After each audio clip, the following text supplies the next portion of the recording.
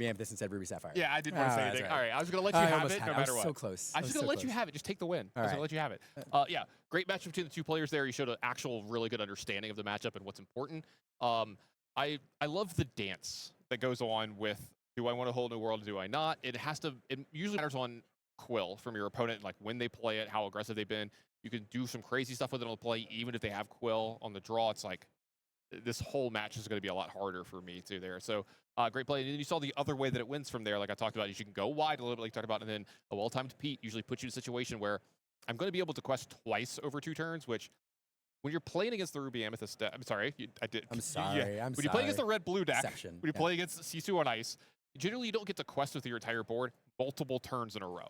Because they're going to be prepared you, they're going to CC you, they're going to Madam you plus Brawl you, they're going to break it up, they're going to fight you. If you get to do it twice in a row, even if it's from 0 to 12, 0 to 13 or 14, that's generally going to be enough to win you the game, because now you're going to be able to nickel and dime them the next couple turns with a character or two to be able to win from there, because now they're always on the back foot. So like, you saw the understanding of the matchup and how that usually plays out. One well-timed Pete can really steal one. Even if it doesn't even stop a Be Prepared, the fact that it does have that there can be enough to win the game. Absolutely. I think the two differences in this game were we didn't have the Sisu this time on the Ruby Sapphire side of the board. I did it right that time, which would have swept the board. The other key was getting that Rapunzel off to get 2 cards in the mid-game, giving a little extra juice in the hand of the Steel Song player, which would have allowed him to recover in the event of a board wipe. Yep, absolutely. And I believe that we're going to take a little break, and we have a little treat for everybody during the break. Is that what's right? I think it's a treat. Yeah, absolutely. So a little bit of a break here. We'll be right back for the second half of this round.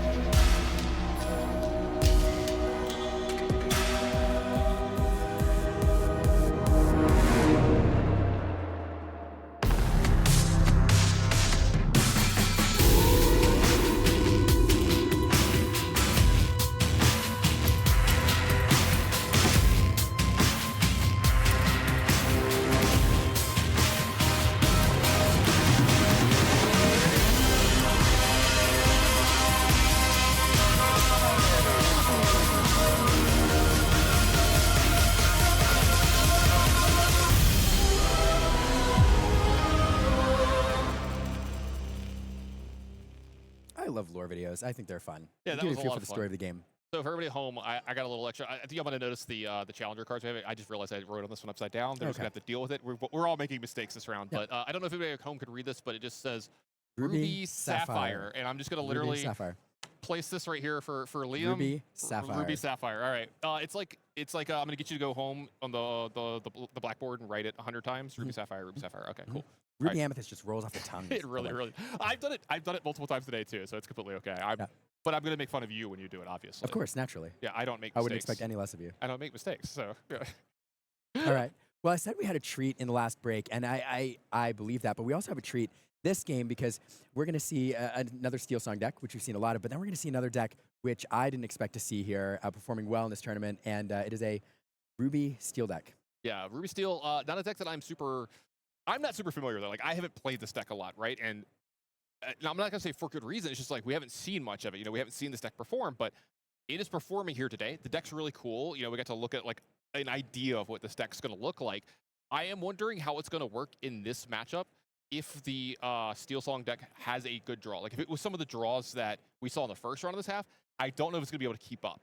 Because if they get some of the early singers into Let the Storm Rage On, into Strength of a Raging Fire, this is where Amber Steel really shines. So we'll have to see, because the other deck is trying to kind of, you were talking to me about this, you're kind of walking me through it. They kind of try to amass like multiple characters together that work well together, correct? Generally, yes. I mean, there's multiple things that this deck could be doing. There's multiple different builds. But in general, it does want to go wide. It does have a little bit of control, but it's not, these builds are generally not big control builds, so they generally want to be kind of aggressive, and that does mean going wide. There are some archetypes available in these colors, so I'm interested to see if this deck will lean into those archetypes. Yeah. Oh, let's go ahead and down to the feature match area. Let's take a look and see which version of those decks we're going to see, and if the Amber Steel song can maybe be a little oppressive against this character-driven deck. Yes, this is going to be fun, because one thing I'll note here is, you know, on this first match, generally you're going in blind, and you don't know what your opponent's playing. So Patrick is going to be, you know, he's going to see a card here in the first turn, probably think he's playing a certain deck that he expected to see a lot of, and then have to adjust when he sees what his opponent is doing. All right, so we see a turn 1 Cinderella here with this, Let the Storm Rage On, and this is what you want to see from your opponent. You want to see them play a character here that dies, or that is going to get destroyed by Let the Storm Rage On. And I haven't played Alyssa's deck. I know that in some matchups, if my opponent leads on Cinderella from Amber Steel and I have a 1-drop, a lot of times, you know what I'm doing? Ink. Just not even playing my 1-drop. I'm not letting you do this to me, especially if I'm like Ruby Amethyst, not Ruby Sapphire. If I'm Ruby Amethyst, I'm not playing my 1-drop until later, because I want to make sure that, you know, my Madam Mims worked correctly.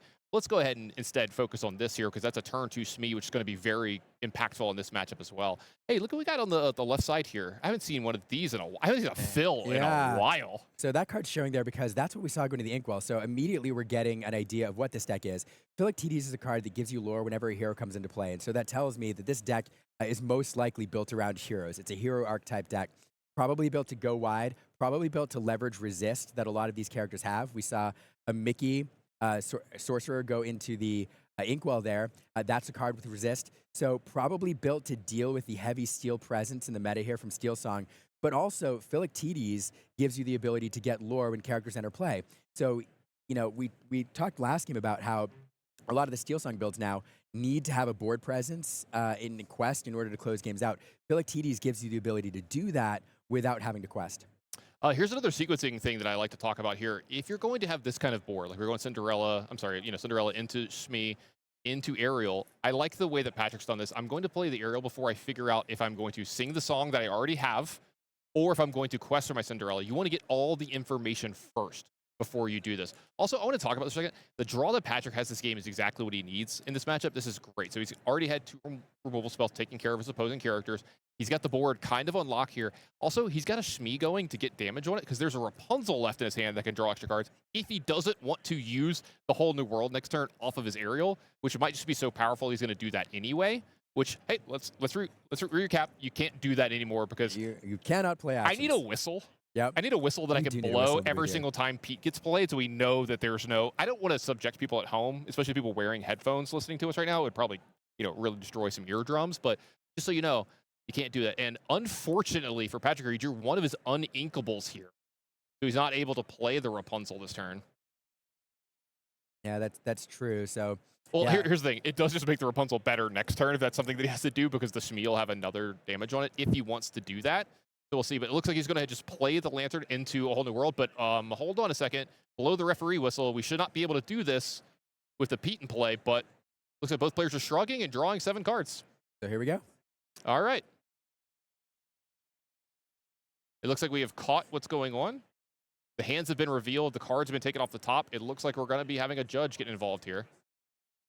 So, yeah, so getting them back in the right way, the right order is going to be interesting. Looks like we're going to back up. Yeah. Those cards were in the hand. The Robin Hoods were not. Yeah, this is just tricky to rewind, because, you know, now you have to, you have to track which cards were in your hand. And unfortunately here, you know, if Alyssa had shown what cards she had, Patrick getting a lot of information about what kind of deck that Alyssa's running and what's available if she had shown those cards. So definitely important to remember that Pete trigger, because you don't want to end up in a situation like this. Yeah, absolutely. Like I said, we need that whistle to get blown so everybody knows. So I really like this play from Alyssa as well. She's taking time to play Let the Storm Rage On and take care of a problematic Smee that's out there. And that takes away one of the better plays. She did see the Rapunzel go to the ink, but that is something that you're a little bit worried about. Now, a whole new world is online. you would be losing one of your more powerful cards in Aerial here, but there's a couple different lines you could take here. You could Lantern into Aerial, then do it, but like I actually like, as I'll say, I like this. I like getting the ink, the guaranteed ink here, because you're going to lose the song most likely anyway. And then we get to just exert Aerial here to do a whole new world. So now we've got 5 ink plus a Lantern. We still got Singer 3. And the world is our oyster here at this point. You really do have a whole new world. It is shining. It is shimmering. It is splendid. You've got tons of things that you could do here. Not to mention, if you play any other character here, you picked up Strength of a Raging Fire that can pick off the Peat, keep the board clear. That way you're not worried about your Aerial getting challenged. That's a big thing here. You don't want to lose your Singers if you can avoid it. So I like Patrick trying to deploy at least one more character and then following it up with Cinderella singing Strength of a Raging Fire here. But I haven't seen the entire answer. So there's a Robin Hood. It looks like that's. Yep. Well, you can still do this. And shifting into the. And Big Cindy here, and it's only going to take 1 damage here because of Resist 2, and this is going to be really problematic the rest of the game for Alyssa as well. Because here's the problem: Big Cinderella. If you haven't played against this card when you're trying to play characters in Quest, it is a problem. Anytime Patrick plays a song here, he can start challenging ready characters with his, something that you don't normally get a chance to do in this game, and that is going to be massively problematic for Alyssa. Yeah, I mean, it's a really challenging card to deal with. I mean, a lot of Alyssa's low-cost removal is going to be based on damage. We do see Rise of the Titans there, go to the Inkwell. So perhaps, cards like Fire the Cannon or Fire... Ba-boom? Ba-boom, that's the one I was thinking. Yeah, I'm starting to speak your language here. Ruby Sapphire. Ruby Sapphire. Ruby Sapphire. Yeah. But yeah, that's not going to be good here. So, I mean, anytime you're playing Ruby, Be Prepared is something that is available. And being a hero deck, Sisu is a hero, so that might be available as well. But Cinderella there, not vulnerable to the Sisu. So, yeah, it's just going to be around Quest for a while. Yeah, we see Super Goofy come in here and start to challenge down the Aerial to get 2 damage on it, and this gets you 2 lore of Goofy as well. It's something you can maybe use in the future. It lets Ba-boom, Fire the Cannons, any of your damage cards better. But the problem is you're going to play into this card you see at the front of Patrick's hand. You're going to play into Rapunzel, and this is a card that can really punish you for taking that line. We'll see. Patrick might even just ignore this, honestly. There's a chance that he just doesn't even care. It's too tempting to pass up, I think. We'll see. It looks like he's going to start with Aerial, I believe, because he can still ink and do that play. But this way, yeah, let's get I talked about this. Let's get all of the information before we do anything. This unlocks Cindy to quest for 3 this turn as well. You don't have to challenge if you don't want to. Aerial, one of the better cards in this deck. The absolute best starts are Cinderella on 3, Cinderella on 1, Aerial on 3. Almost all the best draws center around that. Sometimes Ursula on 2 if you don't have a Singer on 1. But yeah, this is going to draw 2 more cards. Yeah, it's refilling that hand. And see, this is where you're seeing the real strength of the Amber Steel decks. And so, yep, that's going to go ahead and take care of the Super Goofier. You're going to go up and... See, the problem is they're very good at controlling the board. They're very good at drawing more cards than you, and then they just have a whole new world to refresh their entire grip here without using some of their ink, so they become way more efficient than you do. And so this is why I think it's so important that Ruby Sapphire is a playable and good deck in this format, because otherwise I think this would be the clear best deck in the format. I completely agree, and especially with the tools that it got in Shimmering Skies. Yeah, Naveen is a very, very powerful card. Yeah, so unfortunately for Alyssa, I don't know what outs there are. We have 5 ink available, 6 when we ink this turn. If we are running Be Prepared, then it's not an option until next turn. We have Lumiere coming out. Not a card we see terribly often. Yeah, Super Goofy making another appearance. They're going to go ahead and challenge down that Aerial, get a little bit of lore for its troubles as well. Take that problematic Singer off the board, but there is a second copy of Aerial in play. Big thing of Amber Steel, you kind of want to protect your Singers as much as you possibly can. You want to have a Singer almost every turn with this deck. And Patrick's done a very good job of that here in this game and managing his characters. You saw that one turn we just didn't quest at all, just said pass with the 3 up. It was like, I'm perfectly content to just move to the next turn with just this board that I've got. Plus, you can start setting up really, really powerful turns where, I'm a big fan of being able to whole new world into turns where maybe the last card in my hand, I'm going to ink that one, sing a whole new world, and I've got in my entire ink left over for me this turn, so I can do everything that I draw. Yeah, it's really interesting here. I'm still trying to dissect the game plan here, too, from the Ruby Steel side of the board. And we do see a whole new world over there as well, which is interesting to note because we also saw an early turn or a first turn Robin Hood, which indicates that the shift line is probably available in this deck. You And always so assume that, right? you always Yeah, assume that yeah. Robin Hood is available and that they have it. And so, like, early game Whole New Worlds is definitely a line that Alyssa is willing to play and is probably relying on in certain matchups. But here is just not available to see that plan because refilling your opponent's, your Steel Song opponent's hand when they have so many high-cost characters and/or singers on board is problematic. Yeah, and you get to see one of the cool plays here. Strength of a Raging Fire was sung by Ariel to take care of one of the characters, and then that Lumiere, even though it was ready, it hadn't been used yet. Cinderella, since a song had been sung, got to go ahead and challenge that, and since there's resist 2, doesn't even take any damage for this. Another Lantern's going to lead to a Tinkerbell here and a pass over. This is a very, very crazy board for Patrick here. We got Big Cinderella and Big Tink in play. Tink, who's angry at boats, I'm trying to remember what Rebekah calls her. Disappointed in boats. Disappointed in boats? Okay, we'll take that one. Disappointed that. in boats. She does look like she's very disappointed in that card. Yeah, and just a challenge here again. This looks like every school teacher that ever came up to my desk when I was a kid. Because, like, oh, are you doing your homework? You doing your extra work? Nope, you're doing something else? Okay. We will see the Pete plate here just to shut down any songs or actions from Patrick's side of the board. Again, I really need to draw into a board wipe here if that's something you're running. Otherwise, Patrick's just representing too big of a threat. Blow the whistle. We had a Pete play. Let's not do any singing here. Sweet. We need like a thing we can put on the screen when a Pete gets played, like a whistle just put on the screen, like a little digital whistle, so we know. He's a referee too. We could have a yellow flag if your opponent. Oh, there we go. Yeah, throw the flag. We definitely had a flag on the play earlier when that Whole New World got played. But we went to the instant replay. We reversed everything, and then everything was cleared up. Looks like Pete is probably going to sing Let the Storm Rage On here. Looked at 2 damage to Smee. We have card drawn here. Here's another fun card. One Last Hope is a fun song. We're not going to get to talk about it much because it's going into the discard pile. Sure. But yeah, A Whole New World just got played by Alyssa here as well. Yeah, definitely not a palatable play, not with all those high-cost characters over there, but playing to her outs, and that's really the only play at that point in time. You fire the cannons there to finish off that Smee. And back over to Patrick. Yeah, I don't think the lore totals have been updated for a turn or two. I think we're a little bit further in the lore. I think we're quite a bit. Than Patrick, yeah. Probably close to threatening game here. Yeah. Like 3, 4, 5, 6. Look at the Cinderella up top as well, but probably going to use Strength of a Raging Fire here to make sure the board stays clear. Get rid of that, Pete. Yep. Oh, wait. Flag on the play. Yeah, flag on the play. All right, Pete of our own from Patrick. All right, look, if you're going to blow a whistle, I'm going to blow a whistle. Another Robin Hood as well, the big version this time. Oh, dear. Yep, a quest with Cinderella here. I was going to say, if there's a Be Prepared in this deck, this is the time you should play it. But the problem is there's been a Pete played by Patrick, and that's going to be too much, and he's going to win this game. Oh, dear. Yeah, let's talk a little bit about this matchup. I love her deck. Looked really cool. I really wish we could have seen a better showing from it and have it do its thing.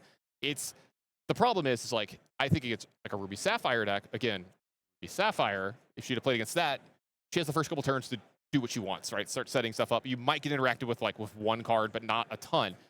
I think this game practically ended on turn 1 into turn 2 when you saw the Cindy into the Let the Storm Rage on, the Cinderella on 1 into Let the Storm Rage on, because this is the nightmare for when you're trying to play a low to the ground character deck, especially one where you're trying to get Phil in play and you're trying to get Lumiere in play to buff your characters and make your whole board work out, and you're trying to amass multiple moving parts, right?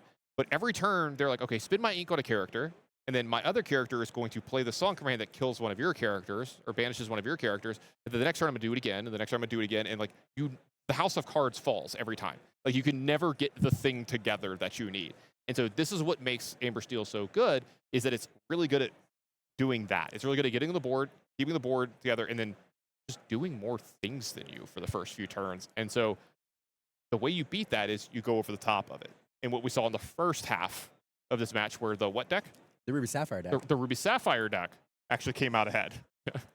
Yeah, it's true. I mean, and I'm willing to bet that we didn't see the ideal game plan from this Ruby Steel deck here. Yep. You know, this player, Alyssa, coming in here knows that Steel Song is going to be a prominent deck, and so I do think that's why we saw some cards with Resist, why we saw Pete's run in this deck. It's to deal with a variety of things, but it is with Steel Song in mind. So I'm excited to see if there's a turn 1 play, perhaps, that's not susceptible to that Strength of Raging Fire on turn 2. And then being on the play again, I think will definitely give the Ruby Steel Sapphire a bit more of an edge into this matchup. But let's see if she can, I don't know. Yeah, hopefully we get to see her again this week, and hopefully she keeps winning, and we get to see more of it. But it looks like that's going to be it for this round. We're going to go to a very... we have good game 2. Oh, we got a game 2 between these. So I was about to say, I thought that was actually game 2 already. That's my fault. I'm all out of whack. The Ruby Sapphire thing threw me. It really threw me. Ruby Sapphire, game 2. No, we're good. I'm excited we get to see game 2. Because, I really want to see this hero deck perform. I think this deck is most likely built around heroes. And so there's a lot of fun synergies we could see. We don't have a turn 1 play here. That could be because we don't have a turn 1 play. It could also be because we're avoiding that. But on the play, you definitely want to play your one turn drop. 1 play. Yeah. So again, we're not seeing the ideal opening, I think, for this deck.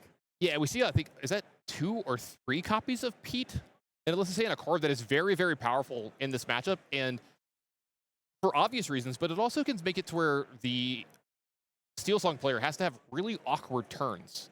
You know, a lot of your turns are, I want to play something and sing something, and a lot of times if you're not doing both, you're not going to do enough. Oh, you just got excited. What are we excited about here? It's a card we don't see very often. This is a Mickey Mouse, and this card, you know, we talked in the break about how perhaps there's a turn 1 card which would deal with Steel Song. That's this, because it's a 1/2, but it has Resist 1. And so it is not susceptible to that turn 2 or 3 Strength of Raging Fire. It's a card that's survivable. And what we also know about Alyssa's deck is she's running the Shift Mickey that can shift on top of this Mickey Mouse.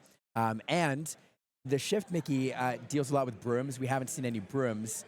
Mickey Mouse Powerful Sorcerer is the card I'm referring to. But it costs 5. So we know A Whole New World isn't here. So now we know that one of the lines Alyssa might be looking for is this early turn Mickey and eventually shifting into Mickey Powerful Sorcerer, which could sing A Whole New World, kind of playing Steel Song's game. Yeah, and I want to talk about the fact that both these players have good hands for this matchup. We see multiple Petes on Alyssa's side, along with a Fire Your Cannons, which is a good check on early Cinderellas, right? You need to be able to interact with a turn 1 or turn 2 singer as quickly as possible. That gave her outs to do that. Now, if she wants, she's going to be able to play other characters to the board. Fire the Cannons is going to prevent the shift line from Big Robin Hood as well, along with adding the Lumiere, so this fits in really well. You look over at Patrick's hand, I want to highlight the top card of the hand, the one that's on your screen now, Grab Your Swords. Going to be pretty good in these matchups generally. Any of these matchups where your opponent is playing to the board, they're playing Amber, you know, they're playing low to the ground characters. Grab Your Swords, especially when you're playing Tinkerbell, can do some nasty, nasty things in these matchups. Yeah, so it's an interesting turn from Alyssa choosing to remove that threat of the Shift Robin Hood and ink the Sisu rather than play the Sisu on turn 3, which would have been a pretty good play by itself.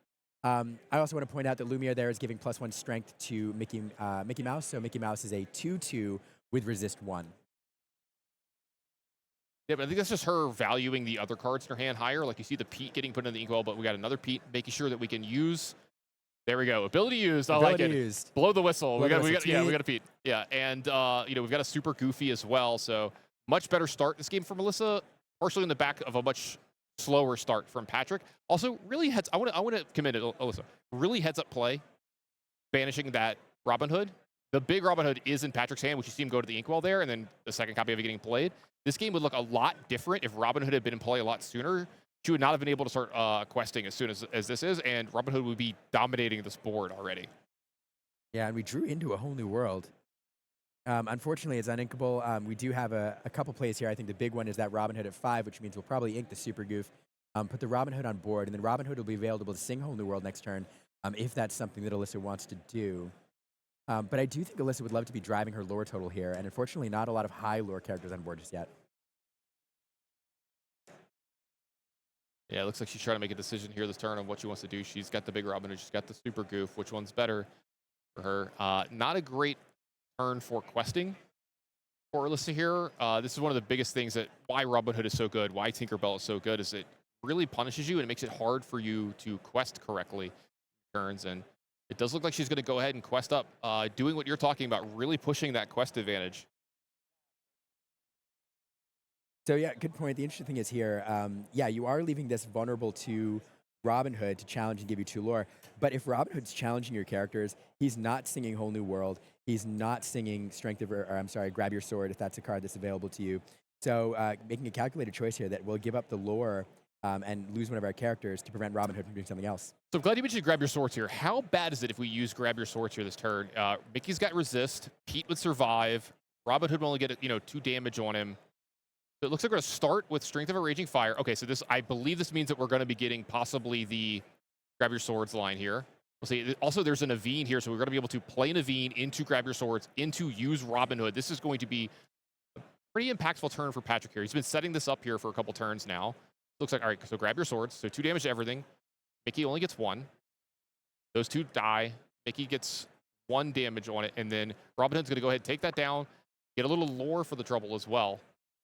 Really powerful turn swing here. Yeah, really powerful turn for Patrick. And early versions of this deck, we saw the card Grab Your Swords not get played as much. I was a proponent of playing like 1 or 2 copies in it because it helps you out with your bad matchups.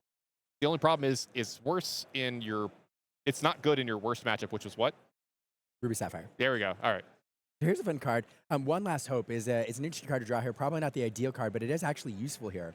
One Last Hope is a card that you can sing. You choose one of your characters, and that character gets resist. I believe it's +2 until the start of your next turn. But also, if it's a hero, it can challenge ready characters. So here, choosing Robin Hood will get resist 2, can challenge ready characters, so it can challenge the Prince Naveen, which has 3 willpower, can be banished by the Robin Hood in order to get Melissa 2 lore and remove a big singer from the board. Yeah, that's a great play for Melissa here because it gets the big singer out of play, right? Like you have Sing 4 on Ursula down there, but you can't use any of the big plays. You can't A Whole New World. You can't Grab Your Swords. You're definitely a little bit lower. It does get your Robin Hood into some dangerous spot, but it does get resist 2 here this turn, which it looks like Patrick had kind of forgotten about. And so that challenge, not great here this turn from Patrick as well, and that's going to slow him down just a little bit, but it looks like he's going to follow this up with multiple piglets. Going wide here. So each of those piglets, as a reminder, will have 3 lore each. So we have 6 lore with the piglets, 2 from the Robin Hood, and then 9 total with Vanessa. Yeah, and Alyssa here, she's going to be able to challenge her Robin Hood into Patrick's Robin Hood if she wants to do that. What that's going to do is it's going to gain a little bit of lore, going to draw some cards on both sides. She's got a brawl here, so she can start to control this board just a bit. Yeah, I mean, you have the cards. And so what Alyssa's going to hope for, Piglet only gets that extra lore if there are 2 other characters in play. So if there's not a character over in Patrick's hand, and Alyssa can remove the Robin Hood and brawl one of the piglets, that keeps that piglet as a little bit smaller of a threat. So something she's thinking about right now. Unfortunately, we know that there is a character in hand, so that'll make that piglet a 3 lore character again. By the way, One Last Hope, best card reveal ever. We got to reveal that card. All bias aside, right? All bias aside. Yeah. A special place in my heart. I'm just going to let you know, I still haven't gotten to reveal a card yet. I'm hoping one day that I get important enough and Ravensburger likes me enough that I get to do that, but we'll see. It's a special honor for sure. I'm very jealous. No, I'm not jealous at all. Yeah, didn't hurt my feelings at all. I don't care at all. It is a lot of pressure, though. I'm going to act above it. That way they think, oh, I didn't even want a card reveal. Yeah. So here, Alyssa playing the Whole New World to refill her hand, also giving the Steel Song deck plenty of tools, but at that point kind of forced into it with this really wide, threatening board from Patrick. Yeah, I think that was a singing of A Whole New World off the Robin Hood here as well. We do have the Super Goop, which could challenge into that Robin Hood. Looks like I think that's what's going to happen. Yep. And take that out. Robin Hood. Draw a card. Alyssa will gain 2 lore off of that. Yeah, a lot of lore going back and forth in the challenges here with the Robin Hoods and the Super Goofs. I wondered if we would see this. Okay, Flynn Frenemy, another hero. And this is a card right now, which is working for Alyssa. She has the strongest character on board with that Robin Hood. And so Patrick, to prevent Frenemy from giving Alyssa 3 lore, will have to play something strength 3 or higher. Or just deal with the Frenemy. Yeah, as we'll say, he's got a couple challenges to get here. Oh, that's a huge top deck for Patrick here. I think that was a Tinkerbell off the top, and that is going to be devastating here. It's going to take off the Super Goof. I believe that's only 4 damage, though, on the Robin Hood. It'll be 5 on the Robin Hood, but not enough to take it out. Right, that's what I'm saying. It's going to be 1 short. So you could play that here. That would be your entire turn. Then quest for 7. I think you're definitely going to challenge into the Robin Hood, though. I don't think you could let that sit around. But we'll see if that's what he wants to do. Yeah, so there's really two lines here. I do think you're right, though, and it's really because Alyssa's managed to drive the lore total here so high that there is the temptation to start being aggressive and start gathering 6 or 7 lore a turn. But if you allow that Robin Hood to stay around with cards like Philoctetes in this deck and cards like Super Goof, which can get you instant lore, you really don't want Alyssa pushing her lore total in the range of 15 or 16. Yeah, I think you just got to get control of this board. And there's a couple lines that Patrick can take. You see him kind of thumbing a lantern up in the front there. Maybe he wants to start getting the second copy into play, so over the next 2 turns, he can start playing stuff for very, very cheap. He's got a Strength of a Raging Fire as well that can pick off one of these characters. You can use Ursula to sing. You can use Ursula to pick off the last point of damage in some of these as well. If you were to play the Tinkerbell line, there's a bunch of different options here. So let's see which one he decides to go with. Looks like he might be going down the Lantern line. All right, so he's going to use 2 ink to play Lantern. Let's see what he wants to do from here. This still gives him technically 5 ink on the turn, but just for characters. Yeah, we do have the Naveen into the Grab Your Sword, which I think will be the line. Yeah, it's going to be Strength of a Raging Fire Strength of a Raging Fire. Sure. So we don't have to challenge into that Robin Hood. Right. So the Robin Hood doesn't get a card draw here because it wasn't banished from a, yeah, I was going to say, the Ursula, you're okay with it taking some damage here. It gets a good challenge here. And then if it gets challenged back, you're also okay with that. You've got a Singer 6 in play now. And this allows you to use both your Piglets to get the maximum amount of lore. I like this line from Patrick a lot. Very favorable trade. It's a very good line. Yeah. Not to mention his hand is stacked behind this. We've got Tinkerbell, you've got Rapunzel, multiple whole new worlds, and I believe it was an Ariel was the last card. So he's not going to be running out of gas anytime soon. Yeah, it was an Ariel. Not going to be running out of gas anytime soon.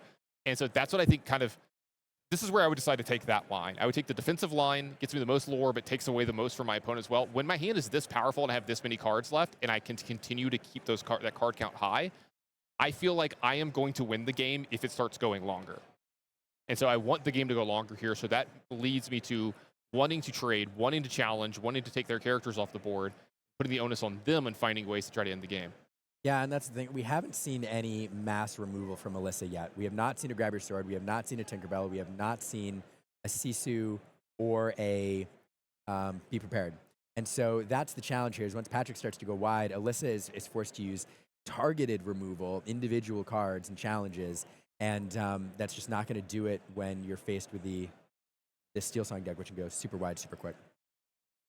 Yep, and this is a board that could be kind of rough for Steel Song. You've got 2 resist 1 characters here in Mickey Mouse, and it's a 1/2 plus the Robin Hood. I don't see a lot of answers that are great from Patrick here, and I'm wondering if he's considering whole new worlding into a brand new hand this turn to see if he can start to deal with it from there.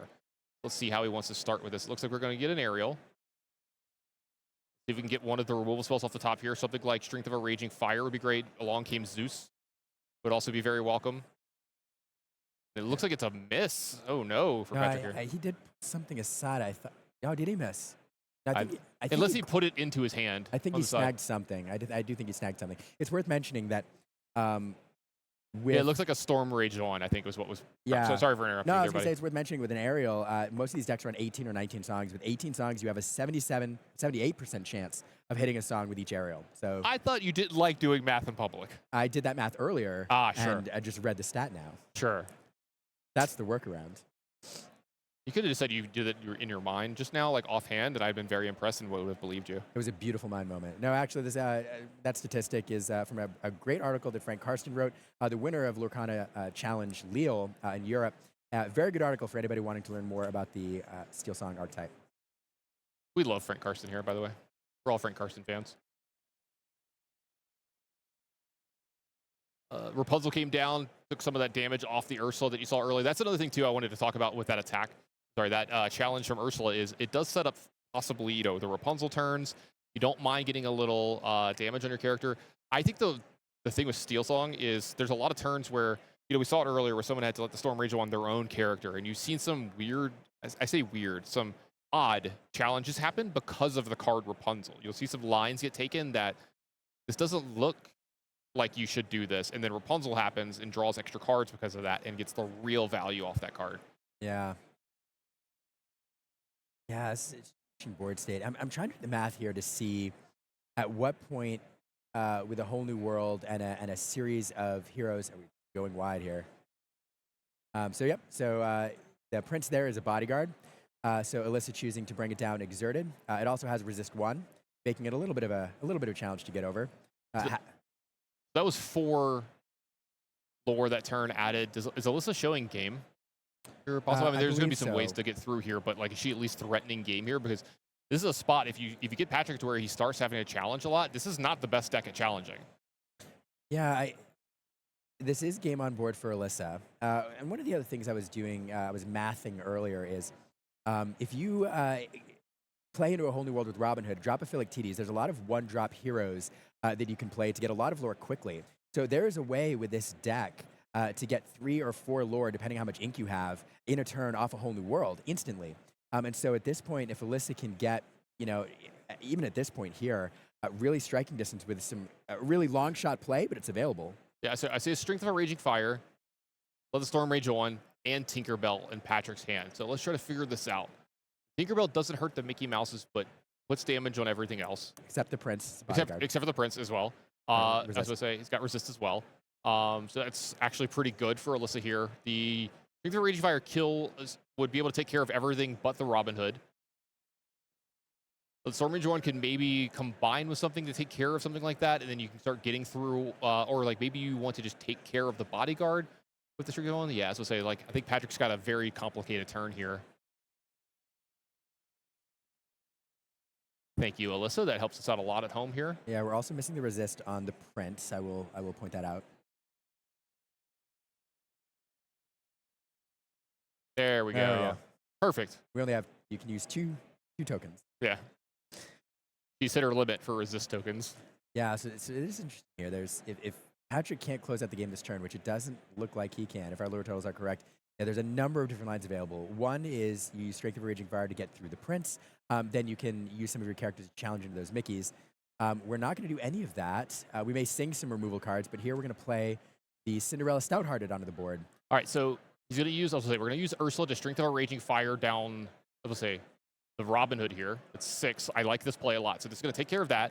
Now what he's going to be able to do if he wants is he can take down the bodyguard with multiple attacks here and then use Naveen possibly to pick off one of the Mickeys. I guess he could also just take care of Flynn Rider here as well and then do some attacks in. So let's see here. So it's resist 1. It's a 1/3. So you can challenge in with, let's say, here we go. We're going to start the challenges. I don't know. We may sing some more songs. Yeah, this one's going to be singing a song. Yeah. Sorry. All right. So 2 damage to take care of the Lemure. Yeah, so just moving as much as possible. We are going to double challenge, it looks like, into the Prince. Yeah, and now it doesn't have the extra power as well, so this will only put 1 damage to the Piglet, so the Piglet gets to stay around now. But both the Mickeys and the Flynn Rider should be left over here, though. But this is still a very powerful turn from Patrick. It removes the most possible from their opponent. Then it leaves him with 3, 4, 5, 6, 7, 8, 9, 10, 12 lore next turn.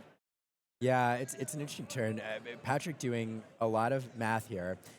So a couple cards that we know are available if the board stays as it is. We know Super Goof is available, and that's an easy top deck that Alyssa could draw, which is 2 lore instantly. So being at 14, Patrick needs to make sure that Super Goof won't win her the game. And so leaving 3 lore on the board isn't terrible for that play. As I mentioned before, there is another play where you play a whole new world, draw into a Philoctetes, and then play a bunch of 1-drop heroes in order to get you 3 or 4 lore in a turn if you have the ink for it. But that not available once we remove the Robin Hood. Yeah, now here's the problem now for Alyssa. She is incentivized into trading. Even though I think it's a Maui off the top, so that should help do that quite a bit. But she needs to challenge this turn because I believe, if my math is correct, that's 12 showing for Patrick, and he's at 8.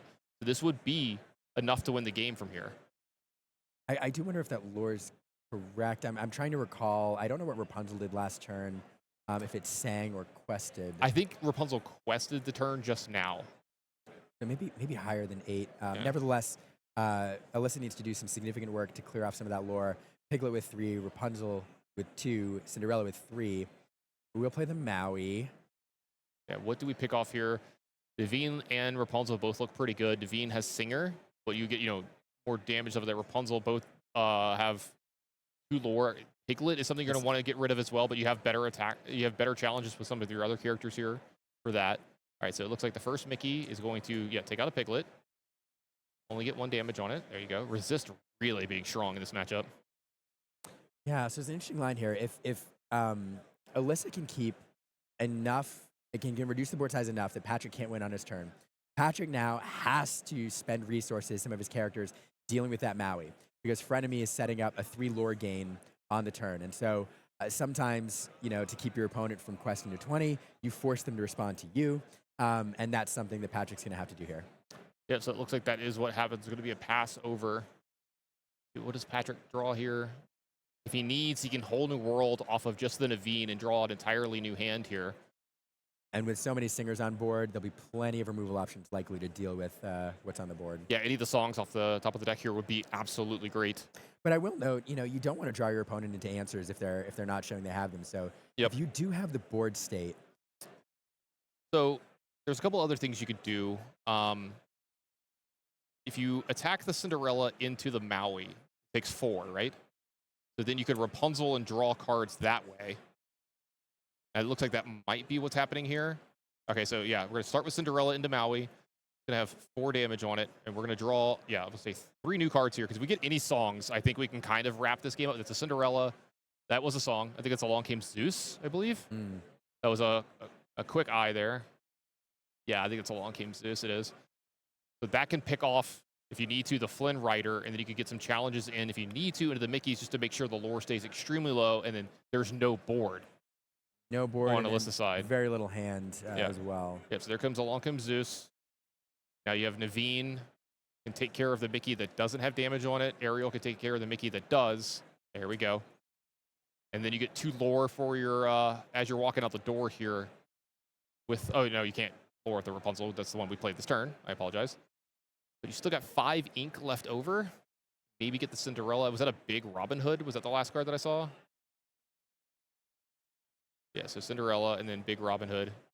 Yeah. And then you're left over with Whole New World. Love this spot for Patrick. Great turn from him. No, it's the right play. I mean, the one thing, I keep talking about this Philoctetes play. I've said it like 4 times, but the reason I mentioned it is because it does make Whole New World really unpalatable. Philoctetes is a card that comes down for 4, and then we've seen numerous 1-drop heroes from the Robin Hoods, and you have the Mickeys, and so there is a play where a Whole New World gets played, and then you drop a Philoctetes followed by 2, 3, or 4 1-drop heroes to give you that immediate lore, allowing you to close out the game if you get within striking distance. So it is a line that probably doesn't come up too often, but one that was available there, meaning that a Whole New World definitely not the right play in that scenario. I think I got to give some props to Alyssa. I think she played really well in this match, and probably the coolest deck I've seen so far today. It is fun. Yeah, super fun deck, really cool. I'm a big Amber Steel song player fan as well. We saw it really do what it does here in this matchup, and this is why this deck is good. Whenever it plays into another deck that's trying to do a similar thing, where you're like, oh, you're going to play a character, I play a character, we'll go back and forth.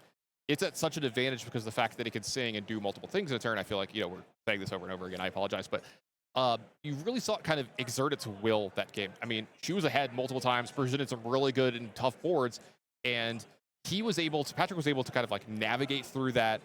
And we saw it because I think Patrick played really well in a lot of spots where he sequenced correctly. He's like, look, I know that I'm probably going to challenge here this turn. I know that I'm probably going to challenge there this turn and what I'm going to do, but let's play this Ariel first, or let's let the Storm Rage on first so I can get 1 card deeper into my deck. Like, what if I draw Rapunzel here? Or we saw, like I said, I love the fact that he started that turn off with challenging into the Maui to get damage onto his character, and then use Rapunzel right away and get the extra cards there. And then he drew 2 more songs off that, used both of them that turn instead of the cards that he already had. Absolute masterclass from Patrick this round on how to play his deck. Yeah, absolutely. And I do think that the big difference here was Alyssa did not have any sort of mass removal. And so even in game 2, where she had the momentum for most of the game, I don't know if she's running the Sisu or the Be Prepared or not, or even Grab Your Sword, but never was able to, once the board went wide, have the answers to deal with multiple cards. And like you can kind of see that in the match. It's like in that situation, if I was Patrick, I would be worried about a Sisu or Be Prepared, but once I see the way her deck works, once you see hey, one of my cards pumps on my other cards. I've got bodyguards. I've got cards like, you're talking about that you wanted to, play it and then play a bunch of 1-drops as well. It's like, can you really have Be Prepared in this deck? Can you really have that card? So at that point, I probably wouldn't be playing around it. And you saw Patrick just fearlessly playing into it. Yeah, absolutely. Yeah, so great match and really fun seeing Patrick probably try to figure out what this deck was doing, and a great 2-0 there from the Steel Song player. Absolutely. So it looks like it's going to be all for this round for real this time. It looks like we're going to have a small break And then I think about say the next round's going to be coming right in, so don't go anywhere. We'll have more Disney Lorcana for you. On to round 4. And we'll forget.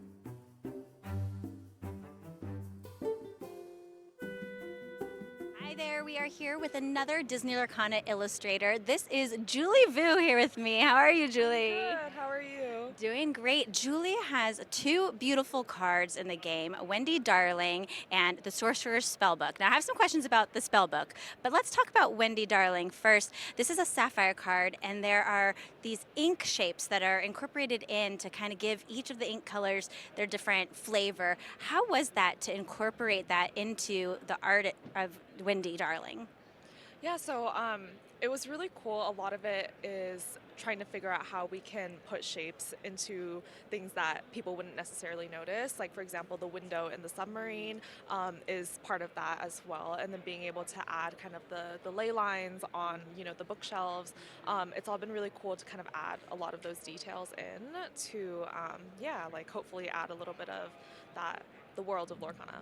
Absolutely. And if I'm not mistaken, there is a hidden Mickey, I think, on the book, right? Yes, there is. Yes. Yes. Was that you just wanting to incorporate that into the art? Yeah, so I really enjoy kind of like the treasure hunting aspect, and I really want people to kind of notice the art and take it in. So a lot of that, yeah, there is definitely one in there. There's another one too, but I don't think you can see it on the card size, but it's there. Oh, it is there. Okay, so if we ever get full art one of these days, then we'll be on a treasure hunt for that second hidden Mickey.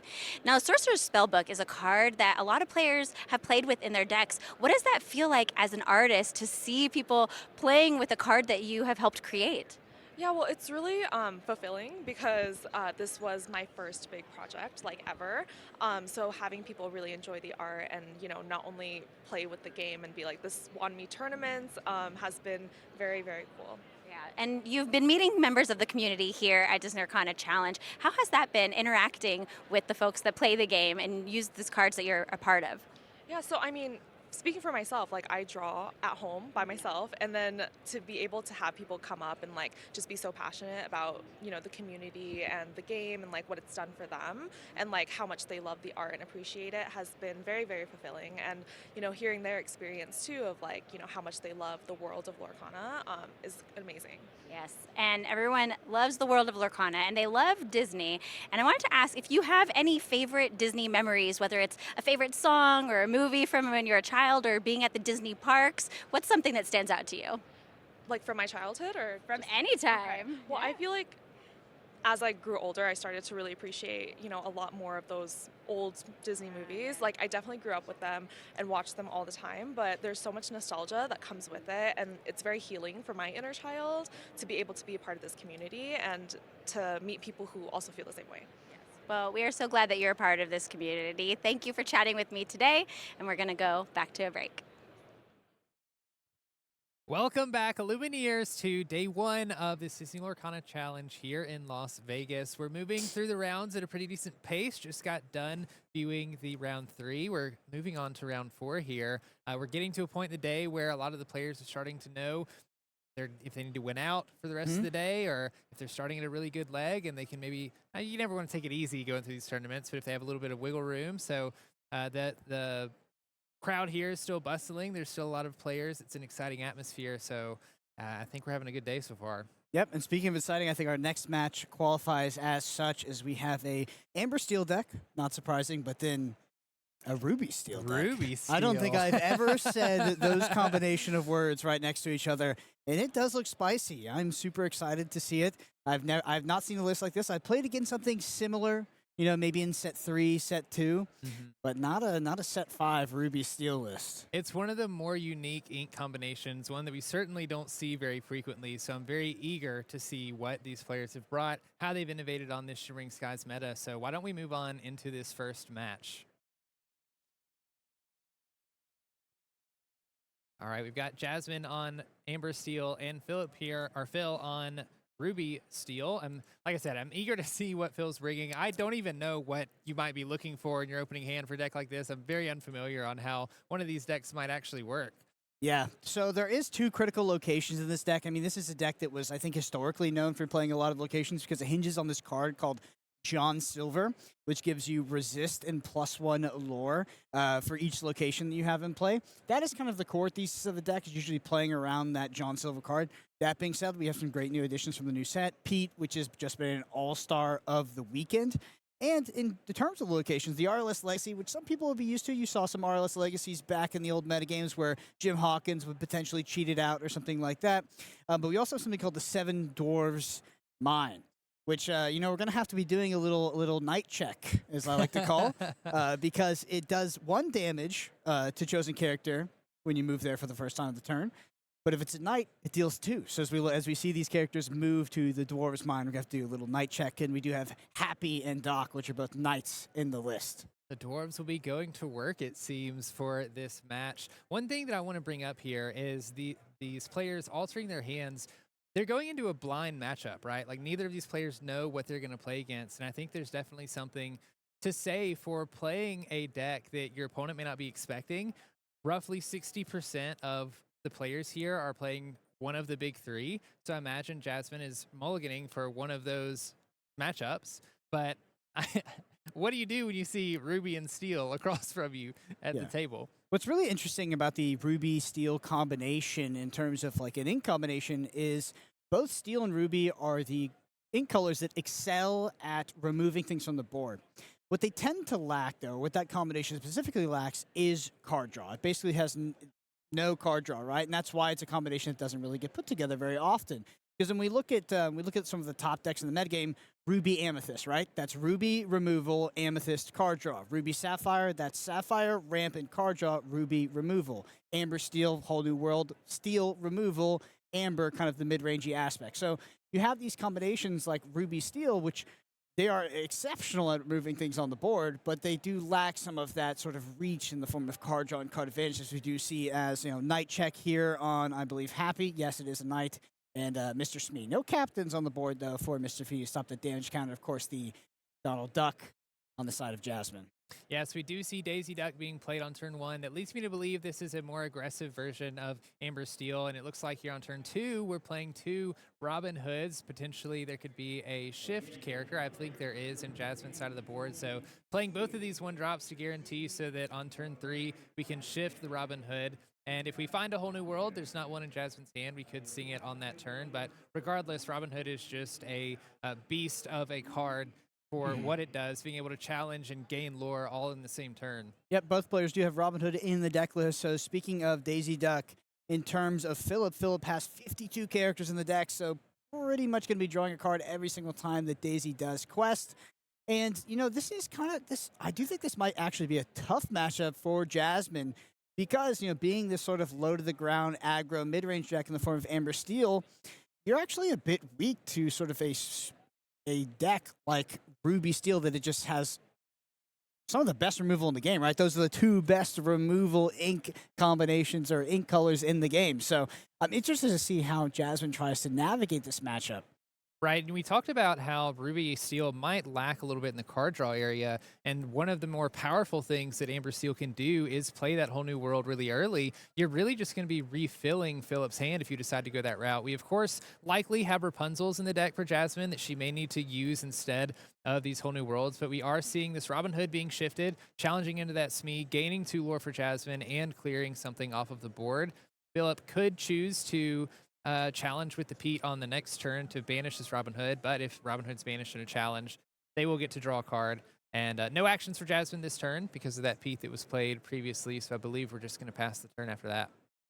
Yeah, if that Robin Hood ability to draw a card once it's challenged is so good, it kind of insulates you against getting 2 for 1 when you do end up shifting the character.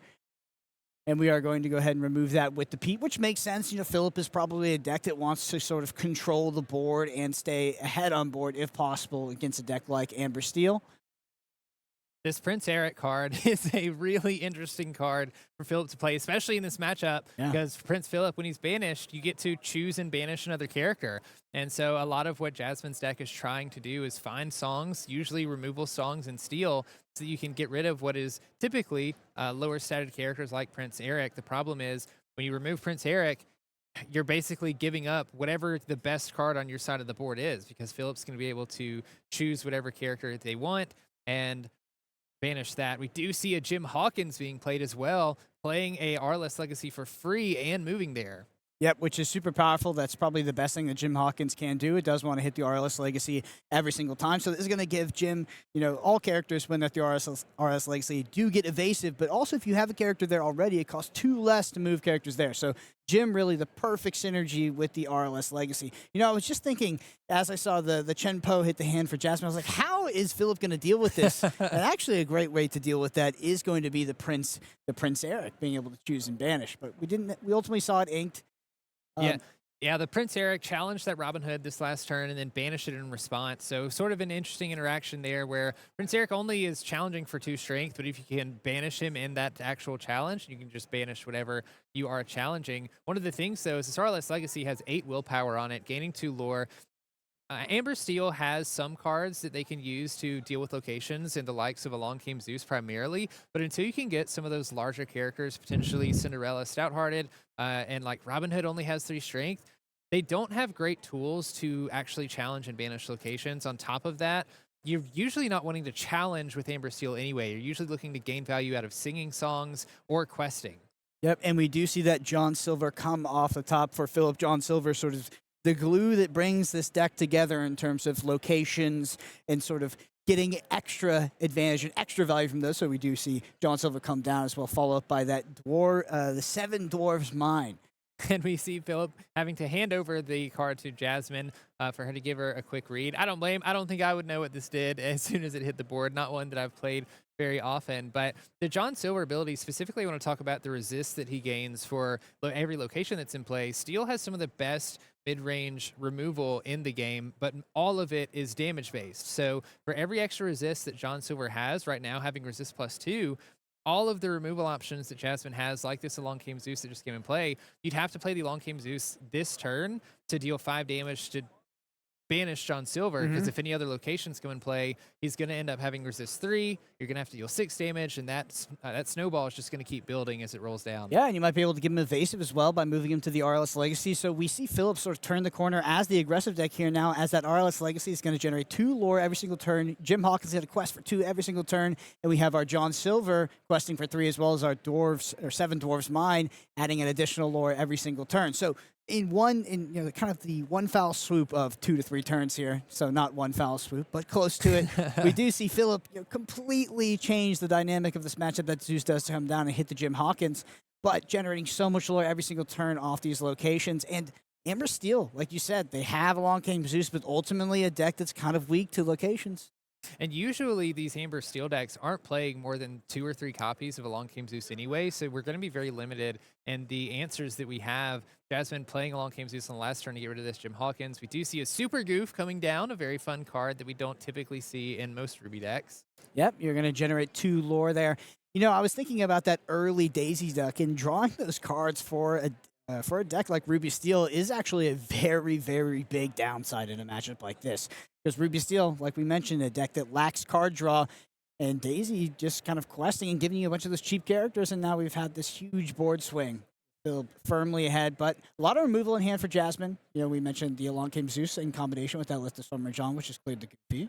Yeah, helping so that you can make the challenge of Goofy not creating too much of a deficit in regards to card advantage, being able to banish him with Let Stormy John, also draw an extra card that you could be looking for. We're going to ink in Ursula Vanessa so that we can play Mr. Smee, get a couple more bodies on board here. Holding on to another Aerial and an Along Came Zeus. I don't think we've seen a Whole New World yet. Probably looking for that soon with this Aerial in hand, deciding to sing Along Came Zeus to get some damage onto that RLS Legacy, hopefully taking it out with the Mr. Smee next turn, I imagine, so that John Silver can lose evasive and potentially one resist. Yeah, I'm not sure if John Silver is at the location yet, so I don't know if No, not yet. Yeah, not yet. But what's funny is though is that we're looking at another sort of 6 lore swing here with the location sticking up, the John Silver questing, which is going to get, I believe we're going all the way up to 16 or more, and Philip is just getting so close to finishing the game. So it does look like we have a judge call there.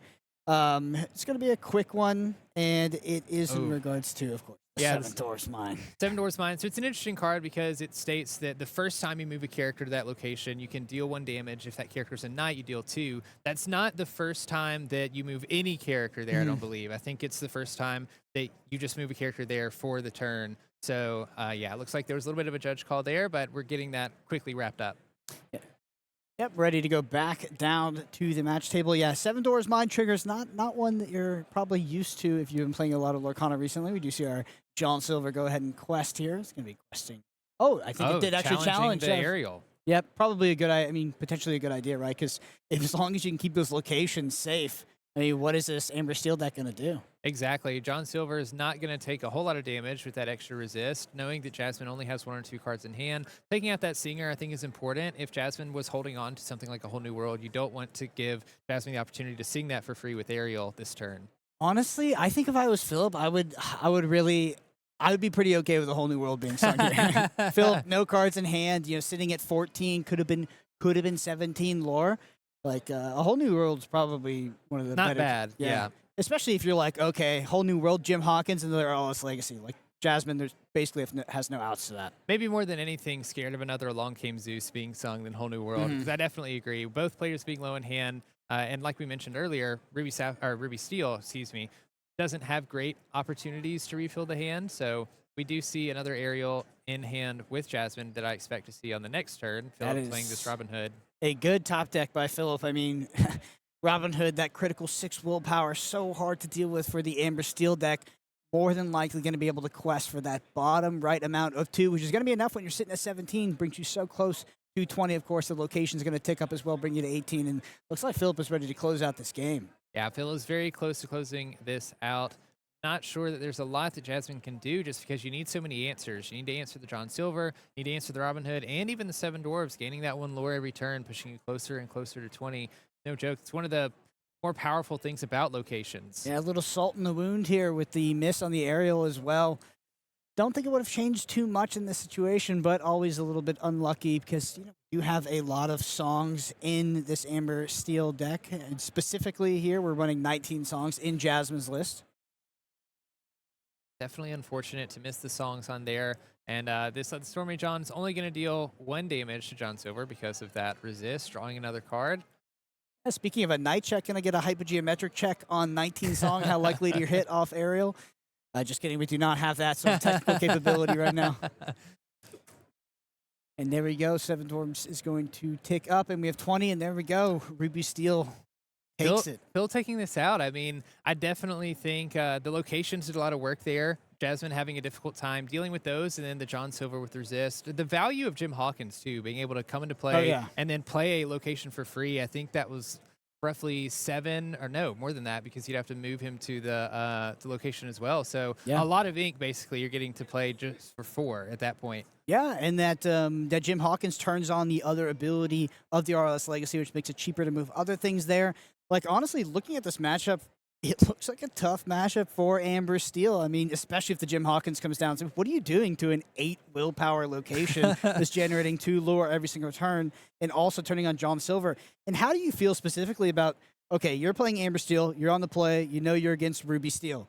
Are you playing out Daisy Duck and questing it? It seems like it generates a lot of value for the opposing deck. I think it does. That's one of the detriments to playing something like Daisy Duck, especially if you're playing a bunch of copies of it, because she's uninkable, so you really need to play her if you have her in hand, especially early on, but you are giving your opponent that advantage. And so unless you have a strategy where you can close the game very quickly, it's a very risky play. And playing against a deck like this that's running locations where locations are specifically strong, when you can keep some board control and sort of force your opponent to remove other threats like these John Silvers and Jim Hawkins, they just keep accruing that lore as the game goes on. Yeah, I think I would want something like a Whole New World ready in hand if I was going to play out a character like that. But then like the minutia of Amber Steel versus Ruby Steel, we're breaking new ground here. It's not like there's a lot of heuristics developed. With that, let's go and let's get into game 2. All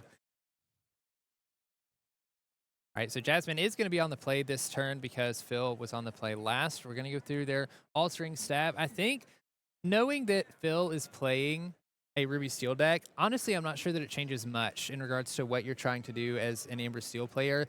The game plan is pretty simple. Play some one-drop characters, try to find a Whole New World to shift, and then sing Whole New World as fast as you can so that you can continue to create value by singing songs with those early singers and keeping your hand filled while applying a bunch of pressure. I'm not sure if Phil is playing any Be Prepareds or Sisus or anything in the Ruby list, but I think the goal for Jasmine here is to close out the game sort of quickly and try your best to keep a handle on Phil's side of the board in regards to characters so that when those locations come down, or if they come down, one, locations aren't a great play if you're behind on board because you really need characters to play to catch up.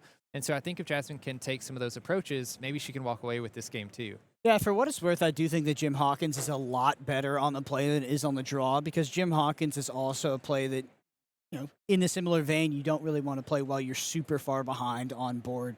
I just remember sort of the dance of the old school Ruby Amethyst mirrors with the Jim Hawkins, and should I play it? Should I not? Do they have the Maui? Do they not? This is a little bit different than that because I'm saying Ruby Steel, but it comes down to probably a similar effect of Jim Hawkins on the play. Turn 5 can just be so detrimental to your opponent if they're not set up to deal with it. Definitely agree there. I think Jasmine, more than anything, is looking for probably an early Whole New World, just finding a way to deal with whatever Philip's playing, making sure that if you do get a Jim Hawkins down, it's not going to be as helpful or as impactful, and just try to keep control there. So see if we can get a look at these opening hands. We're going to start by inking a Pete and playing out a Daisy. Yep, Daisy Duck. Do we have the Whole New World and the shift line in the backup? So it doesn't look like we do. So we're gonna encounter that scenario once again, where it's like, how much value am I generating for the opposing Ruby Steel player here by questing the Daisy Duck? Like you said, it's an uninkable character. You got to play it out. So if you're playing it out, I guess you got to quest it too. Just particularly interesting against Ruby Steel. And we also do see Happy hit the board, which is a 2/1 that gets evasive on your turn. I'm not sure if that's going to be too relevant in this matchup, but Pretty good versus Diablo, though. That's a great Diablo answer. Yeah, definitely a great Diablo tech. Looks like we're going to be inking a Strength of a Raging Fire. We had an Ursula and a 1-drop Cindy that we could potentially play. Very likely to see the Ursula come down, and that's what happens, so that we can sing not only 3-cost songs, but a 4-cost song like Along Came Zeus if we need to a little bit early. Daisy's going to hit the trigger, and we see a Super Goof going into Phil's hand from that Daisy trigger as well.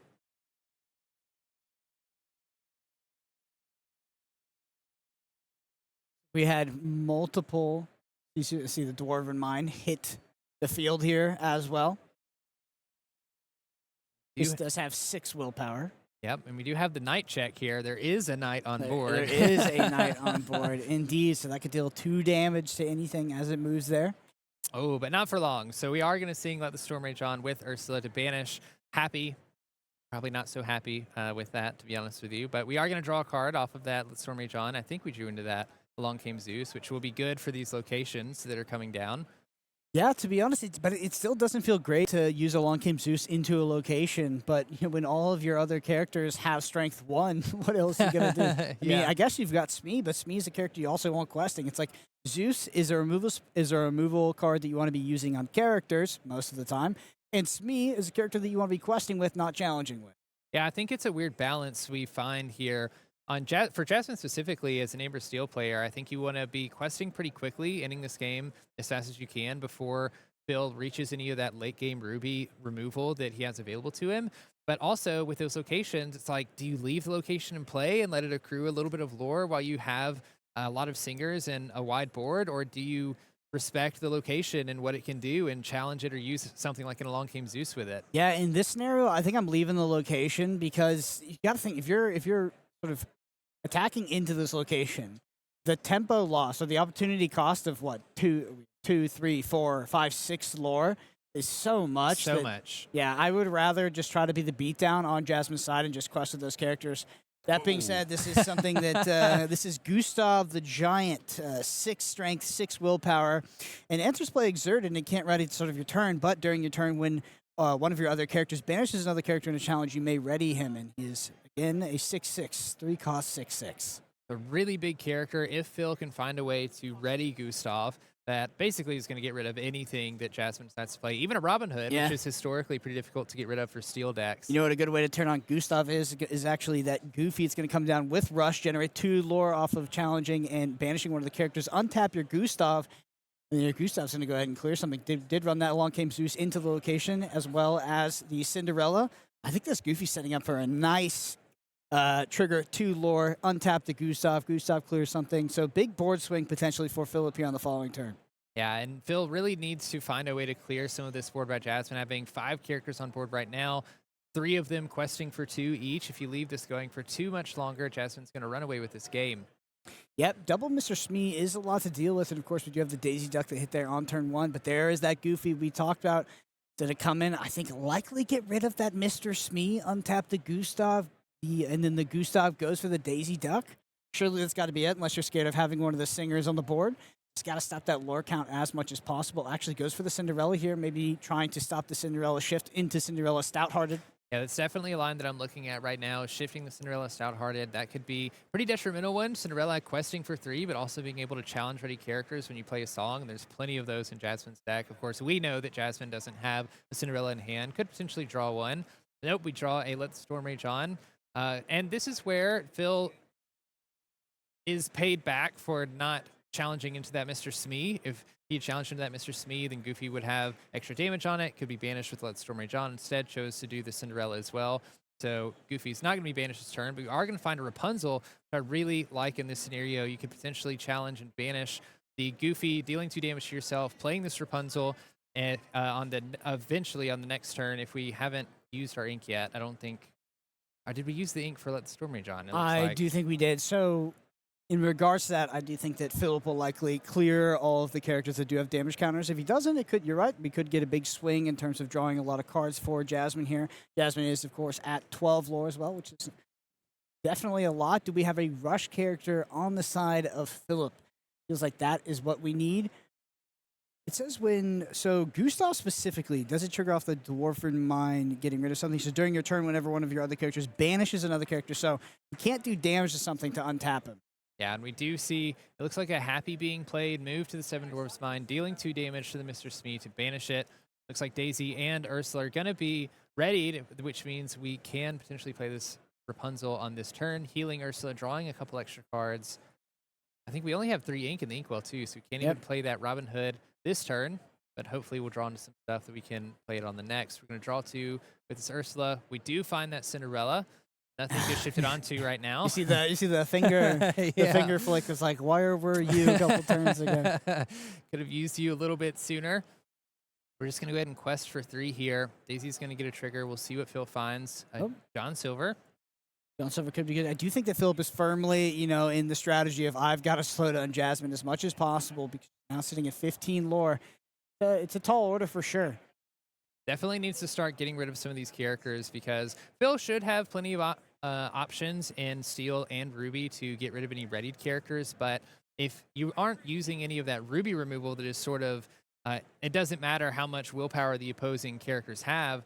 Jasmine's sitting on a pretty decent hand here with both the Robin Hood and the Cinderella, both high questers, also high willpower characters, so the Seven Dwarfs Mine Train damage is going to be not very much when you are playing both of those characters out on board. Of course, Cinderella has resist, so it's already even more difficult to get through and feel pretty far behind in regards to lore right now. Yeah, so while Phil is playing a Ruby Steel deck, traditionally 2 ink colors that could deal with ready characters through the form of Be Prepared, removal, whether it's Grab Your Swords, target removal. This deck is playing no songs. It's just playing just playing 8 locations, I believe. So it really doesn't have a way to do that outside of moving things to this Dwarven Mine, and it can't really deal with ready characters. And when you only have 5 lore left to go on the side of Jasmine, ready characters are a problem.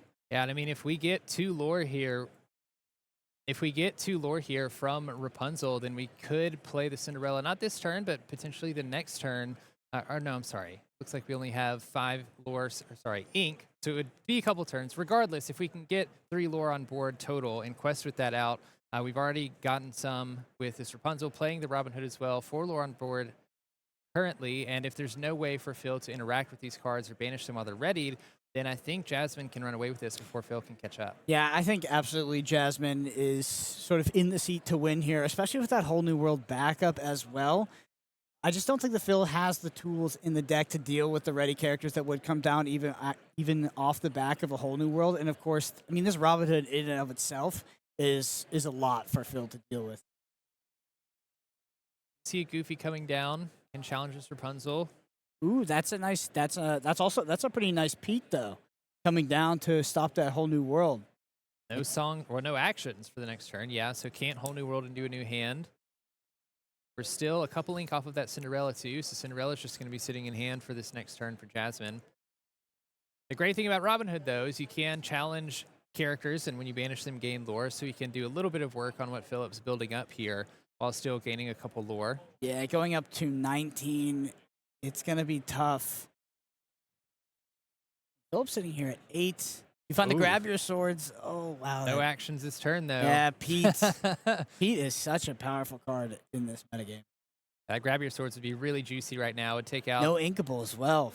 Yeah, no Inkable to... Outside of the Cinderella. To get closer to the Cinderella.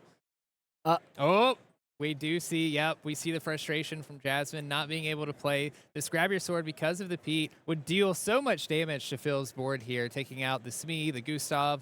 Looks like the Happy there as well, or Doc. I can't tell, to be honest with you. I think it's a Happy. I think that Phil might actually be able to win this game. Could Crazy enough, yeah. Building up a big board presence right here. We don't have any of our larger... Or no, is that John Silver in the ink or in play? I believe it's in the ink. I believe it's in the ink. So what I think that Philip probably needs is, okay, this Robin Hood's going to trade with something. It's going to generate 2 lore. It's going to bring Jasmine up to 19. I think that Philip needs another Pete on the following turn to sort of kind of stop Jasmine from doing any big board swinging plays, and then could potentially beat her in the race to 20. But it's still a very, very tall order. Don't get me wrong. Right now we're looking at 5 lore on board from Phil, so some of these characters are going to challenge into Robin Hood, I imagine. Maybe just the Gustav, so it could potentially quest for 4 this turn, going up to 13. Don't need too many characters after that to sort of overwhelm Jasmine with a big board and sneak your way into 20.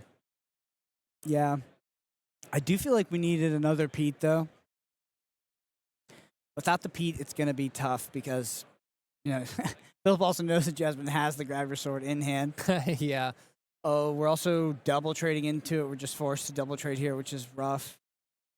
Okay, so we're going to move sorry, to the mine. one. Of course, the Deal mine. the one to the mine so that we don't draw a card off of Robin Hood since he's not banished in a challenge. It's just like, you will remember the name of the Seven Dwarves mine. It'll rue the day. These dwarves aren't anything to play with. Looks like Quest with Gustav and Happy there, going up to 12. Can play actions this turn, so we can do a little bit of damage with this Grab Your Sword, but we'd have to pay all 5 ink to do so. We draw another uninkable here with the Daisy Duck, which means we're yet another turn delayed from ever getting to this Cinderella. I mean, at what point do you just ink a card, play Whole New World, and then try to get back from this deficit? Oh, if you even can. So, I guess Grab Your Swords, ink Cinderella. I mean, Daisy Duck is enough, right? Like, how is Philip dealing with Daisy Duck? Does Philip have actually no way of dealing with Daisy Duck? It's very possible. In a sort of definitely can't unexerted Daisy Duck. Right, definitely can't do enough damage with the Seven Dwarves Mine unless you can find a way to maybe banish your own Prince Eric so that you can banish the Daisy. That could be an option if you can find a way to do that. I'm not sure you can. Can that thing target your own? I don't know. That's what I'm wondering. Can you target your own characters? What do we see here off the top? So, of course, there's the Prince Eric. Like another red card. Is that a Flynn? Yeah, that is a Flynn. So Flynn's not going to do it here. I think Jasmine might just have this. Look like it. So again, if we're talking about the questing value of 1, 2, and just the 3, 4. I'm going to bring you up to 17. Can't deal multiple instances of damage with 7 dwarves to your own Prince Eric either by moving Robin Hood, or Pete. So yeah, we're just gonna quest out. Yep. It's crazy to think that there was. I'm not sure about the exact wording of some of these cards. If there actually wasn't out there, that would have been just incredible. And there we go. We're going to quest for Jasmine. Looks like we're going to split it 1-1 between our Amber Steel and Ruby Steel players here. Trigger, it's going to show the Tiana. Tiana, won't matter. Jasmine taking this game. So we get a 1-1 match here between Jasmine and Phil. Very entertaining, very interesting match with Ruby Steel. That was pretty fun. 7 Dwarves Mine Train. I won't forget it after this. Yeah, 7 Dwarves Mine, quite a card. And yeah, what a cool deck, right? A deck that definitely is predicated on sort of maintaining board presence, doing combat on the board. And you look at the ink combination of Ruby and Steel, and it doesn't have any of the traditional removal that we're used to. It has no AoE removal, has no target removal. It doesn't have something like Be Prepared to clear the entire board. So a very innovative take on both of those ink colors. And one of my favorite things to see, especially for challenges like this, where it's the first challenge that a new format is legal. I love to see how players innovate in this. I love to see the locations being played as well. We saw how strong they were on the play, being able to build a little bit of that board presence and then put those locations to gain lore a little bit at a time. But then Amber Steel just did its thing on the play, singing songs, getting rid of characters, building a wide board of high questers relatively, those 2 lore with the Mr. Smees, and Jasmine being able to get her way to 20 just in time. Honestly, looking at the tournament so far from what I've seen, both in our rounds and, of course, looking at the coverage while we were on break, I do think that the story of the most recent set, or the most impactful card for me, is definitely Pete. Pete is just so meta-warping. It is so powerful. I think it is almost auto-included in any of these steel decks, and you can see how powerful the card is when utilized by a good player to disrupt some of these turns. Because some of the most impactful cards in the game, outside of Pete, of course, are actions. Are the actions in the song cards. Being able to sing a card for free, not having to pay for it, gaining the value out of it. So many decks are built around that, right? Like Amber Steel, that's its whole thing. We've seen some I'm blanking, Emerald Steel decks doing the same thing. Even just denying a friend, denying a Be Prepared. There's so many decks and so many archetypes that are reliant on these songs in order to either save them from losing the game or help them win the game. I couldn't agree more. Yeah, and Pete being inkable is just absolutely crazy. Oh my goodness, what a good card. Definitely. Well, we have plenty of rounds after this to get to. We're only about halfway through the day, so I'm excited to see what else people are innovating. With that, we'll be right back after this short break.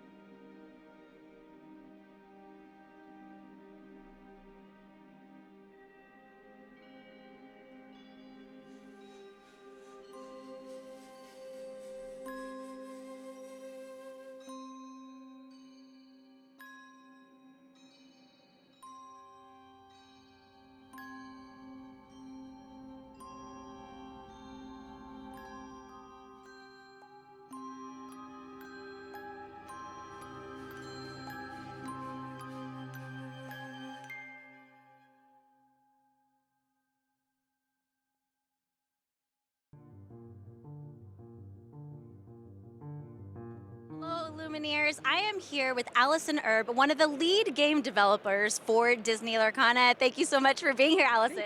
Thank you so much for having me. Absolutely. Now, how long have you been on the game development team? I've been on the team for a little over 3 years now, so it's been a very exciting process. Yes, and can you talk a little bit, actually, from a game design point? There's a lot that goes into bringing the game from your game design, play testing. What is, for you, is the most interesting part of that process? For me, it's probably watching it go from when the designers hand it off to us to the iterative process of us going through, finding the good balance of the card, making sure we have a lot of good flavor and theme behind them, and that we just want to make sure that it's as fun as possible. So going through that entire process is just always rewarding. Well, you guys definitely have made a fun game. Do you have a favorite format that you love to play? Ooh, that's a tough one. I love one-on-one play, especially when I'm able to play with the community members, because I'm able to talk and get to know them and like find out all the things I love about the game. I also love multiplayer, and I have a soft place in my heart for any Lumineers quest. It's just been wonderful to like develop that product. I love Illumineers Quest. I play with my family. Have you beat Ursula? I have. Yes. Now, you've been playing with some of the players here this weekend, a little bit of Pack Rush, yes? Yeah, I've been playing yesterday, today, and I'll be playing more tomorrow. Fantastic. And how has it been for you meeting the community this weekend? It's been fantastic. We have like one of the best communities, I think, of any TCG, trading card game. So just watching everybody just love it for the gameplay, all of the Disney things, the characters, all the songs, just we have one of the best communities, and I just love it. We do, and thanks to people like you that are involved from Ravensburger creating this amazing game. So thank you to you and your whole team for what you do. Yes, and thank you for chatting with me today. It was great talking with you, Allison. And one last question before we go is, right off the top of your head, a favorite card? Ooh. Any Hey. Or even just Ariel on Human Legs from set 1. It's just a wonderful theme behind it. You know, she's in human form but not unable to sing. I just find that to be just a wonderful showing of the things we can do in this game. Beautiful. Well, thank you so much. Thank you so much. Back to you. Hey, Lumineers, welcome back to the booth here in Las Vegas. We're here for the Disney Lorcana Challenge. I'm Tannon, that's Liam, and we're going to be bringing you round 5 here. Liam, how's the voice holding up? It's holding up okay. It's holding up okay. I'm worried about you. I love to talk. I love to talk to people. I love to get out and talk to people in the crowd. Why I do this. So I'm trying to keep it fresh, though, throughout the day. Yeah, I know it's so hard for you. I can see you getting so frustrated. You can't go out and be a social butterfly as much as you want to. I know, because the community's so great. Yeah. I mean, even looking out here, there's a big crowd in front of us who are watching the game on this board right in front of us, the game that's going on right now, and I see a ton of faces that I've seen at various Lorcana challenges, other creators out there, some of the game design team. It's just a ton of people I know. It's a really tight-knit and welcoming community. Yeah, absolutely love this community as well. Speaking of things I love, this round we've got one of the decks that I'm a big fan of and is a kind of a crowd favorite. We're going to have Lemon Lime in the feature match area here this weekend. Card. Yeah. Yeah, this is a really fun deck. You know, it was on the fringes of the meta all throughout set 4, kind of creeping in there. And then at Fort Worth, we saw it break into the top 64 with 2 players, Zach Biven and Jordan Serio. Jordan Serio taking it to a top 16 finish. And then in Toronto, it really shined when the meta changed slightly. We had this interesting meta, but the deck ended up going up all the way, and Diego Sass took the tournament with his Citrus discard deck. Yeah, absolutely. So we're going to see if that's what's going to happen here this round, or if the other player is going to be successful. We don't know. So we're going to find out with everybody at home. Let's head on down to the feature match area and see how it plays out. So I mentioned the one deck that we have. We do have the Citrus discard, I like to call it, deck. This list hasn't changed a whole ton from the previous set. There's oftentimes are 1 or 2 cards worked in that are new. There's a couple this set, but in general, it's the same build. On the other side, we're going to see some Sapphire Steel. Now, this is a build that's been around for quite a while. It's not as popular, I think, as its blue-red counterpart, although in Toronto, we did see it convert very well into the day 2, all the way to 11% in the top 64. So this is a game that we saw a lot up there in Canada, and it's interesting to see this matchup here again. Yeah, Blue Steel, probably my first favorite deck in the game of Lorcana, and I kind of had to eat my words in Toronto. I actually said that the deck would underperform there because of the way the metagame was shaped out, and boy, was I wrong. It converted very well. Yeah, it converted very well. I thought with the Bucky deck coming out of the format, that was one of your better matchups, and then the decks that would go up in popularity that were generally not your best matchups. You know, some that give you a little bit more trouble. You know, the lower to the ground, the quick decks. I thought that would be a hindrance for the deck. And then, you know, blue-red can be blue-red, obviously.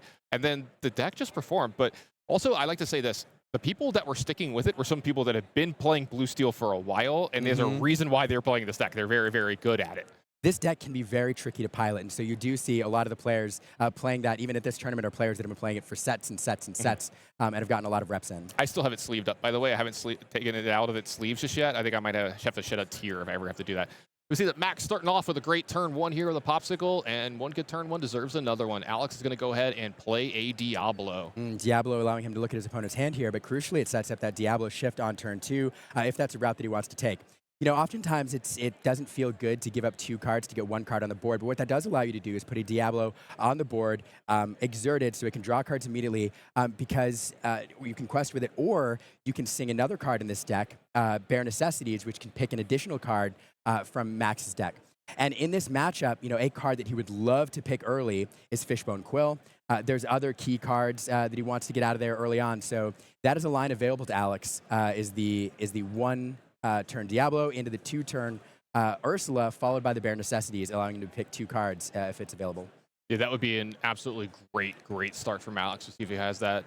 Max, just another great opener for him. Tipo here on turn 2 is going to allow him to have 3 ink card from his hand going down. And if you're a discard deck, look, they get to ramp, but that is 1 less card in their hand. So that's a fantastic point. This is a challenge here for Max because he has to be thinking, you know, every card that he's getting out of his hand with a Fishbone Quill or a Tipo that he's using to ramp is 1 less card, and especially with him being on the play, he's going to be in a lot of hurt early if this discard deck really gets going.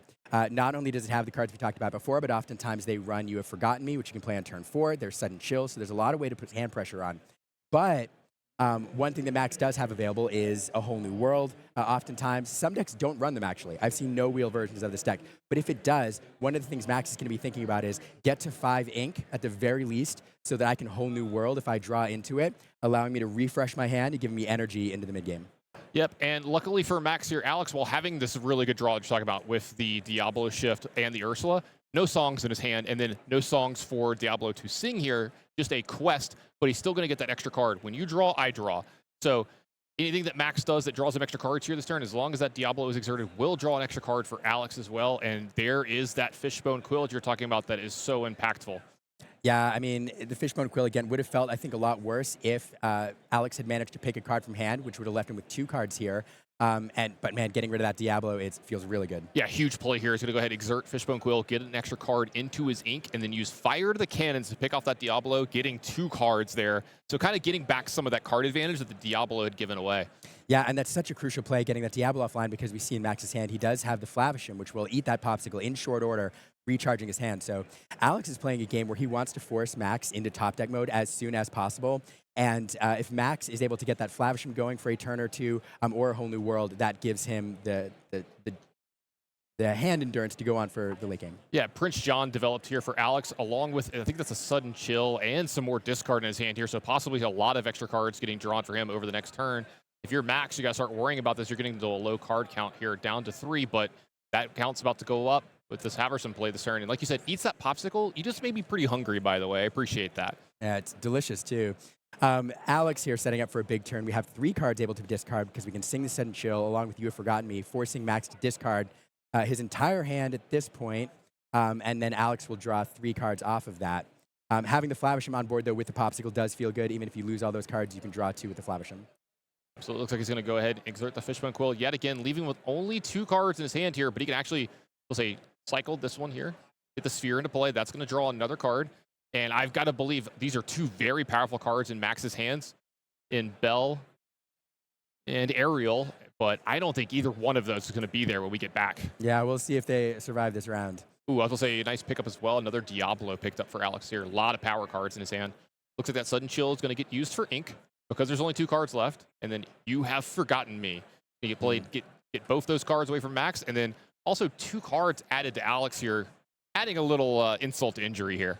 Yeah, so one card I want to mention is Aerial Item Collector. Not only is this a finisher that has usually 5 lore if you have more items than your opponent, it can be used as a finisher with Lucky Dime, but it also is a great card for the mid-game against cards that rely on targeted removal like steel cards, or in this case, Alex has cards like Muses, which can bounce cards back to your opponent's hand, and Aerial is a card with Ward. You can get stuck on the board early. There's also Cogsworth usually running these decks, and those would be great cards for Max to get online in the mid game here to kind of race ahead. Yeah, and we saw no cards left over for Max here, but that's going to get fixed pretty easily this turn. We saw the Hiram draw a couple extra cards, and I think the card drawn for turn was another Hiram here, so both the Popsicle and the Sphere getting put into 2 cards, so he went from 0 to 5 this turn. So the first sub game I was talking about here, forcing Max into top deck mode, didn't quite work out because Max did have the Flavisham available and multiple Flavishams to recharge his hand. And so that strategy is kind of available, but it's really not going to work out. Now, the other thing that this deck is trying to do, there's a crucial combination. It involves Under the Sea that this deck wants to hit. Max has a couple different endings available. One is to use the Lucky Dime paired with the high lore characters we talk about.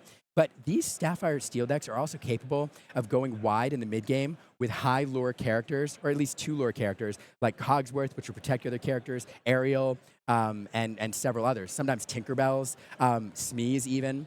And so Alex is going to want to get enough singers on board to play this Under the Sea and then have it available so that he can clear Max's board, hopefully paired with Akita, if that becomes an issue. And you can see that's possibly what Alex is doing here this turn. Second copy of Prince John deployed here with nothing else behind this. If you're Max, while you're happy to see that being the entire turn from Alex, you start to maybe get a little worried, right? It starts to maybe set off some alarm bells in the back of your head, like, okay, well, now that's what, 6, 8 singer in play? That's the number that can get problematic. And you start to worry a little bit about this. Yeah, and that Pete, such a crucial play here because not only, there's not some crazy actions you're working about on Alex's side. There's a few removal cards. We don't talk about Bruno. There is the Under the Sea, although you're not super upset about it here, losing the Flavishams and keeping a Pete on the board. But every single card that Alex forces Max to discard at this point draws Alex 2 cards. So a Sudden Chill represents not only a discard, but 2 cards drawn. And so Max shutting down for a turn, that card draw. Absolutely. Now, if you're Max here, I think he's really deciding between, do I want to get a Tinkerbell into play, or do I want to get like a Lucky Dime into play, or start mixing this up? Is there a certain direction you want to play here? You want to maybe start to try to play around that Under the Sea, or what are you thinking if you're in his spot? The Lucky Dime is not a terrible option. You oftentimes in these games, you're either waiting until you have an inordinate amount of ink in the late game, or sometimes you're taking a turn off to slam a dime on the board. And that way, if your opponent clears your board, like say using a card like say Under the Sea, that dime is available to allow you to start getting lore immediately every time you play a character. And it's worth mentioning that Item Collector is 5 lore as soon as it hits the board if you have a Lucky Dime in play. And so any Item Collector that Max plays now is 5 lore immediately with the dime. Yeah, I'm actually a pretty big fan of getting the dime into play as quickly as possible because, like you said, now all of your aerials, all of your higher lore characters, as soon as you draw them, are huge threats if they ever get to even start to exert to lore, because you're going to get it right away. And if you can double up on that, you're going to start getting really far ahead really fast. Yeah, but now that Pete is no longer in effect, right? And so we do see Alex with the Under the Sea in hand, and we have, crucially, 3 cost Prince Johns, 2 of them, and a 2-cost Ursula, meaning that Singer 8 is available. I think we'll likely see it here. There it goes. The Flavishams and the Tipo going to the bottom of the deck. Pete will stay there because he is strength 3. We missed our whistle counter, by the way. Tweet. Yeah, we missed that the whistle happened. Yeah, penalty for delayed whistle. Oh. But Really? now, singing that, we have our ink left over, and we don't talk about Bruno, which will go back to Max's hand. We'll discard a card at random, and there we'll get 2 cards off the Prince John. Yeah, you might be thinking, I don't want to bounce a Pete because I don't want to play Pete again, but the fact that you're getting to draw 2 cards off this, and hey, look, we hit the Pete anyway, 33.3%. Repeating, of course. There will be chance. no repeat this time, though. Ooh, nice one. There's that pun counter that I've seen on Twitter or whatever. You get a good one right there. I think you should get double for that one. I'll take it. Yeah. You're going to kick my butt in that anyway. I'm so bad at the pun thing. I've been off my game today for sure. So Max, you're in a bit of a spot. That Under the Sea, again, one of those crucial cards that can clear things in the mid-game. Max does, again, have ways back in it. There are several high lore characters in these decks. There are the Tamatoas that are often run. You have the Aerial Item Collectors, sometimes Bell, strange but special. All of these can have quite a bit of lore when they come into play and can get you, close out the game in 2 or 3 turns with that dime. Yep, Popsicle was the start here for Max, and I found another Haversam here, which he's going to go and play for that. Eat that Popsicle. Again, I'm getting so hungry now listening to all this. And that's going to get a few cards down into the deck. Lucky Dime activation here. Going to add an extra lore for Max. It looks like he's going to follow this up with a side on something else here. Looks like it's just a go. Oh, never mind. Yeah, and An this ink and a go. just a rough turn because those Prince Johns are cards that you do not want to exert. You don't want to leave them exposed to being removed. But Flavisham is not a terribly threatening card over there with its 1 strength. So here, Alex will be able to quest for 4 lore and then an additional lore with the Ursula, going up 5 this turn without serious threat of repercussion. Absolutely. And gets a Painting the Roses red added to his hand here. Another one of those cards that combos really well with Under the Sea.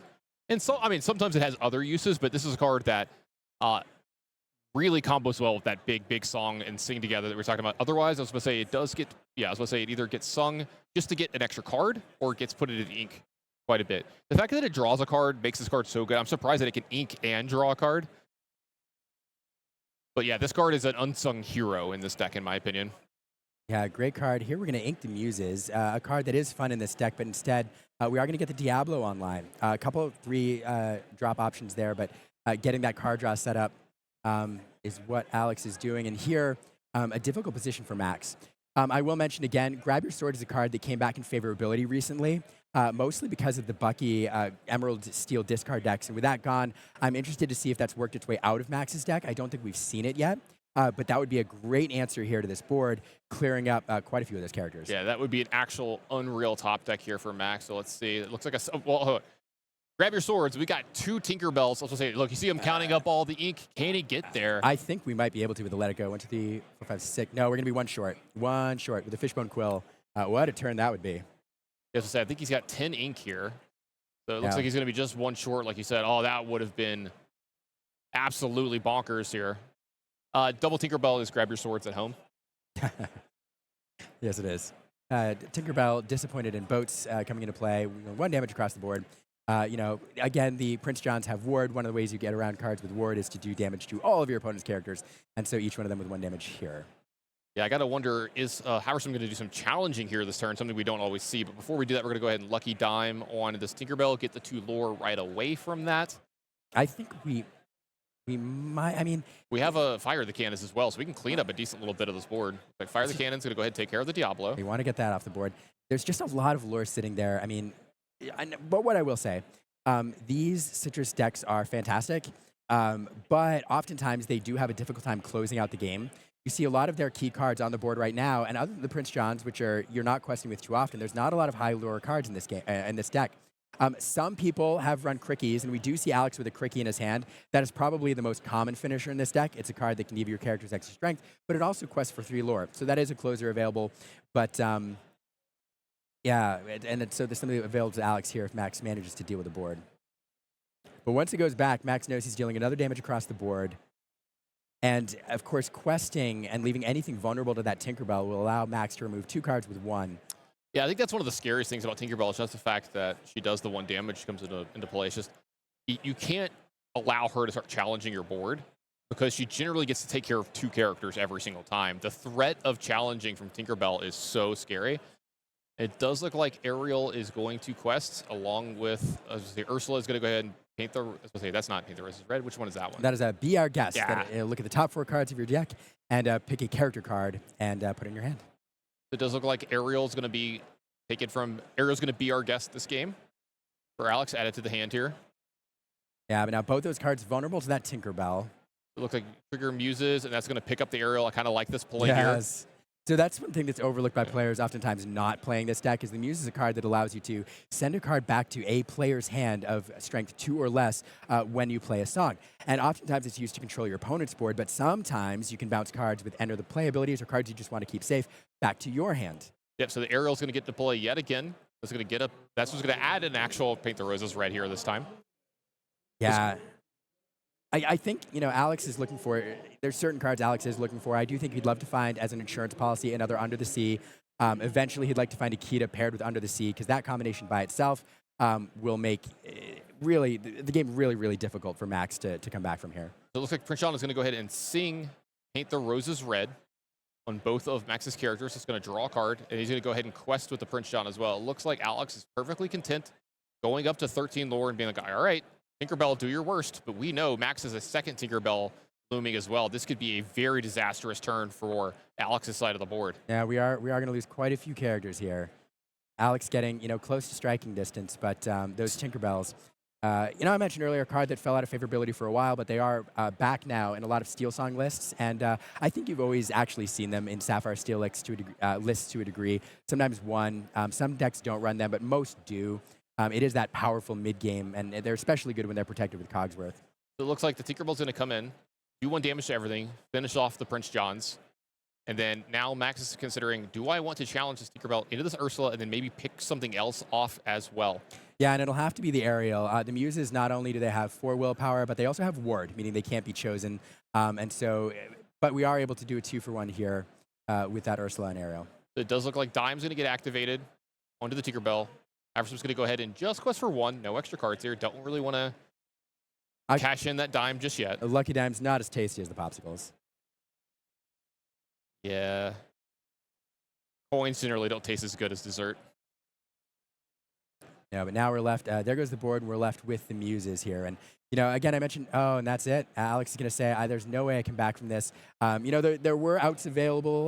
There are the Kita and Under the Sea combo, but if he's hoping to draw into both those cards in the end game here, then it's kind of a stretch and scooping there. Yeah, absolutely. And you can see the problem that kind of comes up there just a little bit. If you're setting up for a lot of these turns, right? You're like, all right, I'm going to put this character to play, and then about 2 or 3 more and have that. And then if you don't do anything powerful enough or you don't end the game, then Tinkerbell, grab your sword, stuff like that can come in and really wreck you for the way that you're playing, stuff like that. So, and then not only that, I mean, your number 1 play early, right, is discard, right? Get them out of the hands, get your Diablos and stuff going. We saw that happen, but so many Aversums happen and so many extra cards drawn for this the blue steel player that it ended up being able to kind of just shrug that off. Yeah, it did shrug it off, and I think sometimes 1 card can make a difference. And whiffing on that Bare Necessities early on allowed 1 extra card for ink, 1 extra card to be played, and that first strategy that the Citrus discard decks have of forcing you into top deck mode as early as possible didn't really pan out. Yeah, absolutely. So we'll have to see if that plan is going to pan out here in game 2.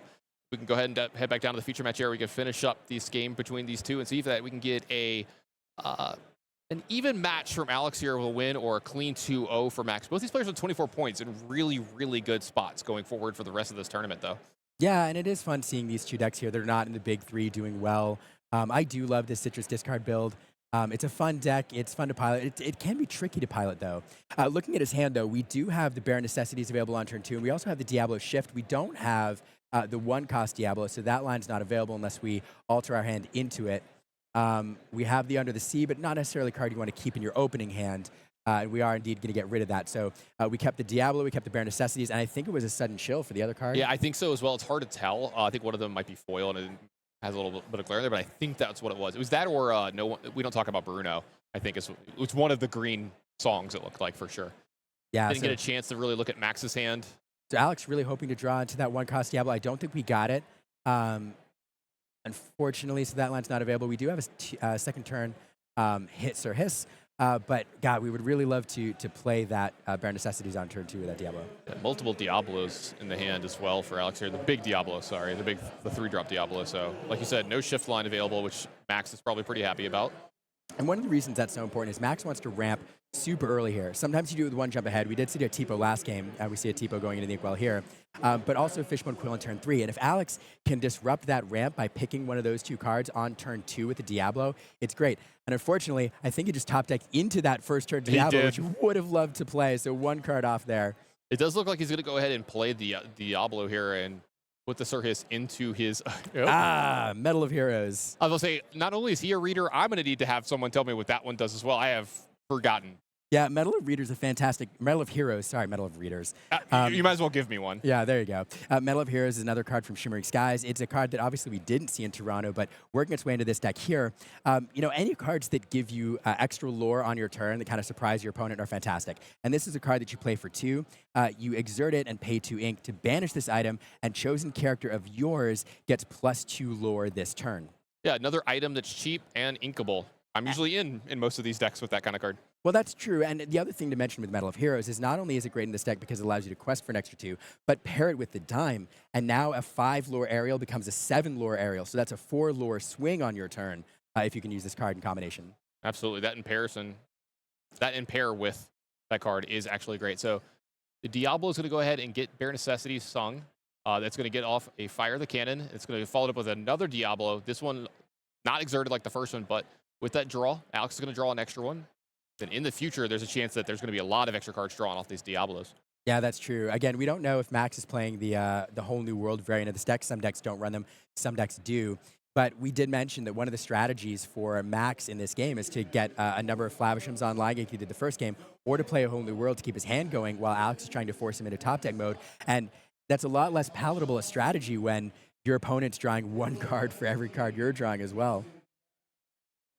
Yeah, go ahead, play a whole new world. I'll draw 21. Yeah. I have a third of my deck in my hand. Yeah. I actually think at some point you stop. I don't think actually you're supposed to draw 21, but you certainly can. Yeah. But Oh, it's an option, but yeah. but I would be worried about getting my entire deck taken away at that point. It does say May. So the great thing about Bare Necessities is they're able to pick the fire the cannons that would have been able to remove Diablo. If that wasn't there, I'm sure that Fishbone Quill would have been gone instead. But instead, Max is going to get that online here and start to put some additional cards in his Inkwell. But has to be thinking about his hand size because, you know, we do have You Have Forgotten Me available. We know that that's a card Alex played last game. I can't see the cards in Max's hand, but there aren't that many left. Yeah, I guess he's got 3. Looks like you're 2 or 3, maybe 2. Yeah, but it's a low amount. He's already got 5 ink in play. Yeah, and that's the challenge here. So if Alex manages to discard those last couple of cards in Max's hand, Max's way back in this game is drawing cards, and the Diablos make that a bit of a problem. Ariel's going to go ahead and look at the top 4. I think I see a You Have Forgotten Me, but that also is a We Don't Talk About Bruno added as well. Now, this is going to be a preemptive take of a song for Alex here, setting up for any of these 5 or 6 ink giant characters. Yeah, we do have Bruno. We do have a Sudden Chill. I think that was there from the opening hand. So Diablo is singing that card, I think, forcing Alex to discard a card.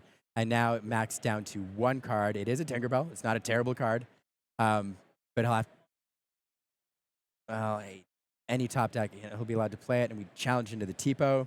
And now both Diablos online for the start of the turn here. This looks like it's going to be a draw, and then 2 draws as well for Alex here. And Max, I was going to say, is that a non-inkable? Because he's only got...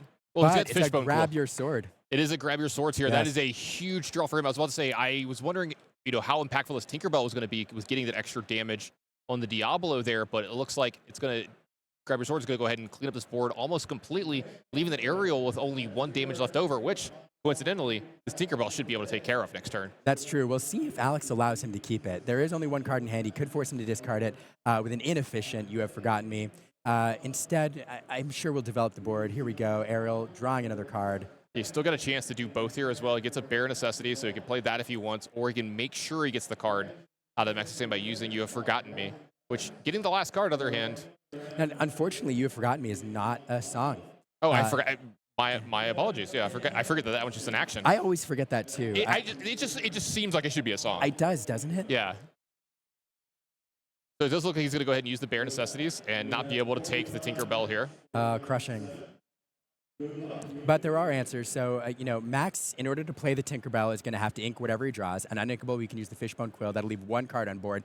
And Alex does have the We Don't Talk About Bruno to take care of it next turn. So it does hurt losing that 1 Ariel, but we do have an answer here. Yep. Also, went ahead and actually had to ink a lucky dime here, too. So 1 less lucky dime for Max. Uses is going to go ahead and be behind this, but we're going to use We Don't Talk About Bruno here. And then take care of Tinkerbell. And then activating the Muse is to bounce his own Ariel Spectacular Singer. That is awesome. I absolutely love these plays. Looks like Bell off the top here for Max, so at least it's something good that he can play. And yeah, not a super impactful card, unfortunately. It won't have that extra lore because we don't have 10 ink. And definitely a card susceptible to the Muses.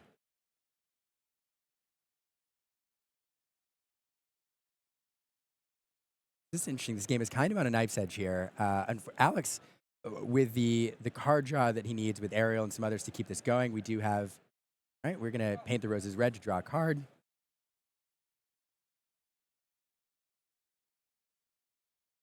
And then Be Our Guest, which allows us to look for the top 4 cards and find a character. Card we've seen quite a bit of today that I wasn't really sure how much we would see of.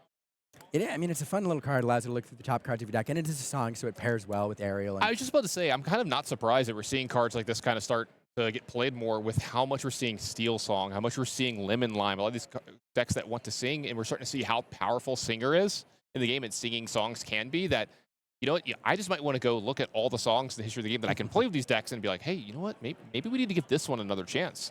Yeah, it's a song that we see in Steel Song sometimes, unfortunately, because it's a good song in the deck. Unfortunately, it just gets crowded out because there's a lot of other great songs at this point, and so it's not that it's a bad card, but it's one that often people leave on the side in favor of it's the cards that are slightly better. Yep, another Tinkerbell off the top for Max. That's going to put a damage on each of the characters. Great top deck there. And this is where the Steel Song deck can become problematic, putting these big bodies on the board in the mid game. Max thinking about what else he wants to do this turn. It looks like he's just going to go ahead and quest with Bell. I think that'll be for one. We're still quite a ways from that extra lore activation there. Another aerial here. Technically, I was going to say, some of these aerials are the same aerials who've been picked up by the muses as well here, but another copy of aerial coming into play. Going to find another song here.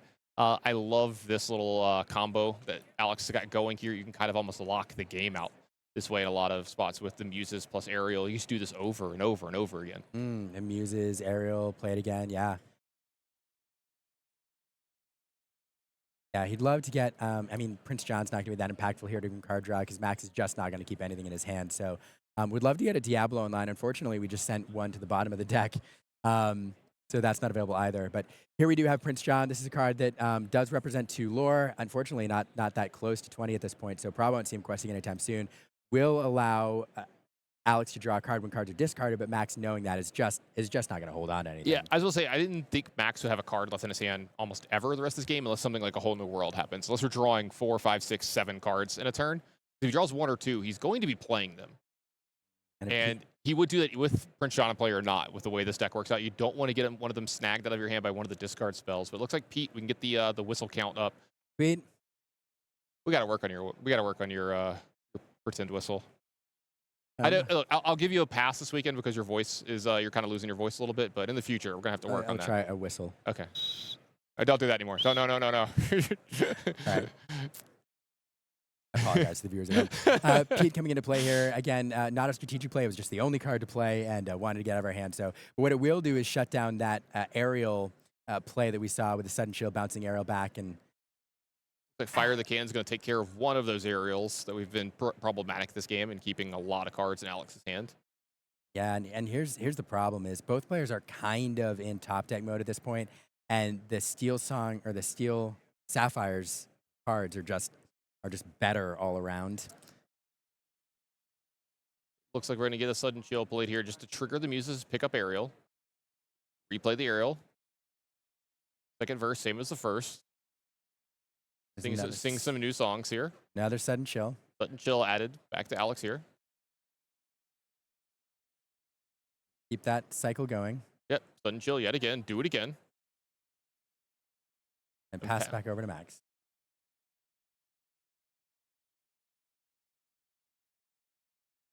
Cogsworth off the top here, another big character for Max.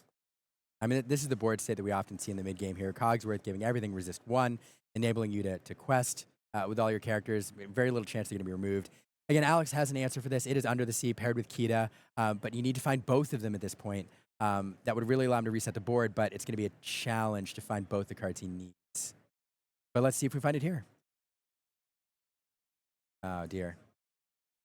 I think that's actually that's probably what he's digging for, right? With his aerial, he's trying to find a way out of this board because the way the board is right now, I have a feeling Alex feels like he can't win because of the fact that he's not really allowed to quest. If he ever starts questing here, this Tinkerbell really starts to threaten to punish you and start 2 for 1. You see him shaking his head here. He's like, yeah, how do I get out of the spot? Yeah, he needs to find those 2 cards. That's really the answer. And kind of on a clock here at this point, Max with quite a bit of lore represented on the board. Let's see. We're going to look. Oh, no. That's a whiff on characters. That's unfortunate. Going to go ahead and pick up the aerial, so he at least gets that, and then gets to play the aerial again. Does he finally find an Under the Sea? No, but he did find. We're going to talk about Bruno, and look, hey, this isn't nothing. He has 2 Prince Johns in play, and he might get to trigger them for the first time finally because of this card. Yeah, absolutely right. That's a great card to get here. Ariel will be able to sing it next turn, leaving all his ink available, drawing 2 cards. Maybe he stumbles into that combination and manages to shut down Max's board. It's a long shot, but it's an out. Yep. A couple more lore here. I think about 4 more lore here for Max added. Still only, I think 6 ink here, so Bell still just loring for 1.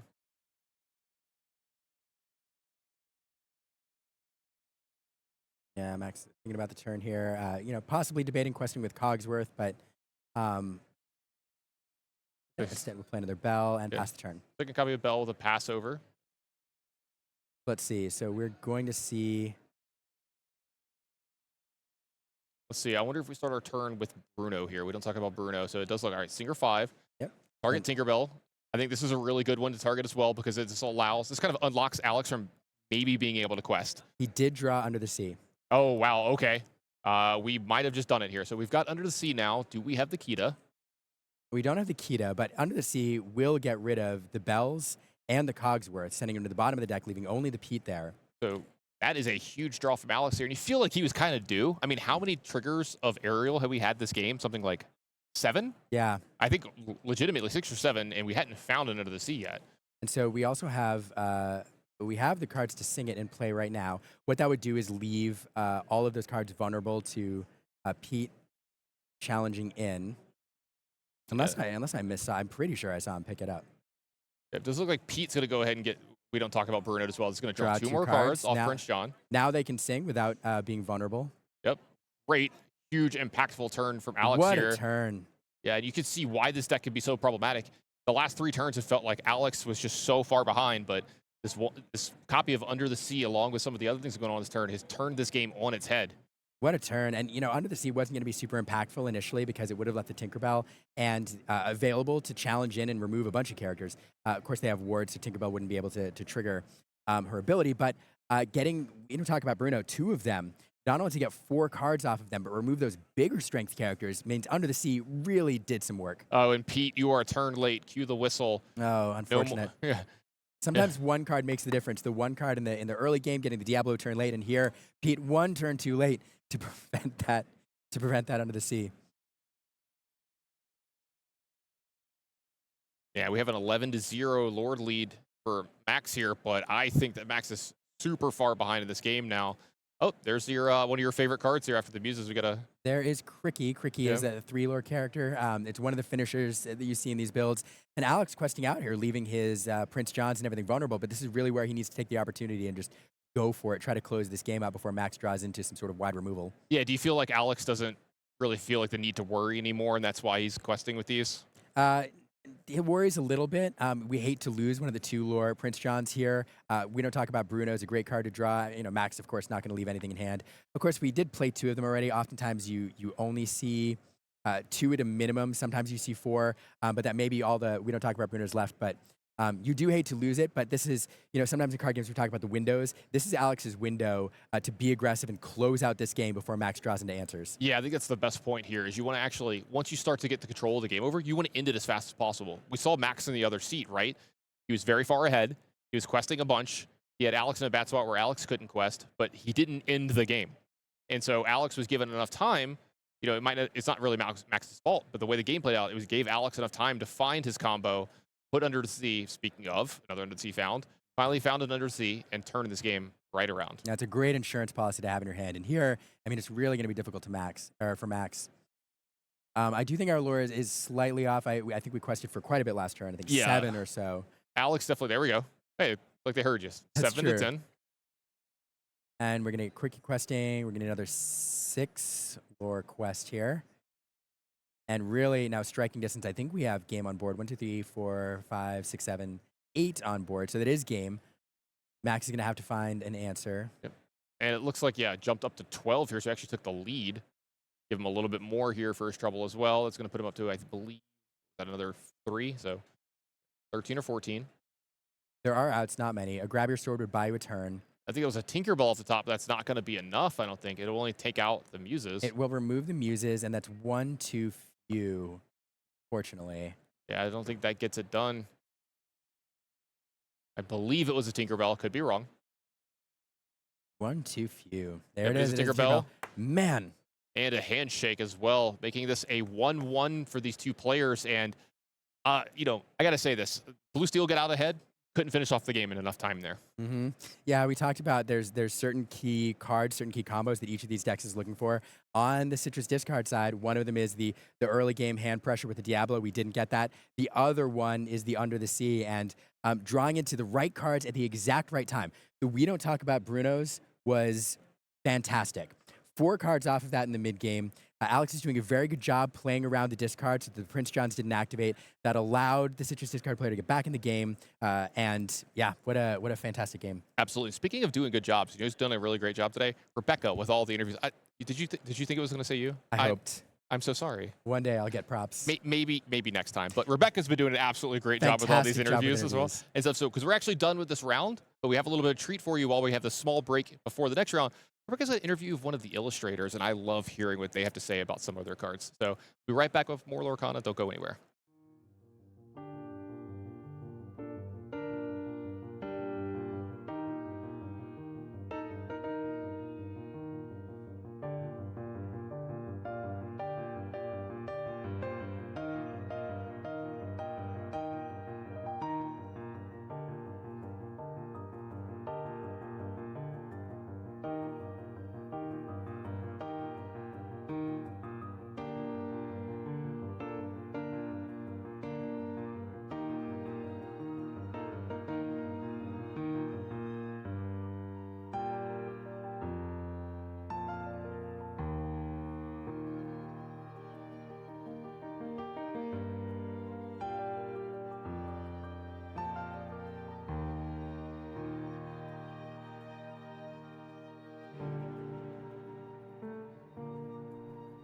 Well, Lumineers, we've had some special guests today, and we have another illustrator here with me. This is Aubrey Archer. Welcome, Aubrey. Oh, thank you. Thank you so much. Of course. Now, this is your first time attending a Disney Lorcana Challenge. How has it been out here interacting with the fans and the players? What's that been like?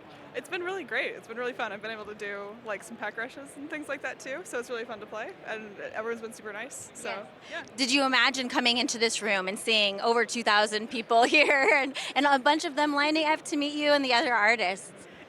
It's very surreal, and it's like seeing the hall completely fill up. It's very sprawling. It's very surreal to see everyone here. It's really exciting.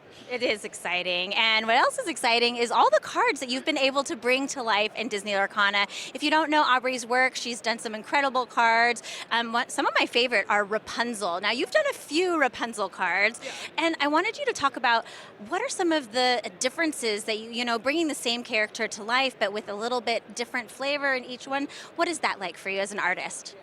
It's really fun. It's a really fun chance to sort of try to see different sides of Rapunzel, and like the 3 that I've done were all non-canon, and I designed all of them, so it was really fun to work on, and especially had fun with the Sapphire one because the first 2 I did were both Amber, which is very like true to her character, I think, as far as like ink types go. Sapphire is still her character, but it leans into like more specifically the like studious, like curious, creative side of her character. So it was fun to sort of try to like design around like the way that kind of changes a little bit, as well as like the way that like the shape language shifts when you shift ink types like that. Yeah. Is there anything particular about Rapunzel as a character that really draws you to her, that you connect with? I really love Tangled, and I love Rapunzel. It came out like when I was just starting to like think about trying to get into the animation industry and stuff too, so there's a emotional connection to that film for me. And it's just, I mean, she's just a really charming character. I love her character design. I love the way that she moves and acts, and I think she's a really joyful character to get to kind of draw and like, yeah. Absolutely. So Tangled is one of your favorite movies. Do you have any other favorite movies that you have had a chance to work on or that you would like to work on? I love Mulan. So, you know. Yes. And what about your experience with Disney growing up? Like, do you have any favorite memories of going to the parks or a favorite Disney film or song that really kind of sticks with you? I didn't go to the parks as a kid, but I did grow up on all the Disney movies. So I really, yeah, I mean, Mulan is one that like I watched a lot as a kid. So that one's like the one that I think of all the time that was definitely my favorite Disney movie when I was like little. Yeah. Now, if you had a chance to bring Mulan to life, what ink would you like to put her in? It's interesting. I think she can be in a lot of different inks and work well. So it would be fun. I feel like I would kind of enjoy like any of them because it would be fun to sort of find that part of her character that fits with that ink type, you know? Yes. Now, I'm going to ask you a personal question.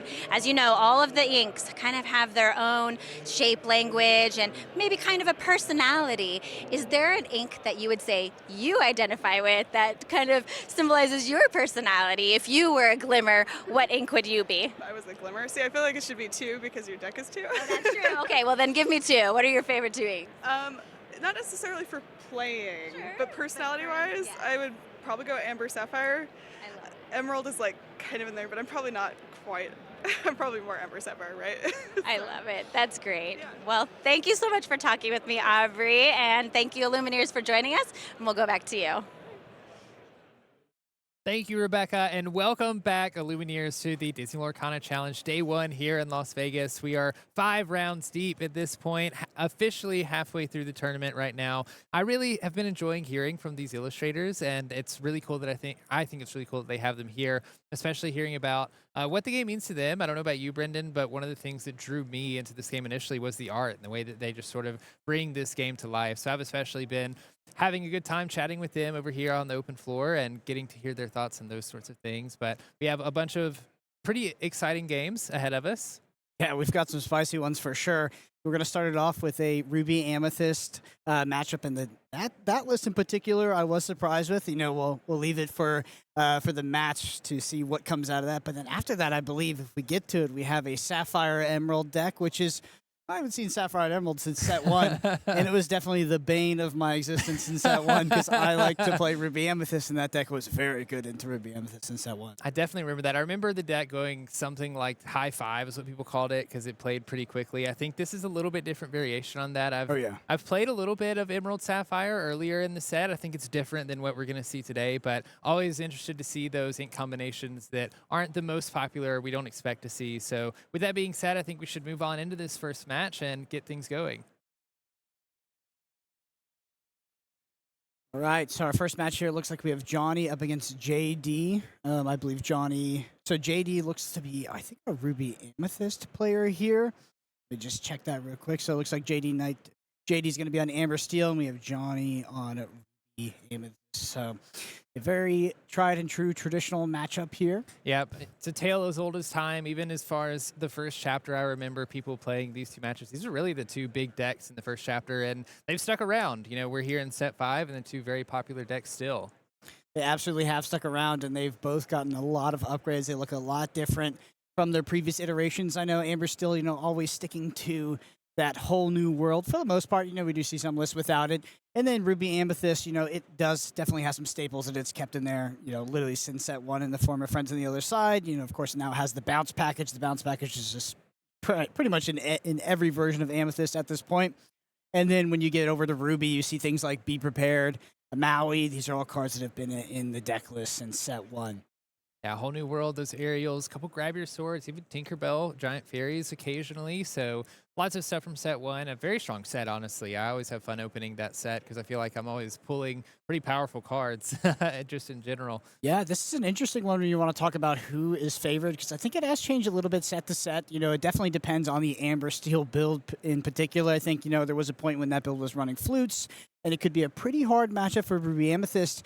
Outside of that, and with the current additions of Amber Steel, I do think that Ruby Amethyst is probably a bit favored into it, but it's never been a matchup of massive gaps, right? I feel like it's always been pretty close. Right, Ruby Amethyst in general is sort of starting to become known as a deck that ties, right? You kind of have you're not great into very many matchups, and you're not too bad into very many matchups. I do think, though, a card that we've talked about a lot today that changes this matchup a lot for Amber Steel, specifically in a good way, is Pete. I think being able to have Pete at your disposal to play before you expect something like a Be Prepared can be vital because Amber Steel wants to go wide, wants to end the game relatively early, and usually those critical turns of turn 7, being able to play that Be Prepared can set Amber Steel pretty far behind. But we have a very aggressive opening here by JD. Turn 1, playing Cinderella Ballroom Sensation. Love seeing those enchanted cards. And then turn 2, playing a Robin Hood and another Cinderella, setting up potentially for, I think that's a Robin Hood shift in their hand, along with an aerial. So pretty great opening by JD here. Honestly, pretty devastating for Johnny here as we see 1-drop into 1-drop, and then we see the removal on top of that. That Churnbox Followers, was serving as a way to potentially play something like a snake, but also just a quest and actually replace itself. But Churnbox Followers is one of those cards that when it does get removed early in the game, especially with something like let the Stormrain John Strength of the Raging Fire works as well, it can be particularly devastating. We just do see the early shift into the Robin Hood, and this is looking heavily in favor of JD Knight. Johnny needs to make something happen fast. We do see a card played by Johnny that We don't see very often Magic Carpet Flying Ring. This is a 2/1 that has evasive, so it can help deal Diablo at 2 costs. It says move a character of yours to a location for free. And Johnny's deck is definitely a deck that packed with locations. We see one in hand in the form of the library. The library is a new card this set too, one that I particularly enjoy. Helps you get a little bit of card draw when your characters are banished. Can be helpful when you're be prepared in your own board or playing cards like Magic Broom or Turnabout's followers that are banishing themselves. But I really like this play from JD on the previous turn, developing this Robin Hood. It's going to be a particularly difficult thing for Johnny to answer, only with 3 ink. It's out of brawl range. And then we have the Aerial in hand for Johnny. I think is the only card left in hand. You know, if we find a whole new world off of that Aerial, we can immediately sing it with Robin Hood, refuel our hand, and sort of set ourselves up to give ourselves a lot more gas. Yeah, I think you would look to find a whole new world here, sing it, then find something like Along Came Zeus, sing the Along Came Zeus with the Robin Hood and get rid of that Sisu because, of course, a whole new world is going to refill your hand, actually increase the strength of that Sisu there. Right now, Sisu not looking too powerful with JD only having one card in hand. I do think that was a miss on the Aerial as well. Yeah, unfortunate miss with the Aerial. I'm not sure how many songs JD is running, but I imagine playing a Steel Song deck, you're probably running at least 15, 16 at the minimum, actually.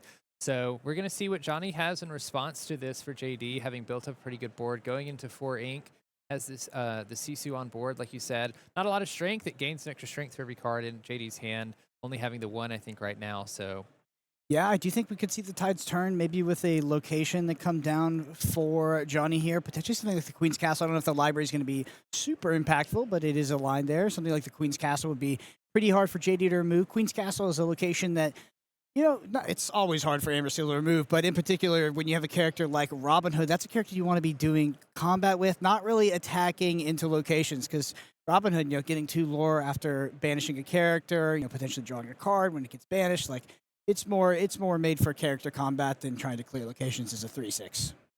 And speaking of those stats, it being a 3/6 doesn't even trade very well with the Sisu having 4 willpower. Might end up making the difference. I don't think you're trying to run a Cinderella into there or not. We do see the library being developed, though, and moving the Sisu to the library in case JD finds a way to remove Sisu. That'll allow Johnny to draw a card once Sisu is banished. Yep, we're going to see another arrow off the top. Surely we'll hit off of this one, looking probably again for that whole new world. No, there, it's a Let the Storm Rage On. I thought we missed for a second on JD's facial expression, but Let the Storm Rage On isn't going to be too great in this scenario. We can deal 2 damage to the Sisu, draw another card, maybe find another song off of that. Opts to do 2 damage, to the Sisu, like you said. Find another card, maybe find that whole new world, which I think we're looking for. I think I see a Naveen in hand as well, potentially. Like we are going to finish off the Sisu with the Robin Hood, gaining 2 lore when it's challenged and only taking 3 damage because JD has 2 cards in hand currently. Seeing the power of the library here from Johnny, actually drawing an additional card. That, and there it is. There is the whole new world. The whole new world. We did draw into it. I like that play there. JD banishing the Sisu, forcing Johnny to draw, or not forcing, but Johnny choosing to draw a card and then immediately hitting him with the whole new world, forcing him to discard that card that he just drew. Absolutely. You see Pete, John for JD Knight here, as well as Naveen. A couple removal spells.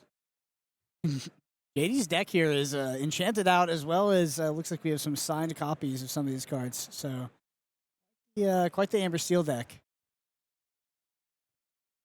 I always find it's more fun to watch the matches when we have enchanteds in play. We are going to ink a Pete, though, on JD's side, and then looks like pass along to Johnny with a fresh hand of 8 new cards after drawing for turn. Yep, 8 cards in hand, but staring down the field of 4 characters, that's a lot to deal with, especially when you're really, really far away from Be Prepared. You're also decently far away from something like a Madame Medusa, which is what you would rather hit this Robin Hood with. You don't really want JD to sort of draw more cards off of it. So he's going to deal the damage back with whatever you challenge it with. Not to mention, pretty much all of JD's characters, all of the characters other than Robin Hood is a singer, but Robin Hood makes a fine singer himself. So want to get rid of some of these singers so that JD can't gain value out of some of the songs. You have to assume that he drew this last turn if you're Johnny as well, because you don't want to play out a bunch of characters trying to set up a situation where you can banish some of JD's characters on board once they exert themselves just to get them removed by songs the next turn. Yeah, outside of that whiff on the aerial, it has been just a phenomenal draw here from JD, just absolutely asking the question, and just such a strong linear game plan out of this Amber Steel deck.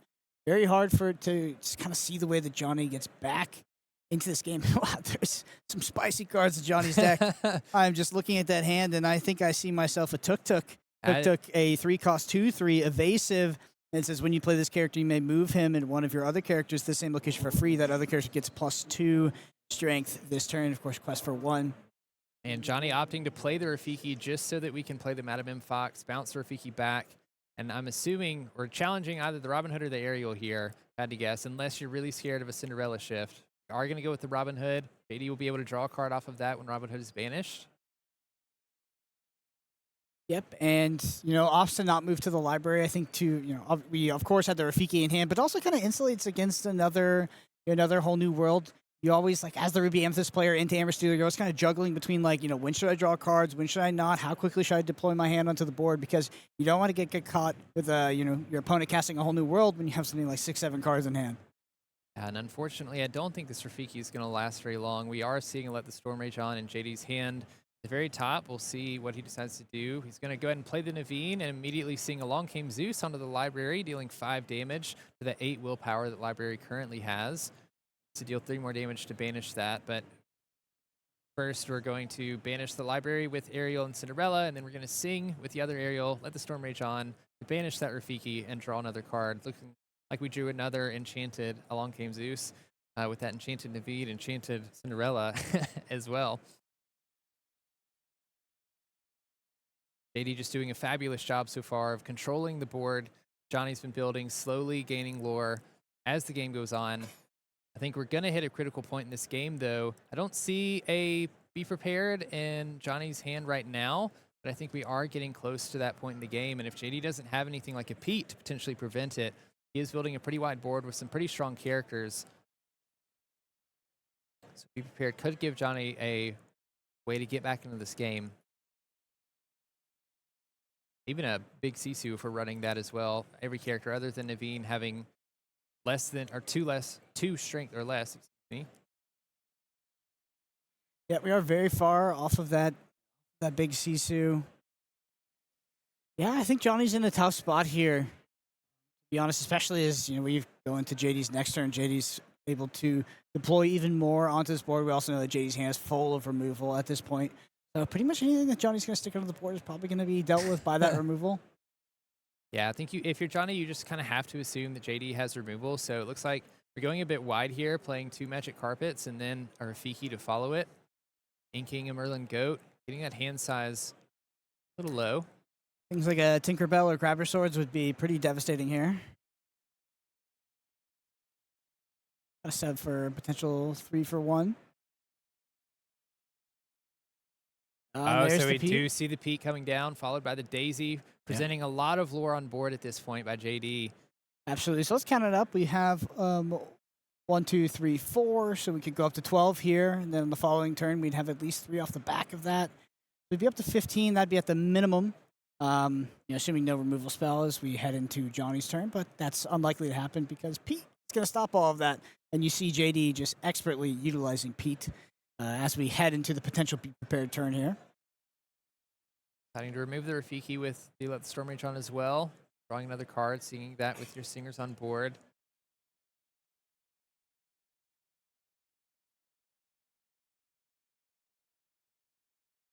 Trying to slowly build up your board, quest a little bit if you're JD, inch closer and closer to 20 until eventually it's just too overwhelming. Yeah, it does feel like it is going to be Prepared or Bust as we head into the turn after this one, but even with that, if JD accrues too much lore when that Be Prepared does finally come down, or it could be a big Sisu, it'd be hard for Johnny to stop JD from getting those last few points. So we have to wonder, when is Johnny going to be able to pivot into being the aggressor? Johnny's sitting at just a single point of lore here. And JD all the way up at 8 with 6 characters on board. We do see Flynn into another Tuk-Tuk, but that's not going to be doing much on this board state. And once again, I'm not sure how many Grab Your Swords JD potentially has in the deck, but that could be crazy. But of course, Johnny's going to trade into this board rather than open himself up to that. Still, 5 characters to 2. No trigger on the Flynn. See what JD top decks as we go into this next turn. I do see a Lantern come off the top. 2 I'm not sure, but how many Lanterns are in the deck? What are your thoughts on Lanterns in Amber Steel versus, not running without them because we see a disparity between the Amber Steel list in terms of this card in specific.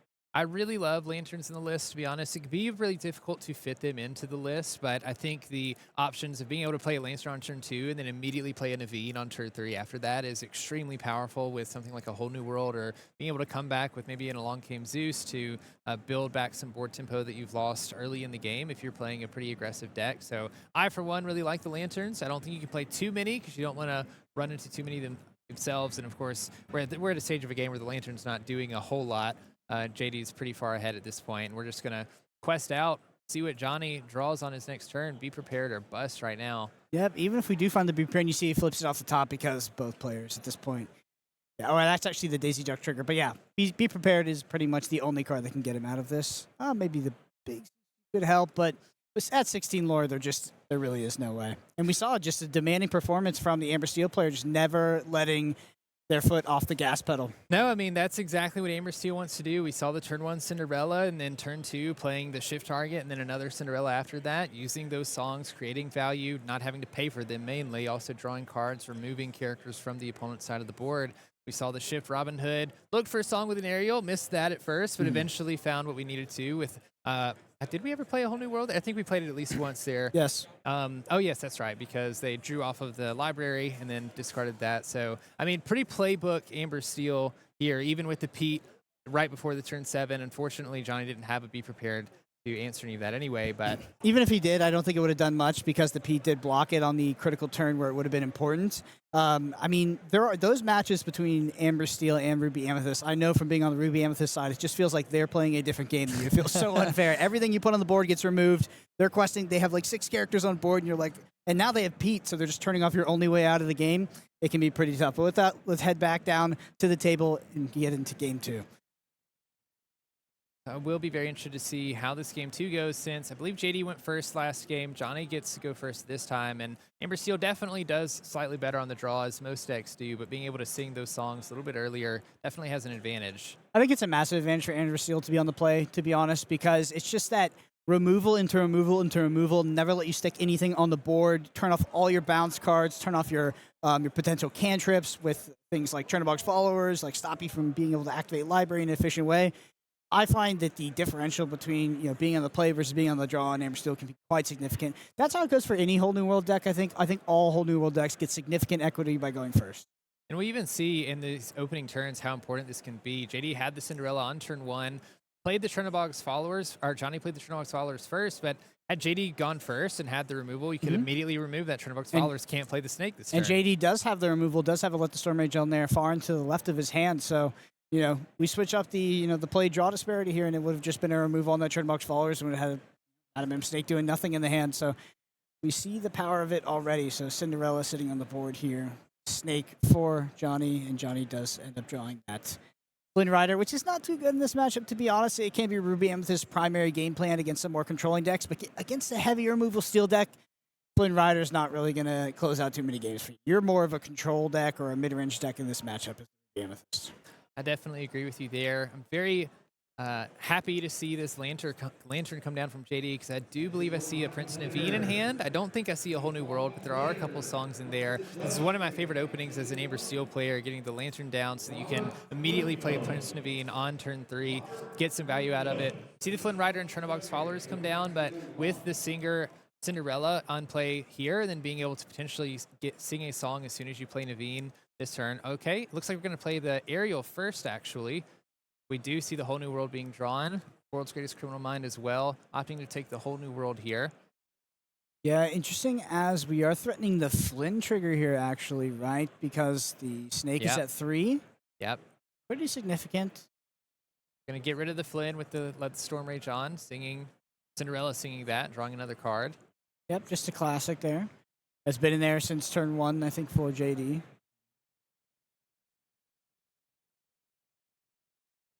Opting to Ink of Strength and then just pass the turn.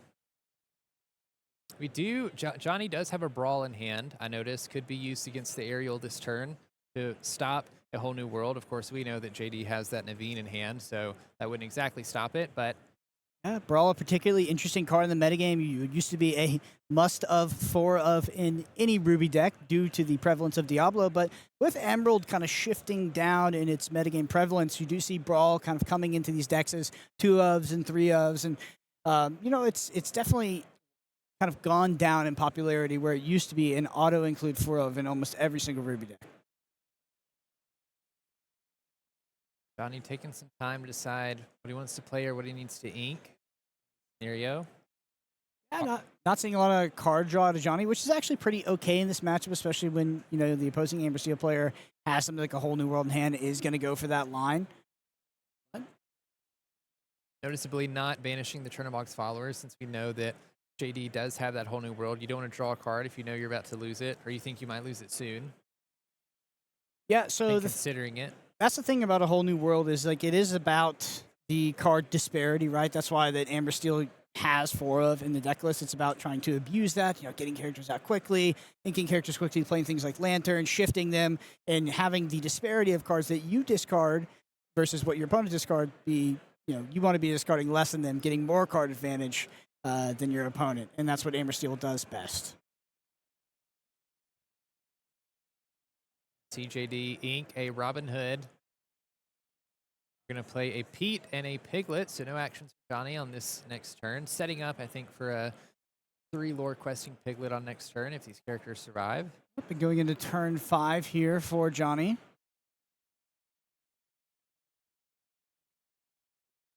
Not sure that does Johnny have any answers? I don't think Johnny has any answers to the Piglet, but that being said, I mean, we're just sitting at what is 0 lore here for JD Knight, so not that scary of a Piglet at the moment, especially considering that it would be quickly cleared up if it ever did quest. Now, I think this is another difference that we see on play versus draw, specifically in Amber Steel, in that when you're going second, you sort of have to play a catch-up game because you are going second. Your opponent gets to go first, has the agency there, gets to quest first, so for a certain portion of the game, you're spending that time singing with your characters, removing those characters, not a whole lot of time to gain very much lore. You're trying to just gain some of that tempo back yourself, hopefully so that you can get ahead and then start questing pretty aggressively. Okay, and to add to our list of spicy cards that are in Johnny's deck, this is a Turbo. This is a 2-cost uninkable 2/3 rush. And it says this character also counts as being named King Candy for Shift at quest for 1. Not a card I've actually seen played before. I will say that card is great in drafts. I've played quite a few drafts for Shimmering Skies, and the early rush character to banish an opposing 1-drop is pretty strong. We do see the Naveen finally coming down, singing not a Whole New World, Along Came Zeus to banish that Sisu, along with a Daisy Duck right behind it. Starting to put on a little bit of pressure here with the amount of lore on board. The Piglet here is going to quest for 3. And as we go into turn 6 here, with something like a Daisy Duck hitting the field, you have to wonder if Johnny's going to have something like a Madame Medusa to follow up. That's probably the biggest punish against something like a Daisy Duck, stopping it from getting any amount of quests. Yeah, Madame Medusa would be pretty great here. Targets for Daisy and Naveen and Piglet, all 3 good targets. We are digging with that. We're going to banish the Turtle Box followers off the back of the quest. A lot of 1-drops here for Johnny. Going to go ahead and trade with that Piglet. Going back to JD, drawing a Lantern. Like we're going to go ahead and play it to discount. Oh, Whole New World. Discount our characters for this Whole New World that we're going to get from the Whole New World, singing with Naveen. Mm-hmm. Whole New World, a particularly powerful card with Lanterns, right? Because you're able to utilize that sort of ink reduction consistently. Yeah, I mean, when we look at JD's ink right now, he only has 4 ink in his inkwell, but he can effectively play 6 ink worth of characters when you combine the Lanterns as well. So 2 of that obviously has already been used, but right now we have 4 ink worth that we can use to play any characters that we drew off of that fresh hand. Yeah, this is a pretty decent spot, to be honest, for the Ruby Amethyst player, right? Ruby Amethyst is kind of a deck that would prefer to go into these later turns of the game. The 6+ ink does have better top deck equity in general, I think, than Amber Steel. Do see JD finishing off that turbo with their own Daisy Duck, putting 2 damage on it and playing a Rapunzel.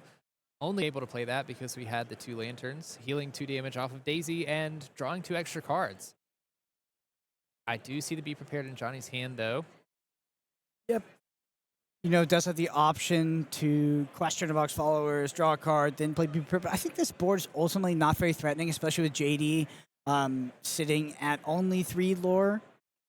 Only 3 lore, and I believe Johnny can only get to 6 ink this turn anyway, so not something that JD's too scared of right now, but eager to get another look at JD's hand, see if we have any Petes that we might could expect this following turn. Yeah, we definitely want JD to deploy more onto this board before we do something like a Be Prepared.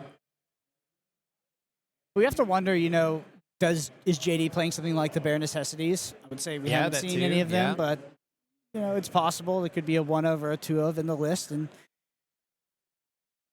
I feel like Bare Necessities has made its way out of the metagame, especially in the context of Pete being so popular and just being such a sort of efficient way to stop cards like Be Prepared specifically. We are going to see Madam and Fox being played by Johnny here, picking up the Chernobog's followers. Madam and Fox, a great answer to Daisy with that 4 willpower. Replaying the Chernobog's followers and a Rafiki. Pick out the Naveen instead, that heavy singer.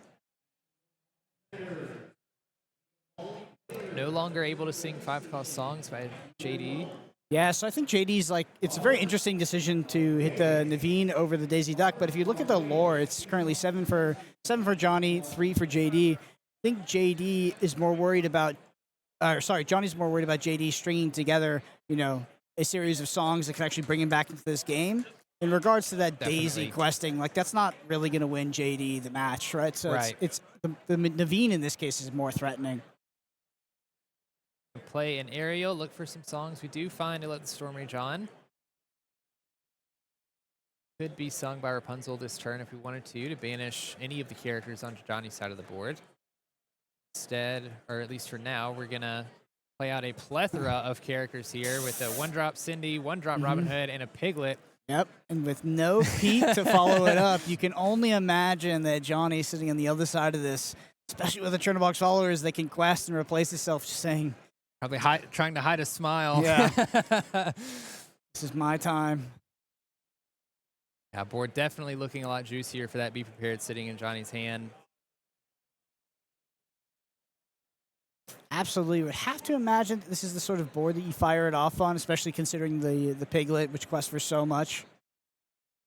Piglet, couple singers, potential shift targets with Robin Hood. And JD sitting on the other side with kind of a handful of songs that look like their whole new world. Let the Storm Rage On, as well as a Rapunzel and a Smee, I believe. Questing for 3. Are we going to banish the Chernobog? Interesting. Yeah, no banish on the Chernobogs would make me think that maybe we're not Be Prepared. But if we're questing like this, we are. Yes, definitely. I feel like you have to. You have to. Here. Yeah. It's not that you have to, but you can make an argument, I guess, in some scenario where you wouldn't. But yeah, I mean the triple quest, without any trading in there. We see quickly as we pass over JD, he's going to deploy the Robin Hood and the Smee. That's pretty much all the gas that JD has left in the hand. I guess has a few songs and. I think, the remaining cards in JD's Rapunzel. hand, you're trying to get value out of. So I think we're just trying to play Robin Hood, Smee here. See if 2 good questers in their own right, both 2 lore questers themselves. Not the hardest things to get rid of on Johnny's side, though. If we have something like a Madame Medusa, can get rid of the Robin Hood. And like we mentioned, Johnny's ahead on lore right now, so I don't think you're too particularly worried if you can get rid of at least one of these characters. But if we're holding songs, we can potentially sing.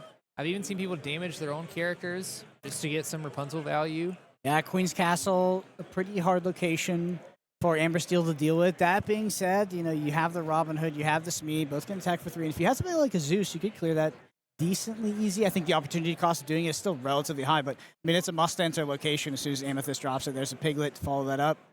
I mean, we're past the point right now of having enough ink for Be Prepared, so as soon as I see something like a Queen's Castle or location in play, I get a little bit nervous because they can clear my entire board while the location stays in play, gaining a little bit of lore. Right now, we're at a pretty tight lore race, too. That's kind of the last thing I would want if I was JD. Yeah, it does look like JD has recognized that lore race and has sort of turned the corner and taken the role as the beatdown in this matchup. Does end up not going into that Queen's Castle, actually quest with both characters, and is now threatening 2, 4...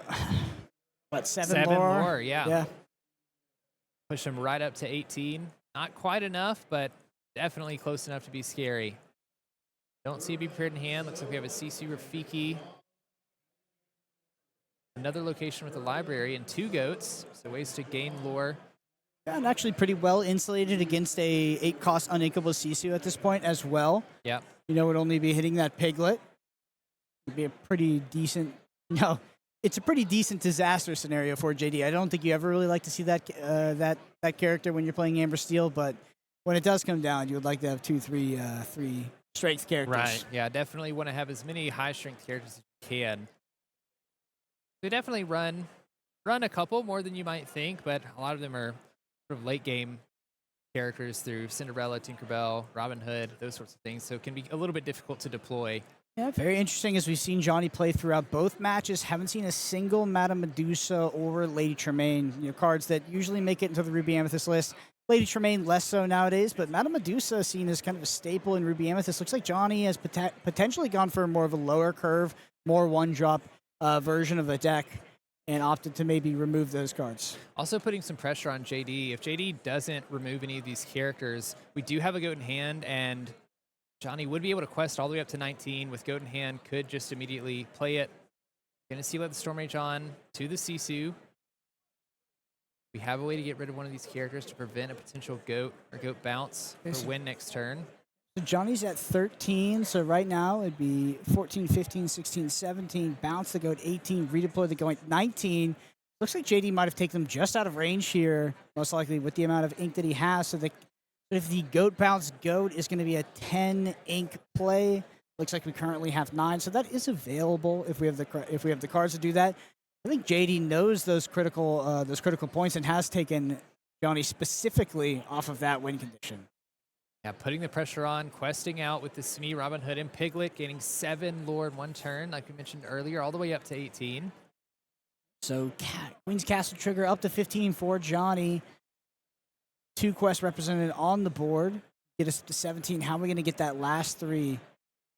I mean, if he does have 10, actually, so if he quests with both and he has goat, snake, and then plays the goat, that would be 20, right? That would be, yeah, I think so. Yeah, because that is a 3 lore play. Just needs the Madam Imp Snake plus, I believe, another goat. Well, no, yeah, because I think we're only getting 2 off of the goat bounce, right? Well, so I think we would need the goat in hand, right? Another goat, so it would come down. That'd be 1, bounce with the snake, 2, play it again, 10 ink, 3. That's probably our only out here. Of course, we could try to clear the board or do something like that as well. That's always available as Ruby Amethyst, especially if you find something like a Be Prepared off the top. But in terms of winning the game this turn,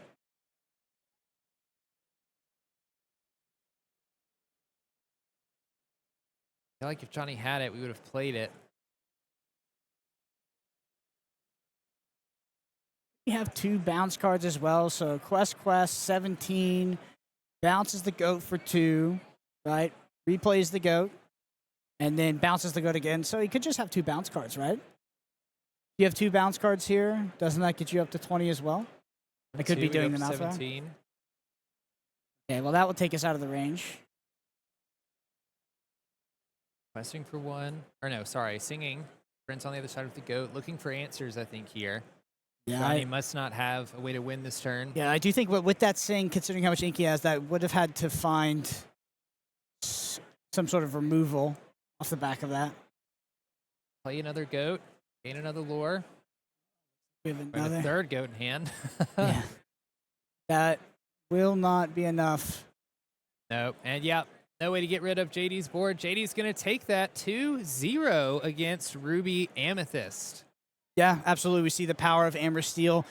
You see how much more powerful Amber Steel is on the play versus on the draw. We had a very close match in game 2, but for Ruby Amethyst, that matchup can feel super tough sometimes. Like It just feels like everything you do gets removed, and especially with the addition of Pete, it's like you're 1 out to when they play something like a whole new world and deploy, overextend onto the board can just get totally stifled by this Pete card. Yeah, and it's usually really right when you need that Be Prepared to come in too, right? Amber Steel likes to play a bit more aggressively earlier in the game, even being able to, if you try to clear the opponent's board, once you finally stabilize in those turns between basically 5 and turn 7 to start questing pretty heavily, you really need that be prepared to sort of get yourself back into the game. So having the opportunity to deny that from your opponent for at least another turn, especially if you're able to land a piglet or something before that's going to quest for an enormous amount of lore, can be pretty scary, which is why I think Amber Steel gained a little bit of win percentage advantage this set with Ruby Amethyst, as we see JD playing that beautifully in this last match. Yeah, it doesn't even need to have the flutes. I think additions of things like Madame Medusa into that list might have helped in that matchup in particular. But, you know, the Amber Steel Ruby Amethyst dynamic has definitely been a topic of discussion for a long time in Lorcana, and it has flip-flopped one way or the other depending on what cards are making to the deck, what set we're playing in. And right now, I would say I don't even know which one is favorite. It's still kind of, I mean, it's still the same. It's still the same topic, right? It's like, what do the builds look like? Like, what does your Ruby Amethyst deck look like? What does your Amber Steel deck look like? I think the matchup we saw just there, like that is very, very close. So, you know, they're quite likely to go 1-1, but taking that 2-0 is just so critical at this stage of the tournament. Two really close matchups for sure. Matchup that I'm not too familiar with, though, is Emerald Sapphire versus Amber Steel, which is what we have next. So I'm pretty excited to see what these players bring to the table. We actually have seen this Amber Steel player earlier in the day, Crystal, so we know that she's playing a bit more of an aggressive Amber Steel list, very much not like the one that we just saw playing a bunch of songs. I don't even think she's playing not very many songs at all. I don't think we saw a whole new world in the game that we casted. So I'm very eager to see what happens there, and then just also eager to see what this Emerald Sapphire is about. Let's get into it. Yeah, so this is Crystal, who we saw earlier, like you mentioned. You're absolutely correct. We did not see a whole new world played. We saw a much more aggressive-oriented list. We saw things like Just in Time coming down as well. So we'll see how that lines up into Emerald Sapphire. Emerald Sapphire and Ruby Steel, two ink combinations I have not had the pleasure of saying in a long time. No, I certainly haven't seen Emerald Sapphire being played very much except for this set. I think with the likes of Clarabelle and a couple other Sapphire cards, a couple other Emerald cards as well. They got quite a few tools. The versions of the deck that I have seen played are ones that revolve a lot around ramping up to that Clarabelle. I'm, of course, not sure what Brian is playing here, so can't get a great look at his hand. Looks like still going through the altar phase. Yeah, so the issue historically with Emerald Sapphire is it is a ink combination that has access to ramp and card draw potentially, but then when you pair with Emerald, you just don't really have any removal, right? Your forms of removal are through things like Reckless, and of course, but we've had some changes to that, right? We had things like Your Welcome get added, so you do have access to what I would consider to be very inefficient removal, but removal that is at least removal, so you could do something about other threats on the board. Right, I'm not a huge fan of Emerald personally, partially because of that. Their removal options are not the best. I see a lot of removal through bouncing is one of those things, and I particularly don't love to give my opponent cards, even if they're back to their hand. But in this matchup specifically, playing against an aggressive player and playing against a Amber Steel player specifically, it's usually not the worst thing to put those cards back in your opponent's hand, because unless you're healing them, a lot of them don't have particularly great interplay effects outside of the likes of Ariel or something like Prince Naveen. So if Brian is playing any of that, it'll be interesting to see how strong it is into Crystal's deck, especially with Crystal being a more aggressive version of Amber Steel as well. Looks like we're going to quest with that Clarabelle. Clarabelle, a new card from Shimmering Skies. One cost 1/2 with 1 lore, but when you play her, you can pay an extra 2 ink and banish a chosen item. Hippo, probably one of this deck's best follow-ups on turn 2. Turn 2 ramp, just since they printed One Jump Ahead, has just been one of the most important things that any Sapphire deck could do. Crystal only having played the Daisy Duck, going into her turn 2.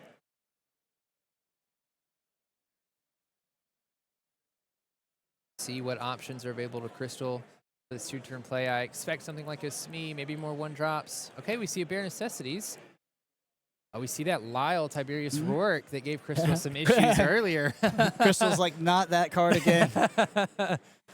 And looks like we do reveal a character off the top. Also, Sapphire Emerald is a color combination that, while it lacks removal, does also lack Card draw. Card draw. I mean, well, it depends if you're running the Hero and Flavisham package, which I don't think this type of list would be. Of course, Sapphire has the best card draw in the form of Popsicle, Hero, and Flavisham. But if you're not running that, you do have to find different ways to find that card draw. And I think that this Daisy Duck, drawing characters for Brian here, is actually going to be a significant downside. Yeah, definitely into Sapphire, because Sapphire in their ramping tools sometimes with cards like Tipo and Fishbone Quill, you're removing cards from your hand to put into your Inkwell. But Brian in that hand had Grammatala and Clarabelle, two pretty powerful tutor cards and through Grammatala, but also powerful draw cards through Clarabelle, being able to draw as many cards as your opponent has in hand at the end of your turn. But one thing that we noticed from Crystal in her previous matches was that her being in a more aggressive deck, I think she's trying to get all of the cards out of her hand if she can. I remember seeing a Tiana back there as well, so Clarabelle may not actually be as useful as you might think into an Amber Steel, a typical Amber Steel list that might be playing Whole New World, drawing you and your opponent a bunch of cards as well. Oh, we do see a just-in-time come out for a Chen Po. Dang. Big Chen Po of 4/7, 1 lore. I don't know if that's going to be too difficult for Brian to deal with. That Scrooge McDuck. Yep, Scrooge McDuck is a 4-cost uninkable 5/5 that quests for 2. Not a card we see played too often, but great stats for 4 costs. Great stats, especially if you need to challenge into this Chen Po. You'd have to deal 2 more damage somehow. We have that through the likes of Tipo and Clarabelle. Not exactly what you're looking for. Or if we can wait 1 or 2 more turns, we could shift the Clarabelle for 6 that's in his hand on top of the 1-drop here. But love Chen Po as a bodyguard, protecting any of the small characters with lots of lore that Crystal might be trying to play. So back over to Brian here, going into the Ink 5, turn 4, Ink 5. Inca Diablo. We're going to see this Clarabelle shift. Shift Clarabelle. Lots of stats here. 5/6, 2 lore. Shift 5, like we mentioned earlier, being able to draw the number of cards in your opponent's hand at the end of your turn. I think Crystal has 3 in hand right now. Looks like we are going to double trade into this Chen Po as well. Both characters getting 4 damage counters out of that exchange. Brian looking pretty far ahead on board. Just a Daisy Duck here for Crystal. Crystal looks to have 3 cards in hand as well. We know that Crystal likely doesn't have access to too much card draw in the form of something like a Whole New World, like a traditional Amber Steel deck would. Brian definitely ahead on board here. Daisy Duck, not going to help too much. Could potentially use it to banish a Donald, but... That's a nice fire of the cannons. I saw 2 for 1 there. See the Daisy questing, and off the trigger, Brian's going to draw another Clarabelle. Clarabelle light on her hooves. Yeah, I feel like, well, this Daisy Duck, is such an efficient threat. 1 cost, 1/4. The quest for 2 is just drawing Brian so many useful cards here. In most Sapphire decks, too, their game plan is to give up some of the early game so that later in the game you can play more powerful cards. And so the longer that this game goes on and the more cards that you're giving Brian, they're just going to be powerful cards. I think definitely hesitant to give him any more gas. But, that's what Daisy Duck does, is try to quest, race your opponent. Unfortunately, Crystal hasn't been able to accrue very much lore this turn, this game, and it's going to be even harder now with Loud Tiberius Rourke being played here. Yep, Tiberius coming down, giving Reckless to that Pete. Force it to challenge. Tiberius, a card we've seen throughout today's broadcast, can just accrue so much value over the longer course of a game. Could really stifle some of these more aggressive-oriented decks. And go ahead and bounce that Daisy Duck back to hand. Chen Po and Daisy in hand for Crystal. And Brian firmly in the driver's seat. Crystal only having 4 ink, so not able to deploy both the Chen Po and the Daisy. Drawing a Benja, so could potentially play both the Benja and Daisy this turn if she wanted to. Yeah, Benja often not a bad draw against a Sapphire deck, but Brian's brought a different type of Sapphire deck to today's tournament. And there's not a Fishbone Quill or something like a Lucky Dime for that Benja to hit. Feels a bit odd to not have seen any Popsicles or Hirams with Sapphire on this side of the board. Yeah, it almost feels like Popsicle and Hiram is just an auto slot into any Sapphire deck nowadays. Just the absolute most powerful draw engine in the game, hands down. Gonna have Kit sing one jump ahead, putting the top card of Brian's deck into the. Ooh, here's one we haven't seen for a while. This is John Silver. This is a 6-cost 5/5 quest for 2, but it says pick your fights when you play this character, and whenever he quests, chosen opposing character gains Reckless during their next turn. That in combination with Mr. Tiberius. Pretty strong there, giving characters Reckless, forcing them to challenge, if not banishing themselves in that challenge, setting themselves up to be banished. And John Silver being able to give Reckless every time he quests, too, is going to be very, very difficult for Crystal, being a more aggressive player, having typically low to the ground cards that aren't going to trade very well, want to be questing more than anything, definitely not challenging. Yeah, it almost feels like a form of a lock at this point. But we do see the Chenpo come down. It's going to help. That's a good amount of stats that Crystal can utilize to try to do combat onto this board. I think Chenpo is probably one of the better cards that Crystal could have in this situation, funny enough. Bodyguard to protect some of her characters, but also just a good character to challenge, get rid of some of these, because John Silver does have to quest to give something Reckless. Unfortunately for Crystal, though, Chenpo only has the 4 strength, so if John Silver does exert whether to quest or challenge, there's no damage on it. It's going to be difficult for Crystal to get rid of. So Reckless characters cannot quest, even if they've already satisfied the clause of not being able to challenge. It's important to note. And of course, there was a Mr. Tiberius trigger previous there, so we actually went down 1 lore for Crystal.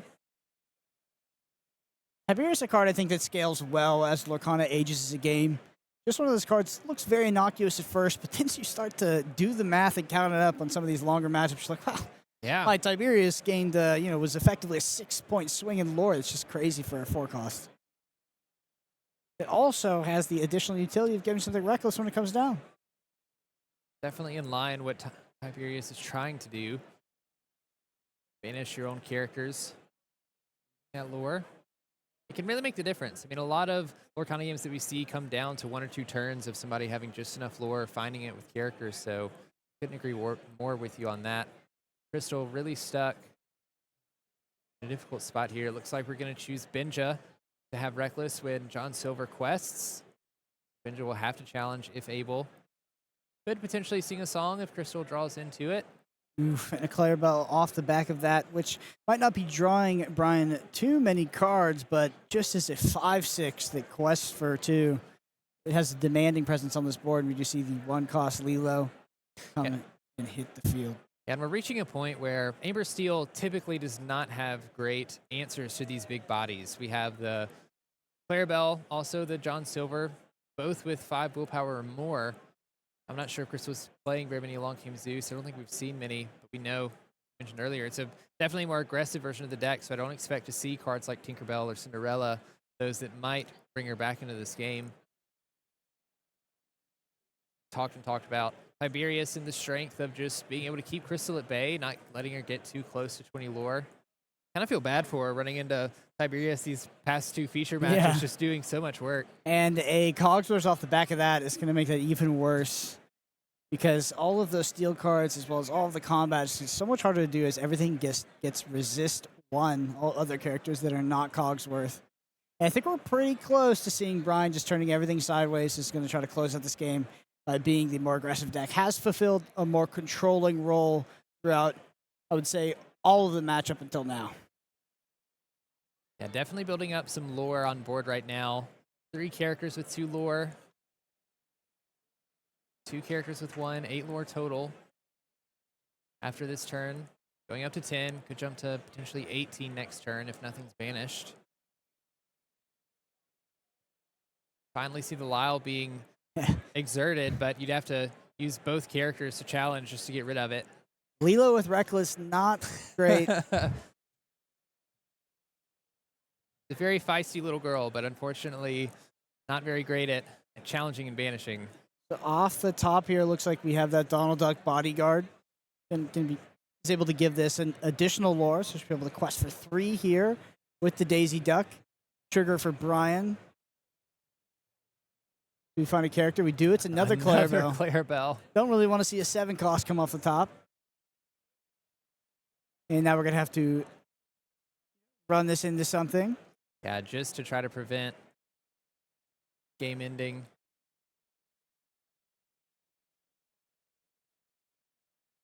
And it does feel like at this point, Brian has assembled a sort of lock here. I don't think there's much that Crystal can do here, especially given the type of deck that she's playing. I think at this point, Brian's just deciding to quest everything out. Crystal knows she can't take it. So Brian taking this game 1 against Crystal's Amber Steel list. Very interesting Emerald Sapphire list there. Yeah, very controlling. Not, we talk about set 1, Emerald Sapphire. I don't think controlling was sort of in the archetype. And that was very impressive. That was cool to see, that John Silver in combination with Tiberius. What a combination of cards, forcing things to get reckless, making you lose lore. It's just so powerful. I definitely see what Brian was trying to do there with the Reckless and the Tiberius, keeping a lock, like you mentioned, on the opponent, the lore, especially with seeing the Cogsworth eventually, giving your characters resist, making it so that they can survive some of those Reckless challenges as well, but also just forcing your opponent to do something other than quest, which, you can do everything you want to, but if you're never questing, you're not winning the game. Yeah, absolutely. Well, with that, let's head down to the feature match table to get into round 2, see how we stack up with our Emerald Sapphire versus Amber Steel matchup. And not a traditional Amber Steel at that. More aggressive-oriented, more character-oriented Amber Steel is. The Amber Steel deck often referred to as Steel Song due to its large amount of songs in the list. I don't think you could really classify Crystal's deck under that name. So Crystal is on the play, though. We have turn 1 Daisy Duck, new card from the most recent set. Definitely a deck that I think you want to be on the play with. We did see how Daisy Duck maybe came back to bite Crystal. Every time Daisy Duck quests, Brian has to reveal a card from the top of his deck, and if it's a character, can choose to put it in his hand. If not, put it at the bottom. A Piglet on the follow-up is not too bad. No, this is a pretty strong, aggressive opening, honestly, for Crystal. One of the stronger ones available to us, I believe. Daisy Duck not going to be banished by Brian for a little bit. I don't think there's any characters coming down in the next turn or two that could outright banish her without a couple challenges. And then developing this Piglet means you're very likely that Daisy Duck's going to survive this turn, and then you can potentially play a character next turn, have Piglet quest for 3. Yeah, it needs to at least find a way to, Brian needs to develop something on the board that can efficiently deal with the Piglet. As well off the back. Just don't want that Piglet questing twice. So let's think about, best follow-up for Crystal here, I think, has to be the Donald Duck Bodyguard. Definitely. Yeah. Giving Piglet an extra lore, also protecting the Piglet for the next turn. If we don't see an efficient character coming down, this Clarabelle only challenging for 1.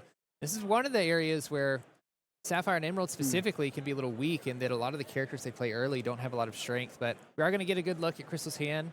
Discarding that, let the Storm Rage on. Actually, by far the best play would have been just-in-time Chenpo. That would have been... Yeah, that would have been pretty strong. I keep forgetting just-in-time is in this list. It's not a card that we see played in Amber. I haven't seen it played since set 1, if I'm being completely honest with you, so I always love to see these old cards pop up. There's a lot about this matchup in particular, this round, that is evocative of set 1.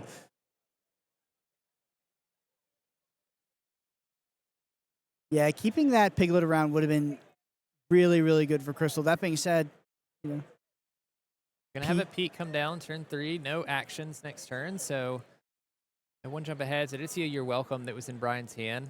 Not that he can play that or would want to play that this turn, but all actions turned off. Well, turn 3, all the way up at 7 lore. I think this is kind of what Crystal's wanting to do. We just have a very aggressive opening.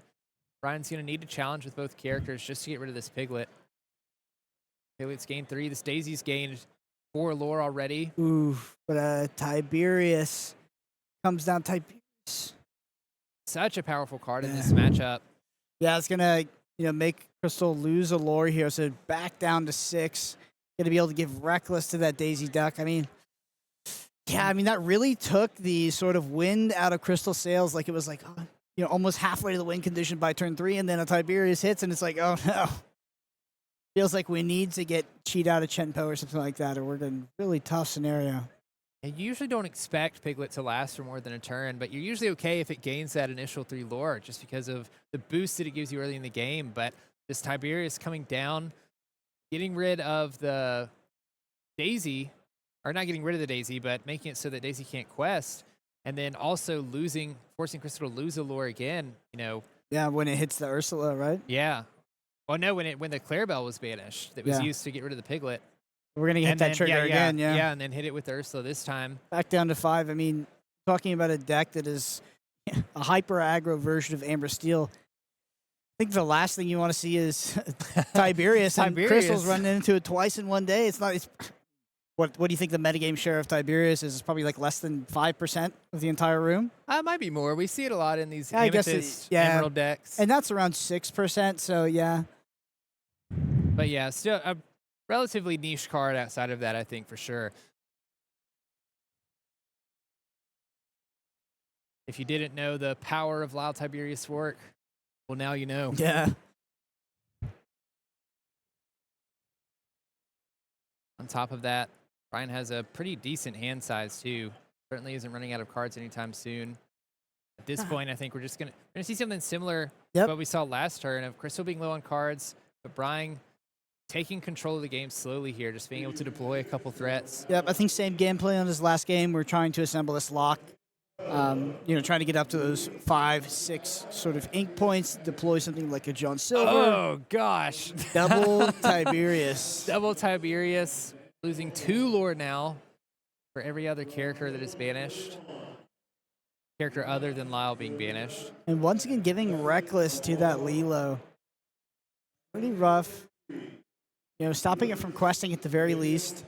That's going to be a Diablo, so does Crystal have no cards in hand? I think there's a trigger there to reveal hand. I don't think she has any cards in hand, so I think I see one. Anything. I see one in the left hand, I think. Checking to make sure whether Brian inked this turn. Looks like they found the Tipo. Sing one jump ahead. Ramping to some of those late game cards, probably looking for those Clarabelles we saw earlier. Just to have big bodies. Yeah, not something that Crystal's deck can deal with very well. We do finally see that Diablo trigger, revealing a Chinpo in Crystal's hand. Chinpo, honestly, an all-star of Crystal's deck in this matchup specifically. Oh, another Lilo. Unfortunately, no inkable, so you can't ink and play the Chinpo this turn, so forced to play the Lilo. Lilo has to challenge this Lyle, banishing itself. Not getting that 2 lore. And now that's a double trigger here, so -2 lore on top of that, I believe. I think just -1 trigger, because I don't think the Lyles trigger on themselves. Yeah. You are right. Whenever one of your other characters is banished, each opponent loses 2 lore. Still a really tough spot for Crystal. Just can't catch a break. We went from a 7 lore lead all the way down to 4 at this point. Yeah, usually lore doesn't go backwards.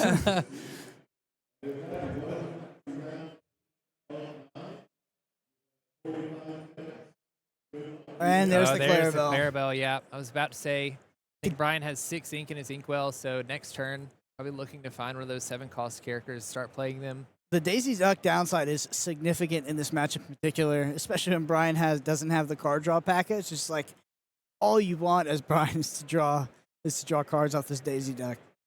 You almost don't mind if the Daisy Duck quests, because although it'll be a net gain of 1 after you lose 1 from the Lyle eventually, the extra card in hand, just being able to deal with whatever they're doing. Crystal's so far behind on lore that I think it doesn't matter at that point. It looks like Brian only has 5 cards in his inkwell. I misspoke earlier. I thought there were 6. It's going to start slamming down 6 drops, 7 drops.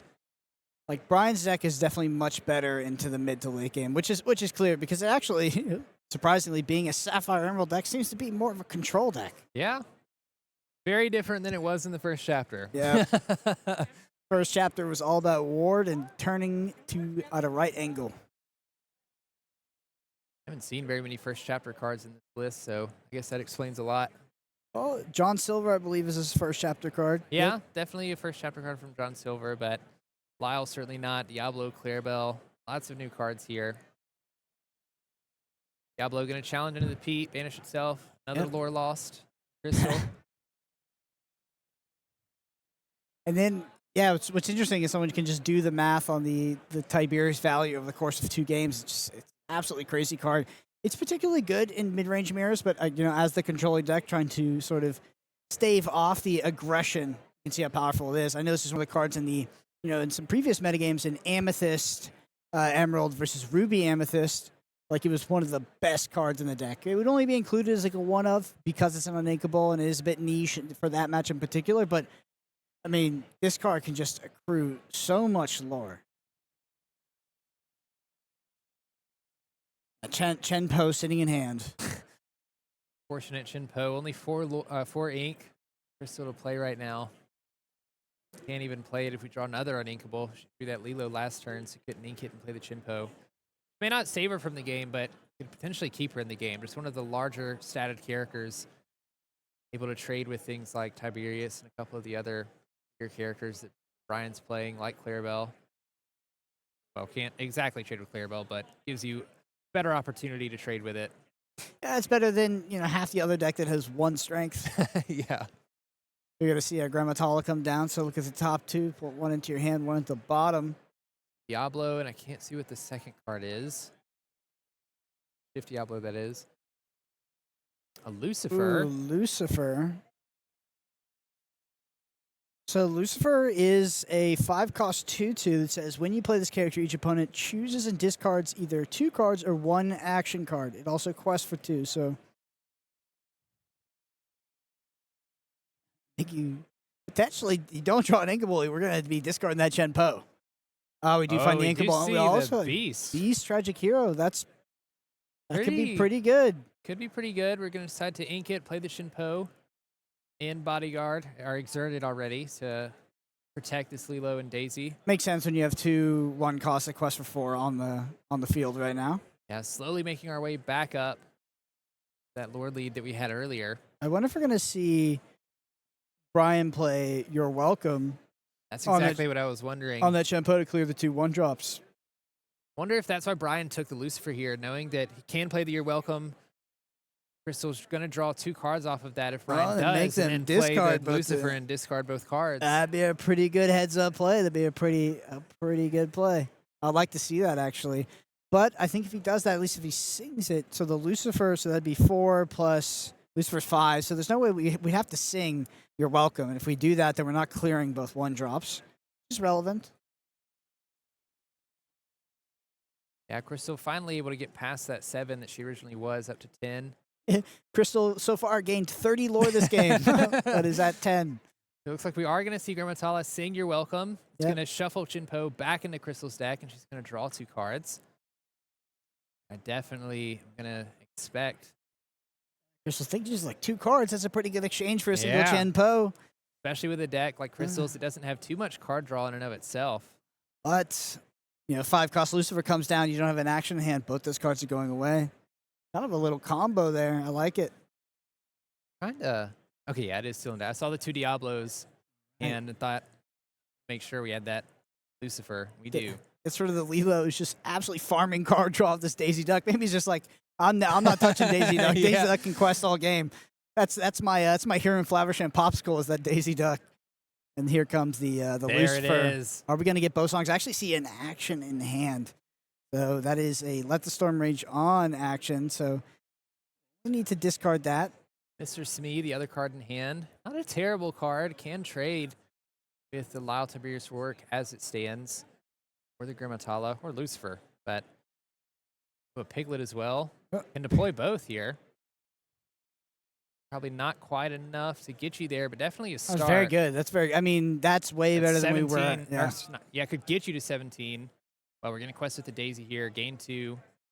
Cloud Kicker. Oh, that's going to be... That's really good here. Yeah, that's rough. And bounce that Piglet back to hand. We would like to find something like a John Silver could be particularly nice in this scenario. Hit that Piglet, make it quest, make it attack into you. One thing to note here, too, is, Crystal has been questing all game. She's up to 12 lore here. Lyle has done insurmountable work at keeping Crystal below 20. Brian still hasn't gained a single lore. I didn't. I did not even notice that. Brian still has some work to do. Let there be no dispute on the archetype of Brian's deck. It is not an aggro deck. As this game goes on and on, as long as Crystal hasn't reached 20 yet, imagine we're just going to see stronger and stronger characters being played by Brian here. Inking another Clarabelle. Play quite a few good options here. Cogsworth in hand. And Cogsworth giving everything resist +1. Gotta imagine we're Cloud Crickering back that Piglet to stop it from questing for 3. I feel like you really need to, especially with Crystal already at 12. Can get rid of the Daisy this turn, but are we just farming the Daisy at this point? I know that there's been advantageous trades that have made us not trade the Daisy up until now, but is it possible that this turn will tell if Brian literally just leaves the Daisy? I mean, if you can keep the Piglet from questing, okay. Yeah, I think it's finally time. Yeah. I think we're behind so much lore at this point that you've gotten a lot of value out of this Daisy. Got quite a few cards in hand, building up a pretty big board. Yeah, I don't think the Daisy ever hit a song or action. It was just always a character. We are going to quest with the Lyle here. Kind of interesting, opening it up to being challenged by the Smee. Brian in the red zone maybe is like starting to feel the pressure of Crystal potentially being able to close out this game. That's a very good top deck in the form of Lilo. I actually feel like Brian has to find something, has to find a way out of this. Has 2 Diablos in hand. This is actually quite risky. So we're sitting at 14 or representing definitely lethal next turn. So yeah, I mean, if Crystal can find another character to play, I mean, we have to assume the Smee gets taken care of this turn. I don't think Brian has another Cloud Kick or anything in hand to bounce the Piglet back. 1-cost Diablo is not what you're looking for. We have 2 Shift Diablos in hand. The 1-cost Diablo, I'm not sure what else we're playing with. Of course, no cards in here for Crystal, so not much of a trigger from that 1 drop. So it's not over yet. I mean, Crystal can definitely get a lot of lore, but there's cards in Brian's deck that can... We're going to trade with both of those characters after they quest, and we could potentially draw more Cloud Clickers. We could draw John Silver, so we could stop Crystal from ever being able to quest to something like 19, especially when we have Tiberius on the board. That being said, the game is quite close now, and Brian didn't really draw the exact card. Are you trying to figure out if Brian can finish the game in 2 turns here? Yeah, I was actually figuring out the math there. Yeah, I was trying to count up how much lore Brian had to see how quickly he could get up to 20, because Crystal can find another character to get this 3 lore off of Piglet and then 2 lore off of Lilo. We're up to 19, and Brian doesn't have an answer for that potential ready character Crystal could find. She could steal this game away. I believe what happened in the earlier rounds too. Did she split that, or was it? I think 2-0 for the opponent. Yeah, 2-0. Oh man, we see another Piglet being played. Getting up to 19. That second Piglet doesn't need 3 characters at this point, or 2 other characters at this point. Win the game out. Brian needs something like a You're Welcome. A Cloud Kicker would be good, or a way to give that Piglet Reckless. Through John Silver, or another Lyle. Plenty of options Brian could find. Is she at 19 or is she at 17? Thought I counted. Oh, she's 17. Okay, my apologies.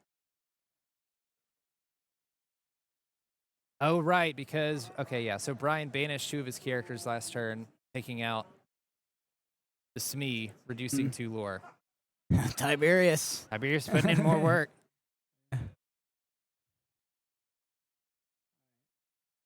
Yeah, so I think Brian's in a pretty healthy spot. Definitely less scary than I thought. Clearing that Piglet and Lilo off the board. And of course, it's going to be going into Crystal's turn with double Diablo triggers. Feels like this is getting close to that lock position. We're going to be drawing so many cards. There's no way that Crystal can actually activate Piglet's ability, drawing the single card, at least from what I understand what's in her deck. So, yeah, I think Brian has assembled. This is I've never seen a deck like this, actually, in Lorcana. I think there is still an out for Crystal to win through Donald Ducks. She can find 2 of the bodyguard Donald Ducks, play 1 next turn, give Piglet an extra lore to quest up to 19. No, because Brian can still banish characters. Yeah, this might just be over. As long as that Lyle survives and Brian has small characters like the Diablos in play that get banished when challenging the Piglet when it Can't quests. banish them, though, because they resist 2 now. Oh, that's true. Yeah, with these Cogsworth, so that could. I mean, it's a long shot, but if Crystal finds it, could be a way to come back. Double draw trigger here for Brian. Crystal counting up. We have 1, 2, 3, 4, 5, 6, 7, 8, 9. So Brian win here, I believe. And I don't think that's going to be enough for Crystal. See the wrong duck. Daisy, not Donald, unfortunately. Yeah. 2, 3, 4, 5, 6, 7, 8, 9. Yep. Brian's got it next turn. Yeah, you got to run that into the Tiberius, but I mean, you just be extending the inevitable. Yeah, don't think you can end the game at that. So Brian taking the match 2-0. I feel really bad for Crystal. I'm not going to lie. Watching her have to fight against these Lyles is tough, man, because otherwise she's getting pretty close. I mean, she's gaining a lot of lore in these games that we're watching her play, but that Lyle Tiberius work, man, just putting in so much work. I'd love to know over the course of those 2 games how much lore is actually lost. Yeah, something like 87. I don't know. It was a lot. I think it's the absolute counter card to her deck, and we just saw it put in work over the course of all of today, but specifically those 2 matches. So, yeah, impressive work. We actually see our Emerald Sapphire list taking it. I don't think that was on a lot of people's bingos card, but I would say that list, it looks quite innovative, right? It's not this. It's not like a cheesy Sapphire Emerald aggressive list that's utilizing Ward. It's more of a sort of lock you out of the game control deck, which is very interesting. I've never seen anything like that before. I'll be eager to see if we can find it in day 2. But that was round 6. We only have a couple more rounds to go, 7, 8, and 9. So with that, we're going to go to a quick break, then be back going right into round 7, so don't go anywhere.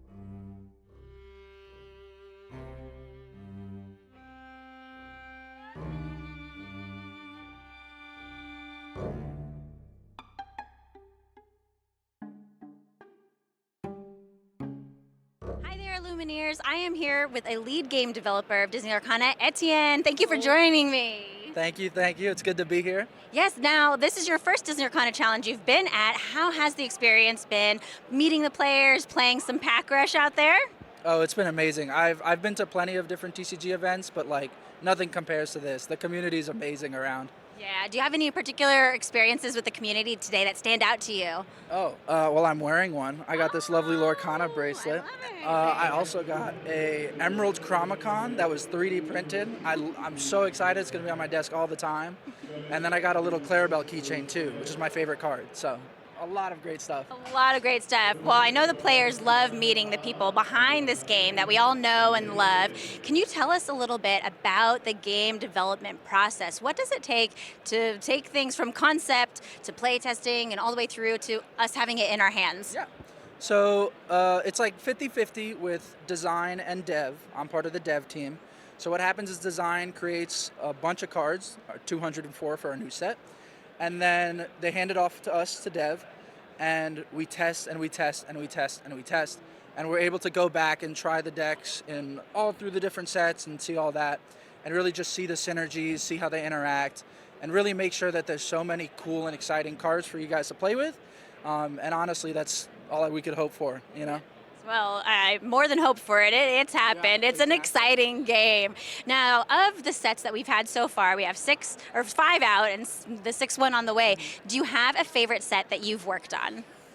I think it would have to be Into the Inklands. It was the first set I ever started testing on, and honestly, I just love so many of the cards in there. But recently, I think it might be Shimmering Skies. Clarabelle is my favorite card, and I love Emerald Amethyst and that you're able to play it like that with set 5, but yeah, definitely that one. Great. And do you get to play wherever you're located? Do you go some local leagues, take a deck with you? What do you like to play? Yeah, so I like to go to locals and just, jam some games with people. When I'm not playing Emerald Amethyst Tempo, I'm trying to cook some different stuff to really show what you can do that isn't explored. Today I brought the Queen, the Peddler from set 3, where you discard and gain lore. And I'm playing her with the Mirabelle that has 5 lore, and things like Try Everything and Sven to ready her again and do it again. And it's super cool and fun.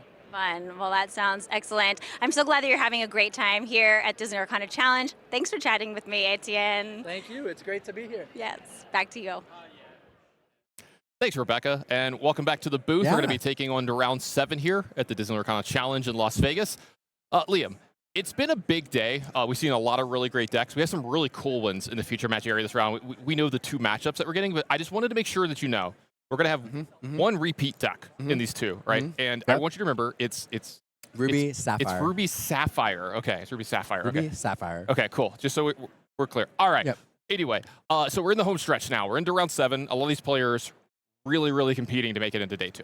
Yeah, all the matches we're going to see, these players are still alive. They still have a chance of making the top cut. They're also still playing for a chance at the Let It Go. So there's a lot on the line here. But in a lot of these matches, they really, really need to 2-0 to stand a chance. Not all of them would be out with a split, but these players desperately want to take both games in these matches. Yeah, absolutely. It's a big deal, right, to make day 2, because I talk about it, yeah, seeding matters. Like you talked about this earlier day, higher seed, you get to choose whether you go first, but just making day 2, just surviving day 1, get into the single elimination rounds, anything can happen. We've seen 64 seeds make it all the way towards the end here in the top 8s and stuff. So just getting into day 2 is so important. Well, enough talking about it. Let's head on another feature match and see if one of these players can get that 2-0 that they're looking for so much. I'm excited for this one. We have, again here, we have a deck that we've seen before. We have Ruby Sapphire, one of the most prominent decks in the meta. It's a deck that's been popular for a while, against a Citrus discard deck, or it's a Citrus deck, probably a discard package. It's a deck that we've seen here on stream already, and a color combination that won in Toronto. So really interesting deck here. I think that this deck likes this. Oh, okay, this is slightly different. Hold on. We're getting a little different vibe from Claire here. That's a Daisy Duck on one. Yeah, fascinating here. Okay, so the Emerald Amber decks are generally running this discard package. This is not a card that you often see run in a lot of these decks, which look very, very similar. Daisy Duck here indicating that this deck is possibly more aggressive. This is a card that allows your opponent to look at the top card of their deck, and if it's a character, they can put it in their hand. So giving your opponent cards for the mid and late, well, whenever, giving your opponent cards but also it's a very, very well-statted character for turn 1. So it's a card that usually sticks around for a little while. And against this Ruby Sapphire deck, one of the ways to beat it, the biggest way to beat it, is to go aggressive early. So Clara doing that here. Yeah, absolutely. I think I see a big version of the Queen in her hand as well, so she might be able to shift that. And yeah, I was going to say, this looks like a slightly different version. I'm interested to see what her exact build is here.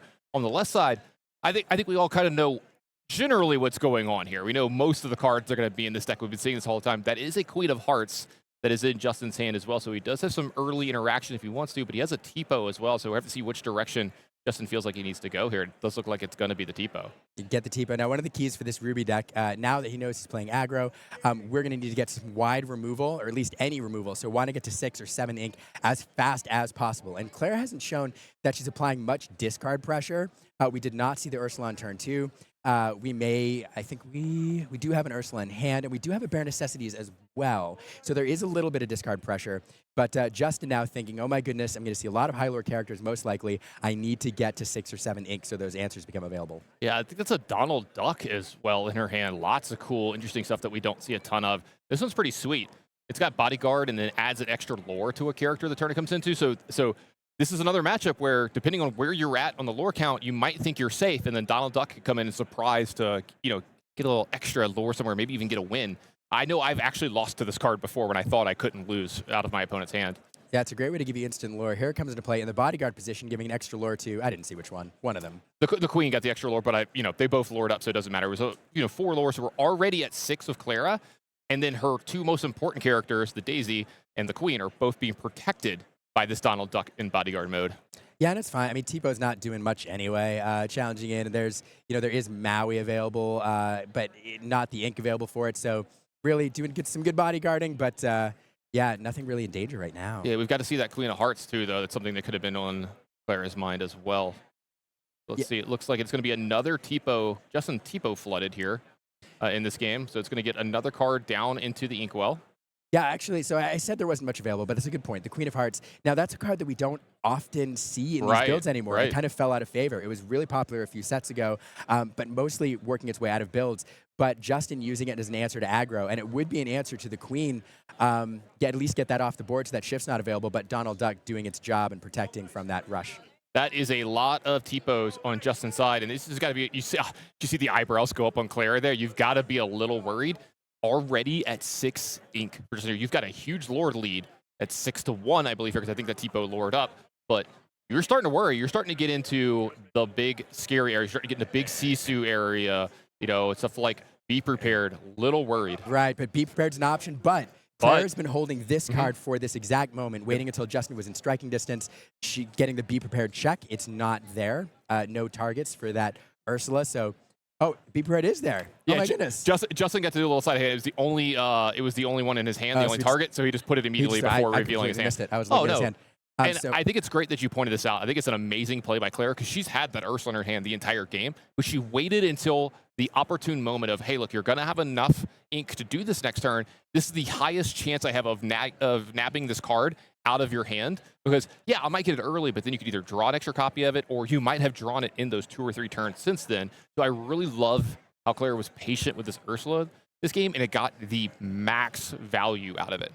Yeah, it's definitely in here not as a pure... So in a lot of these discard builds, it's in here to, yes, pick cards, but also just apply discard pressure. It's one of the best discard cards. But here it's used primarily as a disruptor. Try to disrupt your opponent's strategy, wait for the opportune moment, and pick that card. Now, she could have played it, and I think in previous metas, she might have played it if she's on the play on turn 2 to try to pick a 1 jump ahead. But Tipo now has replaced 1 jump in a lot of these decks, so no temptation to play it early there. Justin will whiff on the Daisy Duck reveal, sending a Brawl to the bottom of the deck. And Clara here in a good position with another Daisy Duck, quite a bit of lore on the board. It looks like we're going to lore up just a little bit more here this turn. Clara doing some math here, trying to figure out what's the worst that could possibly happen to me here. Like you said, you know there's no Be Prepared, but you're still worried about other cards too. Sisu, Maui, a lot of big impactful characters can happen here. Looks like that Donald Duck is going to lure up here. Already up to 8, Clara is. Another Daisy Duck as well added here, so another 2 lore character. Yeah, that Bodyguard's going to protect it from the Queen or any other rush characters. And I love that you pointed out the Tipo thing about Ursula. Also, there's Daisy Duck running around too, so Tipo kind of a pretty sweet spot in the metagame right now where it being character instead of just one jump ahead is actually pretty impactful. Yeah, it allows you to do some interesting stuff. One thing it does do, it's not necessarily in this matchup, but it sometimes, if it's sitting around the board, adds that extra 1 damage to get over a castle when combined with a Maui. So it's definitely had an impact on the meta. Some people are actually running both the Tipo and the 1 jump ahead, using Tipo on turn 2 to then sing 1 jump on turn 3. But here, a lot of Tipos. Yeah, absolutely. And it looks like we're going to go ahead and take a vision of the future here for Justin. And man, I love this card. This card has been so good all day long. It's really good ink early, and then late in the game, you're going to see how powerful it is because Justin gets to look at 5 cards and hopefully find that one that he's looking for. Clear up. Does he find another Be Prepared? Does he find a big Sisu, something that can help him get out of this board state that he's starting to find himself very far behind in lore here? And there's a Maui for Justin, and that's going to go ahead and take care of that Donald Duck. And then the Tipos are going to triple challenge the Daisy Duck. That's going to put 1 on all of them. But Daisy can maybe get traded into here a little easier the next few turns. Yeah, definitely indicating that we didn't draw into that Sisu or Be Prepared. Of course, Be Prepared is susceptible to be picked by Bare Necessities or Ursula, so perhaps it's just a little bit of insurance. But here we're shifting the Queen into Queen Commanding Presence. Interesting play in this deck. Now, this Queen can do a few things. One, it can quest for an additional lore, but it could also modify the strength of both your character and an opposing character, allowing you to make efficient trades. With the lore on the board, though, I don't know if that's what Claire is interested in doing. Maybe just drive the lore total. Yeah, I wonder if they're going to like split the difference here, too. Maybe they pump up the jam on one of their characters here to take care of Maui and get a favorable trade from there to where you only lose like possibly 1 card to it and then lure up a bunch. We'll have to see. It does look like they're going to use the Queen. All right, so they're going to quest with the Queen. Let's see. What are the targets here? Yeah, so this will allow you to trade really efficiently into that Maui. That Ursula looks like a very tempting trade. I got to agree with you here. We definitely know that the target on the other side of the board is going to be Maui, and it does look like it's going to be that Ursula. I think you were right there, partner. Really, really efficient trade by Claire here. And then now we start the Duck. Get rid of that, and we whiffed again. No character to the top there. We sent a 1 jump ahead to the bottom, so we know we're running both. That's good information for Clara because now, knowing that there are 1 jumps ahead in here, she can think about potentially disrupting that in the next game. Although Justin knows that the Ursula's there, and so we'll probably alter his hand and send those away. Yeah. So one thing I do want to talk about in these decks is we don't usually see hyper aggro in this color pairing. Usually this is a discard package, but we do see hyper aggro in Amethyst Amber. And although Amethyst has some instant lore cards which can push you over the edge if your opponent gains control of the board, Amber doesn't necessarily have any instant lore cards, but it does have a fun bodyguard available named Blue. Blue is a card that once he is banished from play, you gain 2 lore. So it's similar to the Goat in that once it's placed on the board, it represents either 1 lore a turn when it's going to quest, or it's 2 lore when it banishes. So if Clara does manage to get to the point where she gets to 17 or 18 lore, and Justin gains control of the board with one of those board wipes that he has, that's an option that she has to end the game. Absolutely. Now we see a pretty impactful turn, or a big turn here for Justin that he needs to do. He's got a lot to deal with on the other side of the board, and not a lot to deal with it. He's got these 3 Tipos, all of which, if they challenge, are going to be going to the discard bin. But, he got a couple extra cards here at the Towers from this turn, but I don't think he could deploy any of them other than the Tipo, right? I think it's just a Madam, a Dragon, and a Tamatoa. So just to try to think out, how do I get myself out of this? Because Claire's already at 15. If he takes care of the... Let's say, I think here, the Daisy Duck and the Ursula, that's still 4 on the other side. And like you said, there's Donald Ducks and there's Baloo's here that could be in a situation where, okay, now you can't win at all from this spot. So Justin really thinking about how to do it, how to get out of this from this spot. Yeah, unfortunately, not enough ink for that Madame Medusa. He'd love to play that. And yeah, we can definitely prevent Clara from winning on the next turn, taking care of the Ursula and the Daisy, but it's gonna be tough. So Justin can draw into answers. Again, he can clear both of these eventually, but once again, that Baloo now, after this turn, with Claire sitting at 19, is going to be a game ender. If she plays Baloo. I haven't seen it yet. Yeah, and I assume it's in here in this hyper. I would assume as well. That card is really good in these decks generally. They usually play at least a couple of copies of it. It's a good curve filler. Like you said, it protects stuff like Daisy Duck, the Queen, You know, if you're early, you know, Cursed Merfolk, I got to believe is a card that's in here, and you can get an extra quest out of those cards. That is huge in these matchups. Because, I mean, look at this Lord lead that Clara has coming out of the gates running. Yeah, just hyper aggressive. So taking enough off the board so Clara cannot win on her turn, but just unfortunately didn't find all of the answers he needed. So I'm hoping to draw into a Be Prepared this turn, perhaps, or, I mean, Sisu wouldn't take care of the queen, and there's not, well, there is enough power on the board now, there's strength rather, to take care of the queen with just the characters on board. So anything that can remove that Daisy Duck would be, oh, that's an answer, though. That's a Scar. That's an answer, yeah. So that will allow, Clara knows now a Scar is in Justin's hand. One of the things about Daisy Duck that we overlook a little bit is, on the one hand, it does give your opponent a character sometimes. On the other hand, it does give you information. So Clara now knows that Justin drew into that answer and can choose whether to make both her characters vulnerable to being removed by that Scar. I think that, thinking about it right now, knowing that Scar can remove both the Queen and the Daisy Duck. But yes, I think this is the right play. Heading up to 19 now, a blue away from winning the game. Yeah, lots of different ways. Yeah, set yourself up to have just the best chance possible to win the game, like you're talking about in this. Looks like it's going to be another Queen, non-shifted this time, full retail value for Queen as well. But now Justin has to deal with this entire board. Has to deal with the board, and unfortunately, a lot of your answers, the Madame Medusa is available, but it can't choose the Queen. There's just, I mean, we do have the Maleficent. We can challenge one of these creatures or characters, but not enough to do with multiple. Okay, Vision's going to take a look at the top 5 from Justin here, maybe trying to find an answer to get him out of this. But with him taking this much time, I don't think it's there. Yeah, I mean, the Be Prepared is really the ultimate answer here, but I think he's actually not going to be able to pull this off. A lot of pressure. And he's thinking it through. Maybe there's a convoluted way he could figure this out. If anybody's going to figure it out, it's definitely going to be Justin. Yeah, but it's not the answers. Maleficent will answer the ready character, and that's it. He's going to put the 5 back. He's like, I'm not even going to get a card. Not going to show anything extra here, but that's enough for this game. And wow, what a barn burner for the first game here. We were expecting, lemon lime like we'd seen earlier, maybe some Under the Seas, some stuff like that. And boy, were we wrong, and boy, was that game fast. Yeah, it is fun. I mean, after the last few challenges, you see lemon lime, you see the citrus deck, you expect the citrus discard package because it's very good. But here, hyper aggro in Amber Emerald. We've seen it before, but it's definitely not the prominent deck in these color combinations. So, wow. And this is a very, very favorable matchup for this deck. What the Ruby Sapphire decks are doing in the early game is you're giving up a lot of board presence and a lot of board control in the interest of advancing your ink resources and getting into the end game where you can use these cards. But one thing I will point out is we did see the Queen.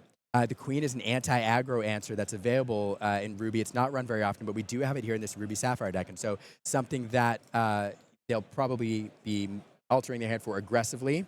It can't answer the Daisy Duck on its own, but it would give it a couple turns. It can, and it can also answer other high lore early game questers like Lilo.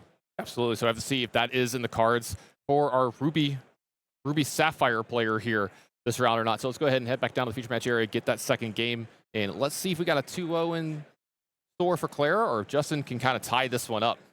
Now, if there's one thing that aggro likes, it's being on the play.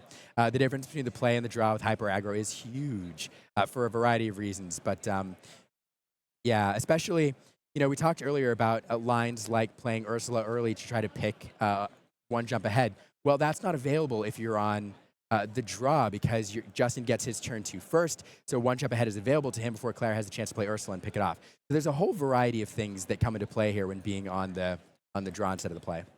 So turn 1, Daisy Duck, exactly what Clara wants. And turn 2, one jump ahead. Another really good one here for Justin as well. So both these players out to pretty good starts. I would venture to guess that's a card he might be sending away if he's on the draw, but happy to keep it here on the play because, again, it won't be picked by the Ursula. No. Wow. So much lore. Second Daisy Duck followed up by Pegasus here, though. Madame Medusa added to Justin's hand. It's going to be a little slow, but he's already up to 3 ink, about to go up to 4. If he has another ramp spell, that's a Maui and a Be Prepared. He's got a couple of things that he can start to deal with the board. So Clara, though, has so much lore in play already. Yeah, that is true, but quite a few answers there. I think I saw 2 Be Prepared, unless I'm mistaken, and a Scar, and the Maui, and the Madame Medusa. And a Brawl. And a Brawl. So, I mean, all of the removal answers here. I think the biggest thing for Justin here is how's he sequence his hand out. You know, how do you play the next couple turns? What are you inking to make sure that you get to do all of your stuff? So it looked like we're going to start with a Brawl, the Daisy Duck. Yep, I think that's about where we're going. And we're going to go ahead and ink one of the Mauis away. Yeah, you really have to. Look at all the uninkables there. You have the Lucky Dime, Scar. Like, all of these, I think, are uninkable. So Justin now in a bit of a bind. He needs to draw into a Quill or inkable cards consistently because everything in his hand is uninkable. I see another Ursula lurking in Clara's hand. I wonder how patient she's going to be with it this game, but does have a really good target. There is that Be Prepared. But I think there's a second copy for Justin. Yeah, there are two. Yeah, if Clara has any... Oh, and a nice, beautiful Rapunzel there. Oh, absolutely. But here, you know, Free to Quest, going to look at the top card. He's going to whiff there again. I mean, Justin would have loved to draw that. Oh, my goodness. But instead, it's going to the bottom. Would have loved to draw an inkable character. That's unfortunate. And let's see what Clara will do here. Looks like she's going to follow this up. Is that the Baloo that you mentioned so many times in the first round? That is the Baloo. So we do know Clara's playing it. It's going to come on board probably in the bodyguard position. She knows that Justin has 4 ink right now, if I'm... Yep, 4 ink. So the Maui would be available to remove Daisy Duck, but instead Baloo's going to sit there and guard it. So we did draw into an inkable card, though, which is great. And so now at 5 ink, but nothing to be done. So unfortunate for Justin here, having to ink that Maui the turn before just because he's running low on inkables, and now nothing to do with 5 ink this turn. That could be game breaking. And if you're Clara, I think you're gonna. Clara seems really good at this game. She looks like she's the kind of person that would pick up on this kind of play over the last 2 turns. You inked a Maui, and then you went into turn 5 with ink and didn't do anything. Oh, your hand has all uninkables in it. Yeah, and this deck can run pretty high on the uninkable count because it gets an assist from cards like Fishbone Quill or Tipo, right, which allow you to send uninkable cards back. And so we're actually seeing the effect here of not playing a Tipo. Well, I mean, you got the ink out of it anyway, but Tipo being on board would have been nice. But yeah, this is a rough spot. So Justin now, of course, has to, I mean, you know, the analysis here is easy. Needs to draw into inkable cards. That's interesting. So here we see a Clarabelle. Yeah, this is the 3 ink Clarabelle. Yeah, and so when you play Clarabelle, if an opponent has more cards in their hand than you may draw a card. I think Clara's going to take advantage of that. Absolutely, and yet again, doesn't have to use that Ursula just yet. She's showing that patience on that card just again. You know, we know that Justin has 2 copies of Be Prepared. She doesn't know that, so she's trying to pace that out as perfectly as possible here.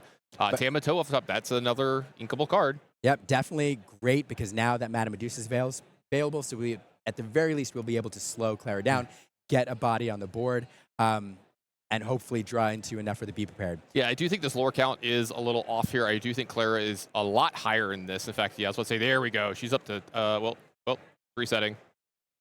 Give our technology just a moment. Folks at home, there we go, 9-0. That's about right. I was supposed to say, I think she was at night. So it does look like the Clarabelle was picked off by the Madame Medusa here, though that is something that only quests for 1, not for 2. So kind of interesting we went for that over the Daisy. But maybe Justin just needs to have the duck stay in play because he's hoping to hit. Yeah, he's hoping to hit something like another inkable off the top of his deck. And this also does a good job of keeping the bigger Clarabelle away. Yeah, that's right. Clarabelle is shift target there for Clarabelle light on her hooves. It's a card that will allow Clarabelle to draw as many cards in her hand, draw up to her opponent's hand count. And so definitely Justin choosing to prioritize getting rid of that over a higher lore character. So I do want to mention again, you know, we talked a lot about this Baloo, and we do see Clara with 9, but as you're watching this, remember that Baloo generally represents 2 lore. There is a way around it if Justin's running Let It Go, which will send it to the Inkwell and not banish it. So there are outs. There's also a Hades, which could get around it. But most of the time, that Baloo is going to get you 2 lore if it leaves. So Clara effectively sitting with 11 lore right now. Absolutely. It's going to go ahead and get up a lot more lore, like you said. Going to go up to that 11. Does she want to lure up a little bit more this turn? Yeah, we did see the Ursula pick a Be Prepared. So Clara knows there's another one available. And now having to choose, now there comes a bit of a decision because knowing that other Be Prepared there is available, Clara's going to have to think about, you know, not overextending here, not going for the win necessarily right away because with another inkable, that Be Prepared will clear the board. I can't remember the other 2 cards that are in Justin's hand, but I remember at least one of them was not an inkable. Is the 3rd card also uninkable? It was a Lucky Dime and a Scar were the other 2 that he was sitting with for a while. So Yeah, both uninkable if that's what remains in his hand. And so I think whiffing Clara, whiffing again here, but that's another uninkable. So Justin's actually kind of okay with that, right? You know, he's hoping to get an inkable card off the top of his deck here, and I think maybe Clara was thinking about something like that. What if I accidentally give him the card that can let him ink here? So let's see. Yeah, I know. Draws for turn. I think it's an inkable. It is an inkable. Yeah. I think it was Chicha. Fun card we see worked in some of these decks. Not a lot, though.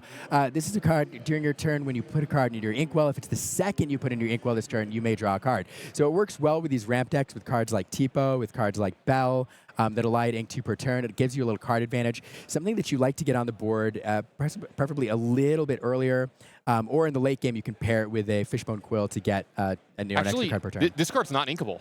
Oh, no, I'm sorry. It is uninkable. Yep. Oh, no, he drew an uninkable here. He can't play the Be Prepared. And if you're Clara, you know the hand that Justin has because of your last turn, Ursula. And, oh, boy.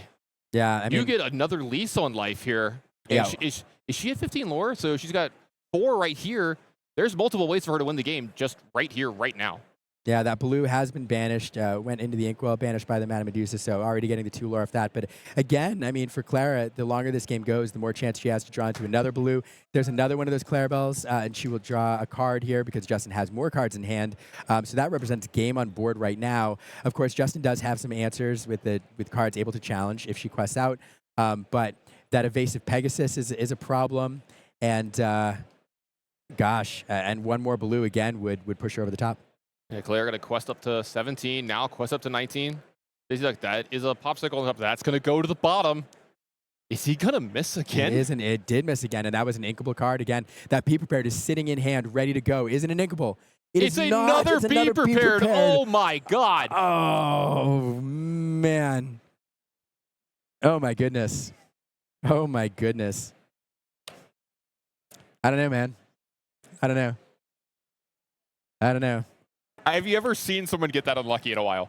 I don't know. I mean, look, he doesn't win the game, right? I actually think Clara probably still wins the game, even if he gets the Be Prepared off. She's going to keep her, deploying more characters. But once you miss it the first time, it's pretty bad from there. But it's like extra salt to the wound once you miss it the second time, the third time, and then you're taking cards from top of your deck. Like, I wish I could have this one, but I'm putting it to the bottom because of the Daisy Duck. Just wow, I've never seen anything like that. Every time. I mean, it's a rough when you're like, all I need to draw is an inkable card.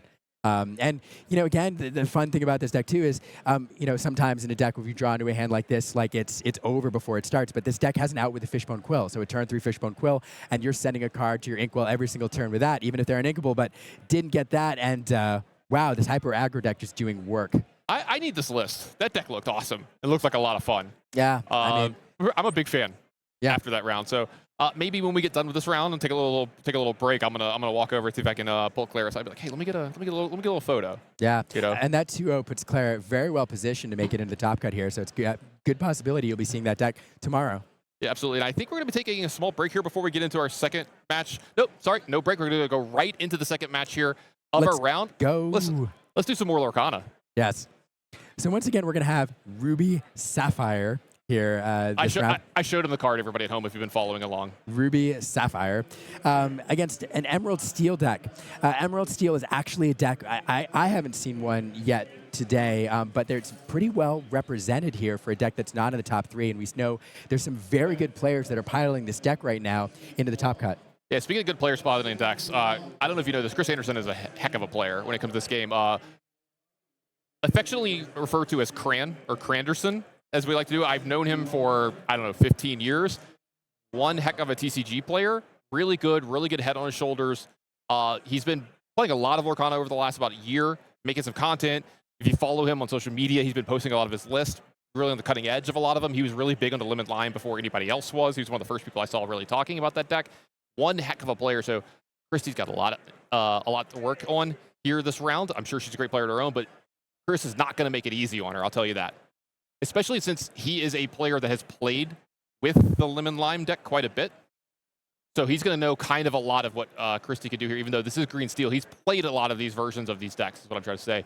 So it looks like we're going to have a turn 1 ice block from Chris back over after no play from Christy. Yeah, not the ideal turn of play. It is uninkable, so it's often when you're playing in favor of a popsicle for that reason, but love to get a popsicle. But here, kind of an interesting opening hand here. I think we had 3 morphs in the opening hand. Morph, of course, is a card with a variety of Floodborns that can make use of it in these colors.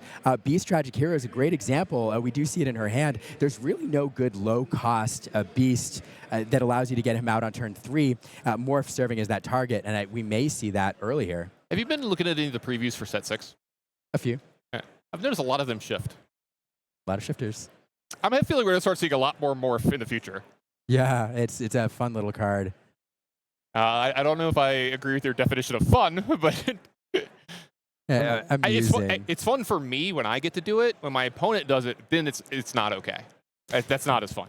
So Chris here makes an interesting play. So knowing that what this deck wants to do is apply early hand pressure, usually. Most of these Emerald Steel decks are running some sort of discard. And one of the ways that Christie wins this game is forcing Chris to discard early. Because Chris, with a lot of his ramp cards, with cards like Tipo and with cards like Fishbone Quill, are making use of the cards in his hand in order to fill his inkwell. And with a little bit of discard pressure, you can really interrupt that. And if you don't draw into a Harem Flaversham in the mid game, it can shut you down early.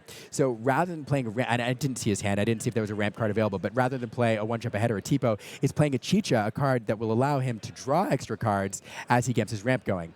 But Christie's saying, not going to allow you to do that, shifting the Beast here on turn 3, singing Strength of Raging Fire, dealing 1 damage to Chicha, and Chris here with a really efficient answer, brawling that Beast Tragic Hero, effectively a 2-for-1, and resetting the board. So, gosh, just a back and forth here already.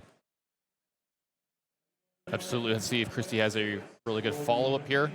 And, oh, yeah, I absolutely love this. Being able to take care of items with some of your main deck playable cards, really, really good. This is the one-drop Clarabelle, but when it comes to play, you can spend an extra 2 ink, and it takes care of an item here. Really good in this matchup for sure. But that Ice Block, I think Chris is okay if he loses that one, but he gets to keep his Quill. Yeah, absolutely. Absolutely true. But again, this is a card that's going to make the extra use of the cards in Chris's hand. And so Chris needs to find some sort of draw answer here, because if Christie draws into an Ursula or even a Sudden Chill or something that starts putting hand pressure on, he could burn out kind of early. That Fishbone Quill will give him some insurance against drawing into a hand full of uninkables like we saw in the last game. And Grandma Tala here is a fine card. It doesn't give you a card advantage, allowing you only to gain 1 card when she's played, but it replaces itself. And those are the kinds of cards that Chris wants to be playing here in the mid game. A little bit of card quality too. You get to look at 2 of them and pick the one that you want out of it. So, you can find an inkable, find a card that's a good answer here as well. But yeah, Christie getting pretty low on cards here, and a lot of these don't have a ton of impact. I see another Morph here. I think I saw a 1-drop Robin Hood as well, when she really, really needs some of her bigger, more impactful cards here. I think along came Zeus with the last card in her hand. Yeah, I was going to say, it looks like that's what it is. But a lot of good top decks to be able to shift on. Bigger Clarabelle will be really, really good for her here. But you see Chris maybe kind of has that in mind here as well, getting some of these cards out of his hand as soon as possible. Just so if he's probably going to have more cards in his hand when the big Clarabelle comes down for Christie, but he can mitigate that as much as possible. Yeah, so interesting play before. He did send Be Prepared into the Inkwell. One reason I think is Scar serves as a bit of an insurance policy. You can remove multiple characters with that. But 2, knowing that there is item removal in this deck and as Fishbone Quill is susceptible to getting removed, if Christie managed to play another one and remove that item, Christie would have been sitting with like 3 or 4 uninkables in his hand, forcing him to ink cards that he'd rather be playing. Yeah, go ahead and plays a Madam here as well. Takes out that pesky little Morph out of the way, just because, like you said, there's so many cards you shift on this. You're not 100% sure what your opponent's list is. You want to make sure that you could deny them the most possible plays here. Because, look, they already have the small Clarabelle. You could shift onto that no matter what. But what if there's another big character that you don't know about? So, looks like we got a whiff with the Ursula here. No, so we saw this last round, right? So Christie, now I think she drew into this, but playing it on turn 6, let's say she had it, is exactly what you want to do to play around that Be Prepared. Chris getting rid of it early, knowing that that's a possibility. Now we whiff, sitting in a Scar instead, and saving him discarding that Be Prepared. Yeah, we've seen Scar get played a little bit here again, kind of falling out of favor, and I'm kind of liking it. It's dodging these cards. It's dodging Ursula, it's dodging Pete. Bare Necessities, and a few of the other things that have in the past been able to pick off something like, Be Prepared as well. So this is another extra copy of it that can get around. Plus, you could draw it off the Daisy Duck that we saw in the round before. In the games before. So lots of cool stuff to like for Scar here. Yeah, and another reason is Pete. Pete is a card. That's another great example, yeah. Yeah, so you see a lot of these decks shifting away from the Be Prepared type removal into character-based removal, like the Sisu's, or in this case, Scar. And Chris goes ahead and look. Sometimes you have to play your Maui or you have to play your Scar when there's no target for it to challenge into, and you can't quest with it right away. It has rush, but you might as well spin the ink while you've got it. Yeah, that definitely presents a threat in the board. Christie now unable to quest with much without the Scar being. I mean, and even realistically here, a lot of stronger characters in Chris's side of the board. We will play Along Came Zeus to get rid of that Scar. Yeah, nice play for Christie here, finding a really good target for Along Came Zeus. Denying Chris any value off that card and getting to kind of trade 4 ink for 7 here. Yeah, so this is gosh, a fun game here. Another thing, to pay attention to, there's another reason to play that Scar and to keep your hand kind of low. You don't want it empty necessarily, but you want it kind of low. And that's because one of Christie's ways back in this game is drawing into more cards, drawing into discard cards. But if she can, using a Clarabelle, if she can shift that Clarabelle and draw up to Chris's hand total if he's sitting on a significant number of cards, that's the way she gets back in this game. So Chris very cognizant of that line that's available and is going to keep his hand not super low, but low-ish. Yeah, no, it's another really great catch. In these spots, I think a really good way when you feel ahead in the game is like, what does it look like when I lose from here? How do I lose from here? What happens when the game starts to get out of hand for me? And I think that's one of the ones is a Clarabelle comes down and then your opponent starts drawing extra cards every turn and it becomes a problem. And it looks like, speaking of problems, that's a big old dragon. There she is. Maleficent Monstrous Dragon, a card from set 1. One of the D23 preview cards, making short work of that Ursula. Ursula, there's a lot of cards that it could have sung if Christie drew into it, a lot of 3-cost cards that sings by itself. There's, Let the Storm Rage On, which would allow Christie to draw 2 cards. Also something like Sudden Chill, which would have forced Chris to discard. Of course, his hand is empty, but just doesn't want to deal with that, gets rid of it. And now with a pretty imposing board state. And I will say, one of the things for Christie is there's some decent removal in Steel, but it's damage-based removal. These are some stronger characters on the board now with Maleficent. I mean, you can take care of it with Along Came Zeus, but there's no board wipe. And so, yeah, it's going to be a challenge to deal with all of this.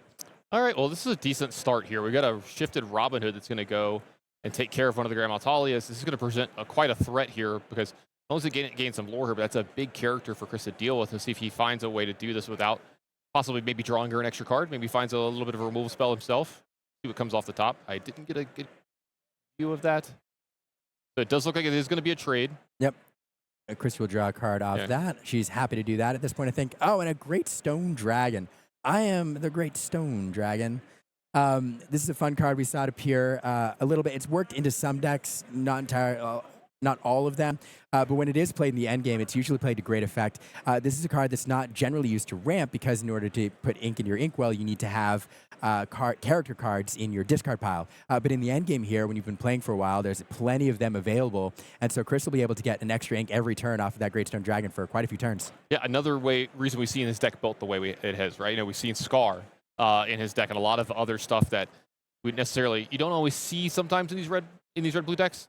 These Ruby Sapphire decks, and Great Stone Dragon can really take advantage of the fact that he's playing a little more of a heavy character version of the deck.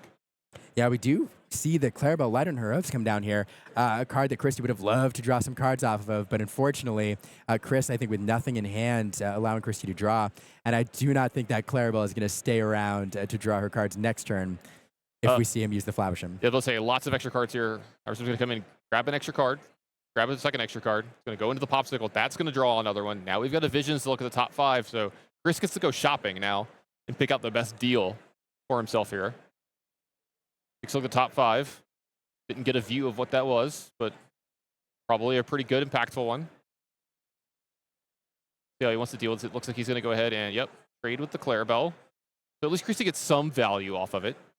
Goes ahead, uses the Great Stone Dragon to put another card into his inkwell. And passes back with 2 cards in hand.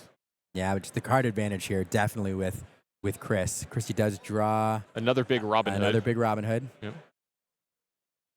Not a terrible card to draw into, but you need to start rebuilding your board here. Yeah, this is the situation you usually don't want to be in with Ruby Sapphire, is getting into kind of a top deck war because they have so many cards in their deck that just cost 8 and cost 7 and cost 9, and you still have 1-drops. That's like true. Yeah. I mean, that's why this deck, they say, has inevitability because their cards in the endgame are just better. When you're playing the better cards every turn, you're going to take it away. And then with a better card draw on the board right now, Flavisham going to draw extra cards per turn and 2 extra cards per turn. Yeah, it should be enough to get this game done with for Chris. Goes ahead and puts that Popsicle into the discard pile, into the banish zone. Yeah, here we go. This is a fun card paired with the Great Stone Dragon. So now we're going to put another card in that's going to trigger Chicha, allow him to draw a card. We're also going to use the Great Stone Dragon. Chicha does say if it's the second card put in your inkwell every turn, so it doesn't mean you can keep drawing when cards go in. You can only use it with the second card, not the third, not the fourth. Yep, and then a Madam behind that to take care of the Robin Hood. All of the offensive threats of Christie has been taken care of, left with just these lonely Ursulas and nothing else to do. Chris at 12 lore. Christie up to 5. Back over to Chris here. Tons of cards, lots of ways to get some advantage as well. Another Visions here, a card I think is really, really having a huge breakout here this weekend. A lot of the blue-red players I've been talking to are talking about this is one of the best cards in the deck now. Yeah, I mean, some very good players saying, I think this, quote, I think Vision of the Future is low-key one of the best cards in the set, if not the best card in the set. I've been saying it since I've seen it on the spoiler. I think this card is awesome, mostly because of specifically this deck right here. It is so good in this deck. It's great to cast this, to play this at almost any turn of the game. It's an inkable early in the game for you as well. And then at spots like this at the end or in spots where you're in a problem, it goes and finds exactly what you need. Here's another big drop. Sisu is going to take care of both of the Ursulas. Oh dear. For Chris here, he wants to get the pure victory. Only I get to play the game from here. A Fishbone Quill getting added there. A couple more quests going to bring Chris up to 14, I believe. He's going to pass back over. Christie's going to draw a card, and that's going to be enough for her for game 1. Golly. Chris's deck looked great here in this game. Christie's could have definitely been a better draw for her in this game. Yeah, it could have been a better draw. Although, I mean, I'll point out one of the key plays here was that Brawl on Beast Tragic Hero. I mean, that's a card that could have gotten Christie's hand going, gotten some extra lore. But yeah, removing that early definitely set her back, and I'm not sure that she ever was able to recover. Yeah, just not a good enough early game for her. We've seen that if the blue-red deck is going to stumble, if it's going to lose, it's kind of like what we saw in the first half of this round where you need to come out swinging and swinging hard, and you need to keep applying the pressure as much as you possibly can, because every now and then the blue deck, it'll stumble for a turn, right? It doesn't always have the best. It seems like it always has its best draws, but it doesn't always have the best draw. And if you can make it stumble for one turn where they don't play something huge or impactful or whatever, you can really take advantage of it from there. Otherwise, you have to play perfect and draw really well to get a win in the late game. For like you said, the inevitability. That's true. And hand pressure is the other key. You really need to prevent the Ruby Sapphire player from ramping early using cards like Fishbone Quill or Tipo. Sure. And so, applying the hand pressure and putting that Ruby Sapphire player behind early, Ruby Sapphire player behind in their hand early is really key. And, Christie not able to do that this game. Absolutely. We'll see if she's going to be able to do it in the second game, because both these players really needing every point they can get to get themselves into day 2 and in the best position for day 2. So let's see how that second game is going to play out if we head back down to the feature match area. Yeah, and I do think that this game, could go either way. I do not know Christie's build. There are multiple ways to build this Emerald Steel deck. There are some that lean a bit more into the discard with cards like Prince John allowing you to refill your hand, and then there are others that lean different directions. And so, depending on what build she's on, she might not have some of those discard options available, and maybe running a more aggressive build. So we'll see if she manages to do that here. And Chris, of course, has a lot more information here on the mulligan as well, able to alter his hand into the best possible opening for this pairing. Absolutely. I think I see 2 1-drop Clarabelles for Christie as well, a card that can do a lot of work in this matchup. We've seen, I believe there's going to be, 4 Quills in this deck. We've also seen the Great Stone Dragon as well, so lots of really good targets for her early in the game that can get some value for Chris later. Even if you just pick off a Popsicle or something half the time, it's not horrible to do so, because it can disrupt the draw from Chris where he has a Haversam or whatever for turn 4, and then if he doesn't have an item, then that card's nowhere near as good as it should be. Yeah, and this is actually not a terrible hand, I think, for what she wants to be doing. You have the Robin Hood on turn 1, the Shift on turn 3. In the middle, you can play the Ursula if you want to apply some hand pressure. And since you're on the play, you can disrupt a 1-jump ahead if that's the way that Chris is going. You also have, there's something else I saw that I was really excited about, and I'm blanking on it. I lost sight of the hand. It's been a long day. Yeah, no, but not a terrible opening there. Shifting that Robin Hood on turn 3 is great. Chris probably altering his hand aggressively for a Brawl, knowing that a Robin Hood or a Beast Tragic Hero is possible on turn 3, wants to shut that down as early as possible. Oh, that was the other thing, the Clarabelle. If Chris is counting on a Fishbone Quill to ramp on turn 3, Christy can actually save that Clarabelle instead of dropping it on turn 1, save it until that Fishbone Quill comes down and interrupt that ramp. Well, she is not loath for 1-drops in this game. I think she had 3 1-drop Robin Hoods in her opening hand here. Kept one of them and then drew 2 more, I believe, off of the reshaping of her hand. And we got a pretty good start here for Chris Anderson. That early ramp that doesn't involve items is going to be in a pretty good spot for him. That's a T-Po on turn 2, getting the 3rd ink into there. That is an Ice Block, though. That is at least a target for Clarabelle on turn 3 if Christy wants to do that. But we'll have to see how much and how aggressively she's going to go after these items. There are some, higher priority ones as the game goes on. I love players that chat a lot when they play, too. I'm on the chatty side. Pretty obvious. You don't say. Yeah, pretty obvious. I'm on the chatty side. I like to talk quite a bit when I'm playing. And I like the social aspect of the game. And, especially when we're getting to play here in person, right? Like, this is awesome. We're getting to fly all over the country playing Disney Lorcana. Like, life is great. I agree. And getting to do this is really fun. That's a morph there for Christy. But just love seeing the camaraderie between the players here. A lot of smiles on faces, win or lose in the rounds, having a good time. A lot of sportsmanship. Seeing a lot of handshakes and fist bumps after the rounds. Love seeing that from these players. It's also just, it's so, it's addictive. And it's like infectious too with how happy everybody is and how just awesome the whole community is here. I'm getting all warm and bubbly inside. I need to stop. Get a little too sentimental here. All right, this is kind of the play that I was talking about, but Chris was able to do this ahead of the Clarabelle being able to take care of the Ice Block. That's a Hiram that had an item sitting around and it was able to take care of it. Now, Ice Block not quite as tasty as the Popsicle, but it'll do. Christy choosing last turn, had the Ursula available, choosing to save it, instead putting a Morph in play, giving her 2 targets to shift onto in case that Chris removed one of them. It's a little bit of an insurance policy there. So we do have the Robin Hood shift available. We could shift and then sing, let the storm rage on, removing the T-Po. So we'll see which way we choose to go here. Yeah, so we'll see. I like the shift line, but I'm trying to figure out if anything after that is actually like something that you want to be doing or that is super impactful. Because yeah, you can put some damage on Hiram. You can get rid of the T-Po, but like neither one of those is like getting you super far ahead. Like the Strength of a Raging Fire is like fine, but not great here. Like questing for 2 might just be better. But then you're exposing yourself to a Maui possibly here if you do that as well. So there's a lot to think about this turn if you're going to shift Robin Hood and what you do behind this. Yeah, so let's see. So it doesn't. Yeah, there we go. We are shifting the Robin Hood, and we are going to sing that Strength of Raging Fire, remove that T-Po. Now this does get an uninkable out of Christy's hands, allowed her to draw into a card, giving her more options, see more of her deck. So not a terrible play there, getting that off the board.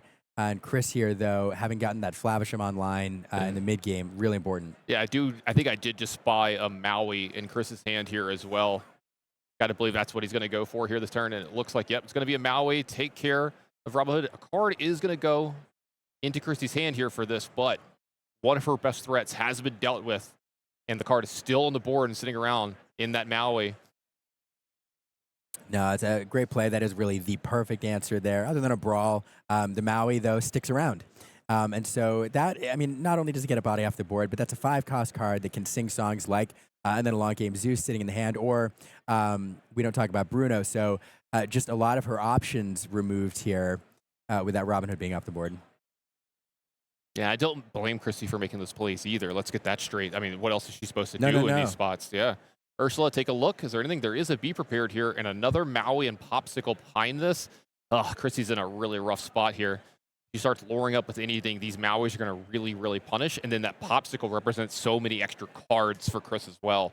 So that's about one of the worst 3-card hands she could see where she still gets a song. The Popsicle with the Flavish on board is frustrating. Other than that, the hand isn't all that threatening, but that Popsicle represents 2 cards.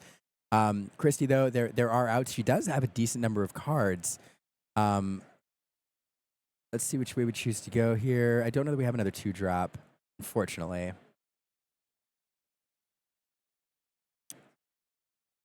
So there are some outs available here. So Chris is going to probably exert his Flavisham there. It's a card that Christy would like to get off the board. So if Christy draws into something that you can shift onto Morph, whether it be Tragic Hero, Robin Hood, Champion of Sherwood, or another Floodborn character, she can shift and then sing along came Zeus, dealing 5 damage to the Flavisham, finishing it off with the Ursula. So there are options here to kind of get control of the board, ish, but definitely have to draw into the cards she needs.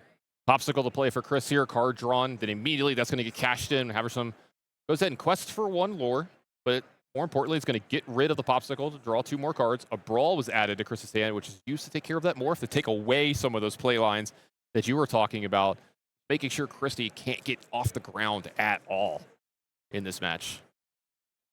Yeah, so unfortunately with the cards she has in hand, you know, have to take a whole turn to play them to deal with the threat. And Chris with a Flavisham there. I didn't see if he draw into another item. Chris would love it if he didn't. Just a challenge here, so that's okay. Passing it back. We didn't draw into another low-cost item. Let's see what Christy drew. We did. Oh, unfortunately, Beast Tragic Hero. If the morph was in play, So unfortunate for Christy in this match. Yeah, that line would have been available. So that drawing that Brawl there, crucial, because you know, playing Beast Tragic Hero and allowing it to sing immediately would have been fantastic. Fortunately, yeah, another Strength of a Raging Fire put into the ink here. I think it's turns in a row, but along came Zeus along with the Ursula. You talked about this is a way to get rid of the Haversam. So yep. Maui is the lone character on the board. Maui will clean up that Ursula in short order here. But getting that Flavisham off the board is crucial in this situation. Chris drawing 3 cards per turn is not palatable. But speaking of card draw, we do have the Chicha paired to the 1 jump ahead. That'll give Chris an extra card off the Chicha. So found another way to draw cards and advances Inkwell at the same time. Yeah, it's about everything this deck wants to do every turn. If I can draw an extra card and get extra ink, sign me up. Back over to Christy. Empty board here. 5 ink. This Maui still staring her in the face. So 5 ink from Christy. Confirms how many cards Chris has in hand. Left. I think we'll probably see this Beast Tragic Hero come down here. Yep, this is you know, Chris has plenty of answers to deal with this, especially if he's drawing into Brawls or Madame Medusas. But one of the ways back in this game is for Chrissy to draw more cards. And so if this Beast can stick around till next turn, that extra card will help. Yeah, I agree with you here. There's a couple of answers that Chris could possibly have from this turn, but when you're this behind and a game hasn't been going your way, you got to think about ways of how do I win from here? And it's, you know what? If I can get this Beast into play and it sits around, that looks like a dragon to me. But if this Beast were to sit and play, that's the start of a comeback for Chrissy. Unfortunately for her, Chris has Maleficent sitting around ready to go. Goes ahead and starts the lure up quite a bit. When I say quite a bit, I mean just a little bit to start this game for him. Drive his lure a little bit, but yeah, definitely gaining control of the board here. And gosh. All right, we'll do some damage. Let Storm Rage on, draw into the card, get rid of that Chicha. That might have been nice a little bit earlier too, maybe taking care of that Maui that's gotten so much value here. But I actually like going after the Chicha here. This is the way maybe slow down some of the card advantage from Chris here. Also makes we don't talk about Bruno just a little bit better. Maybe bounce one of these bigger characters to get rid of that. Keeps the card count low in Chris's hand, so the possibility of discarding one of the big characters is a little bit higher. So we're going to add another ink here, and it's just going to be a pass back over to Chris Anderson. 1 card in hand, 1 card drawn for turn. I think I see a Tamatoa here. Yeah, that's a Tamatoa. Gets back a Popsicle, plays the Popsicle, draws another card, and this is when this deck is really hard to beat. You're ahead on board, you've got more ink than your opponent, and you're drawing 8 and 9 drops. This is such a hard spot for Christy to be in. Sudden Chill added to her hand here. A little bit late on that. She could have used that a little bit earlier. Maybe get some of these big cards that were sitting in Chris's hand out of it earlier in the game. We don't talk about Bruno. Still an option. All right, so it starts Sudden Chill. Get one of the last 2 cards out of Chris's hand. If we're going to be playing, we don't talk about Bruno. I like that. Get it out the way first, so it has a 50-50 shot of getting the right one. So here we go. Tamatoa, 50-50 shot of getting rid of it. Christy, so it looks like you're... We'll do odd even here. Yeah, odd even. And 3 means this one. It is the Tamatoa. So small victory. You saw the fist pump there. Small victories. Yeah, Chris a little crabby to see that go to his discard pile. I think Chris is okay. Yeah. Looks like, oh boy. Flavisham, draw 2 cards. Yeah, Chris just being able to find a way to draw extra cards every turn here for the last few turns. And yeah. Yeah, lure for 2 here with the Maleficent, and Chris's deck is just a machine here in this match. Speaking of drawing extra cards, 2 more Chichas getting added. 2 more Chichas representing 2 cards every time the second ink is played each turn. And again, Christie probably had limited, very narrow lanes back into this game, but one of them was to, again, put Chris into top deck mode. And if he didn't have the answers to draw extra cards, maybe could have clawed our way back into it. But Chris, again, with the Flavisham at the right time and then the 2 Chichas, allowing him to maintain, his hand. Well, it was a small Clarabelle from Christie, followed up by Strength of a Raging Fire to take care of one of those Chichas. But it looks like Chris is going to start this turn off by peering into the future, taking a look. What was in my future? What was coming up? But I'm going to look at the next couple cards and then pick the best one for me. The rich get richer, Liam. Indeed. Looks like it's going to be Ice Block. Ice Block reduce the power there of Clarabelle just for fun. Probably won't matter all that much. It might. Although, Maui has to. Well, no. Yeah, just for fun. Might as well use it.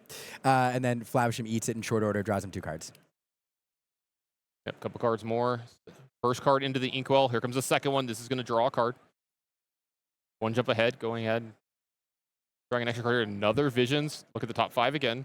And this is why I like this card so much in this deck. I think Chris has seen almost his entire deck this game. Might have. And yeah, so I'm just trying to think of a way back in this for Christie. I don't know if there is one, Liam. It's looking rough. Well, I'm trying to think through. I mean, the Clarabelle helps. I'm not sure how many cards Chris has. Well, he only has 2 cards in hand. So the Clarabelle would get her a couple extra cards if she gets that shift. We do have the Robin Hood Champion of Sherwood comes in here. Represents a card when it's banished. Not a terrible card to get on the board, but again, just not enough to really start to change the game state all that much. Looks like here comes another Tamatoa. This one's going to get back. See what he gets back. He gets back a Popsicle. Yep. Play the Popsicle. Draw a card. I think that was a Madam added to the hand.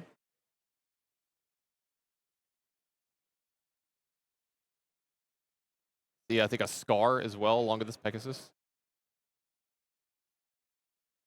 Chris just going wide here. Yep, Maleficent questing. Yeah, lowering up to 11. 11-1 on the lower count. Christie might finally get to go back to her turn of multiple characters in play for the first time in a while. There we do. So let's see. Yeah, it's just a lot for this deck to deal with is the challenge. Doing a quick lore check here. Tamatoa, of course, gets extra lore for that Popsicle. 1, 2, 3, 4, 5, 6, 7 represented. It's not enough for a game this turn unless Chris draws into or has a lucky dime available.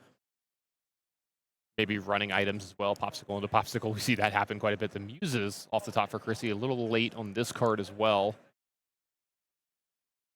Does Robin Hood have... It doesn't even have a good challenge here, so it looks like they're just going to go ahead and lure up. Christie to 3. Yep. Chris Anderson at 11. Let's see if he can end the game here this turn.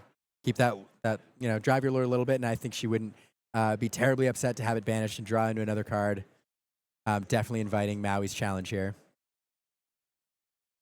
Adam added to the hand. I think that's a Be Prepared in the back and a Scar in the middle. So I think we're going to start with, does Haverson want to get a card first, or you want to activate the Tamatoa for 2 and then get, I don't know, does he have another item? I think he has at least the Ice Block. We'll say, I don't know if he wants to get the item. So it looks like Madam's going to go ahead and take care of that Robin Hood.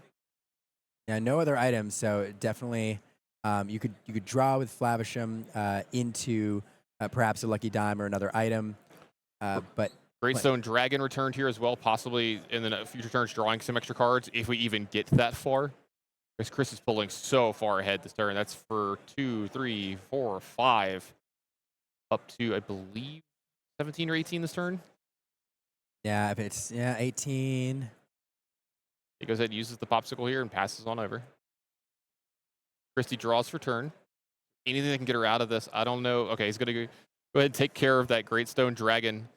May as well. And it looks like that's going to be it, and Chris Anderson's going to move on here.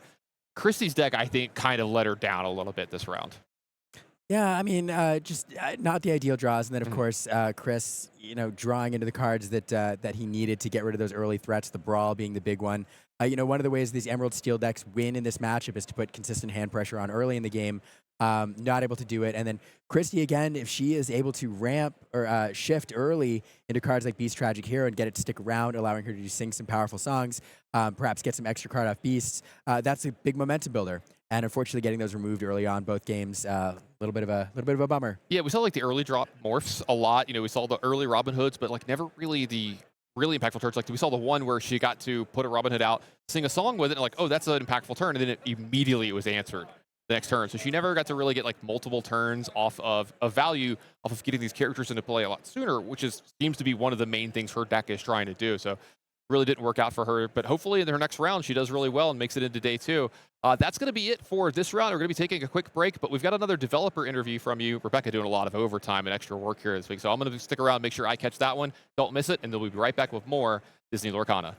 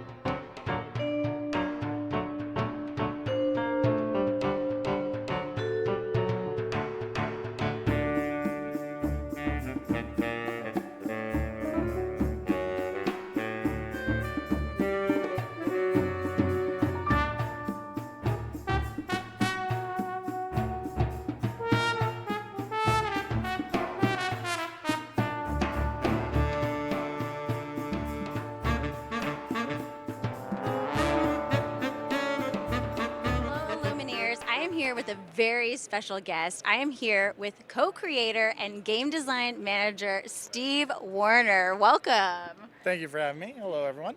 For anyone who is not familiar with how you were involved with bringing Disney Lorcana to life, can you talk about your history with the game? So I was actually the first one that Ravensburger asked if we could make a trading card game out of Disney franchises. I was like, sure. And a lot of the story goes on behind the scenes, and I was talking to Ryan at the time. He was helping with a board game, Princess Bride, and I told him about this project that I really wanted him to come join us on, and so that's kind of the rest is history, is what they like to say. The rest is history. Yeah. Well, did you ever expect that you would be standing here today at a 2,000 person event here in Las Vegas? Absolutely not. It's wild. It's amazing, and it's great to see so many people having fun with the game. Yeah, and I know that you're having some fun out here playing Pack Rush and also some constructed games. How has it been interacting with the community today? Oh, it's great. Again, every time we go to these events, we hear some of the best stories. We hear people talking about how they made so many friends. I personally know one of the guys I was friends with. He was playing Lorcana, and another lady met him through that, and she got to know him, got to know all of his friends, and so it's just like it's a community that keeps growing and sharing that friendship, and it's been really amazing. Yeah, It is amazing, and I'm so glad that you've been able to be here. This is your first time, actually, at a Disney Lorcana Challenge in North America. I know that you were at Lille earlier this year. Do you have any favorite moments, though, of interacting with the community, whether it's at one of the challenge events or at another Lorcana event? Is there something that stands out to you? Really, it's again, I go back to the stories, the laughter, like the moments in time. We were playing Pack Rush earlier, and I was really close to losing, and I played a popsicle, drew a card, and that gave me the card that I needed to win. And those moments are just so exciting because everyone's cheering, everyone's having a good time, and it's great. Oh, that's so great. Now, going to the development of the game, obviously a lot goes into bringing a game like this to life and probably comes with a lot of challenges, I'm sure. And I know that maybe you can't tell us a lot, but have there been any challenges in the development of Disney Lorcana that you've been kind of excited to tackle? Yeah. So there's two that I can think of right off the bat. One I can't talk about because it's in the future, but the other one was actually for the set that just came out. We had a lot of problems with a particular mechanic, and I won't go into details, but we were originally really excited about this mechanic. We thought that it worked really well, that it worked well in Lorcana, and we tried it, and it just didn't work. It was too confusing, and it was too fiddly, and so we went back and we changed it all to this other slightly different version of the mechanic, and we're like, this will fix it, this will be great, and then it was another case of, well, not really fixing it. It just hid the problems. So we eventually ended up scrapping the mechanic and creating new cool mechanics around it. So. Yeah, well, there's a lot of really great mechanics. And what's been interesting about Disney Lorcana is at the beginning, we kind of slowly introduced some new mechanics in the first few sets. And of the 5 sets that we have out so far, do you have one set that's been kind of your favorite so far? Favorite mechanic? Or favorite set or mechanic? So I will say with set 4, my favorite mechanic is the Sing Together. I love that. It's so much fun, and again, it's iconic to Disney, and so we were really excited for that mechanic. Favorite set has to be set 1 because it's the start of everything, and that was the moment that we were all holding our breath for and just waiting to see how things turned out. Well, they've turned out pretty excellent. Now, before I let you go, I do have another favorites question is favorite Disney movie? Lilo and Stitch. Ah, fabulous. I love it. That's, yes. It was yesterday. This is Mickey. Lilo and Stitch yesterday, so. Well, thank you for chatting with me, Steve. We're so glad to have you here. Thanks for watching, and stay tuned for more. Welcome back, Illumineers, for the end of day 1 for Las Vegas. We're wrapping this up, getting to the last couple of rounds. We're going to move into round 8 shortly. But I have to say, Disney, if you're listening, all I can do is give you appreciation and thanks for asking Steve and the rest of the creators to come in and make this game. Steve did a fantastic job of sort of describing what the atmosphere is like here. For every single DLC that I've been to, it's just been a good time. Everybody's been smiling, laughing, enjoying themselves. I love watching. There's like a bunch of cosplayers. People are playing Pack Rush now.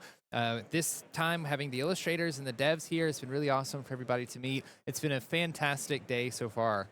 Yeah, I got to say hats off to Steve and some of the initial development team for creating probably one of the most balanced dynamic TCGs that I've ever played. I played set 1 metagame, and I played up to set 5 metagame, and there has never been just a definitive answer to what is correct to bring to a tournament. A lot of that is attributed to the lack of sideboards and your 60 card list, ideally 60 card. You have to be tuned for what's going to show up on the day. But I will say, as I've played this game for almost a year now, it has been one of the most just ever-changing influx, just dynamic metagames I've played, and it's just been a joy. It's a deck builder's dream. It's pretty impressive, to be honest with you. I've played quite a few different TCGs in my day, and a lot of times there are certain decks that are pretty imbalanced. Balancing a game like this with so many moving parts, being all the different cards that are created, is really an impressive feat. Like you said, they've done a great job at doing that, so excited to see how far things go with Disney Lorcana. But with that being said, we have a match to go into on round 8. I'm excited to see what happens here. It's a bit of a, I feel like these games are either going to end pretty quickly or maybe we're in for a little bit of a grind. I think you and I have had a couple of callbacks to earlier metagames. You know, we previously saw a Sapphire Emerald deck show up, which is a set 1 deck and now seems to have shown back up in set 5. But speaking of early decks, I believe we have an Amethyst Amber deck, a deck that won the first Disney Lorcana Challenge in Atlanta, and then sort of kind of exited the metagame since then. But, you know, all the way up here at these top tables, you know, kind of fighting for day 2, we have our sort of premier Amethyst Amber aggro deck. Yeah, historically, Amber Amethyst aggro does pretty well into Ruby Sapphire, especially if they can get their thing running and Ruby Sapphire doesn't find the pieces to capitalize isn't the right word, stabilize. So I'm interested to see what happens in these next couple games. I want to get right into them, so let's go ahead and get down to business. All right, Luis versus Chris here, and like we mentioned, Ruby Sapphire versus Amber Amethyst. Probably the first showing, and there is a call to me to start off. If it calls me, sorry. I'm not aware of this. It's a 1-cost action song. It says, draw a card, then choose up to 3 cards from chosen opponent's discard, shuffle them into your deck. So just a little cantrip to kind of move your way through the deck. You see the Daisy deck come down, then an iconic new Amber card. And actually, you know, opposed to a lot of the matchups you and I have been casting prior to this, the Daisy Duck can actually miss in the Ruby Sapphire matchup. Yeah, definitely can miss. There's quite a few items, a couple songs in there, usually in the Ruby Sapphire list as well. But, man, coming down with a double Daisy, well, not double Daisy on turn 2, but having 2 of them in play already, another 1-drop coming down with the that's what I was about to say. The last thing you want to see is another 1-drop with 2 quests in the bottom right-hand corner. That's 1-drop, 1-drop, 1-drop. That's 6 quests of value on the field right now. Even if Chris has his best card into this kind of situation, it's likely going to be a 1-jump ahead or a TPO to kind of accelerate to that 4 ink. Still might be too slow against an opener this aggressive. This is really a disaster for the Ruby Sapphire player here. Yeah, this is the last thing you want to see as Ruby Sapphire player. There is a very short line that I've found with Ruby Sapphire that can help you come back from a scenario like this, but it requires very specific cards. We ramped once from the TPO. We could have ramped again if we sang 1-jump ahead, but the 1-jump ahead was inked by that TPO from Chris. If we could sing the 1-jump ahead, then play an evasive Sisu on turn 3, we set ourselves up to shift the Sisu on the big Sisu on turn 4 or turn 5, which, you know, giving a hyper aggressive deck like Amber Amethyst that many turns to get to 20 lore, they're going to be pretty close. But usually when you can recover and wipe their board, once you can get up to a point where you can spend ink to play the larger characters in your deck, Ruby Sapphire can stabilize a little bit more. Well, the thing about this TPO, and you can see how much more powerful it is, you know, this new addition from set 5 than 1-jump ahead, is that it can actually contest theoretically that Lilo. Unfortunately, this could bounce back to hand via Befuddle. If you're wondering what that is at the top of your screen on the left-hand side, that's actually going to be an Amethyst Chromicon, a 2-cost inkable item. It says tap, each player may draw a card. Which, you know, that kind of seems like a downside. I got to let my opponent draw a card, but when you're going 100 miles an hour like Luis is, doesn't matter. Your opponent can have as many cards in their hand as they want. I mean, Chris has a ton of cards in hand right now, but we only see a TPO being played this turn. That's not going to contest these 2 daisies very well. As you mentioned, it can contest the Lilo pretty well. Another TPO as well. We are doing tons of ramping with these cards in our hand. Chris trying to decide which cards are least helpful in this matchup right now. Going all the way up to 6 ink by the end of this turn. Unfortunately, no board wipes in hand, no Be Prepareds or Sisus. Could set up for a Be Prepared next turn. Or Scar. For this. Or Scar, Seen a couple Scars floating around in these Ruby Sapphire lists, you know, coming into sort of contest board states exactly like this, but also has additional utility versus some of the locations when you're looking to create player boards plus locations. Ruby Amethyst, you know, notoriously deploying very diverse threats against you in the form of very pesky characters with Flynn Rider coming down, but then also going to that turn 4 location. Scar can help out with something like that. Would be a great answer in this situation, but not going to be there. It seems like Chris does need to find some sort of board wipe off the top. And looks like that second Daisy Duck trigger does miss. I think that's the first miss that both you and I have seen on stream. Yeah, first miss with that Great Stone Dragon there. Luckily, none of those being a 7-cost action that Chris may be looking for, potentially digging him a little bit deeper. Or closer to that. And now we see Bosses on the Roll hit the field. This is a historical combo card. I don't know if you all remember Amethyst Steel Jafar. This was a card that made it into there. But this is a action song that says, look at the top 5 cards of your deck. Put any number of them on top or bottom of your deck, and then you gain 1 lore, almost instant speed lore. And a broom to follow it up. I mean, goodness gracious. We're only a couple turns into this game, and Luis is already all the way up to 14 lore.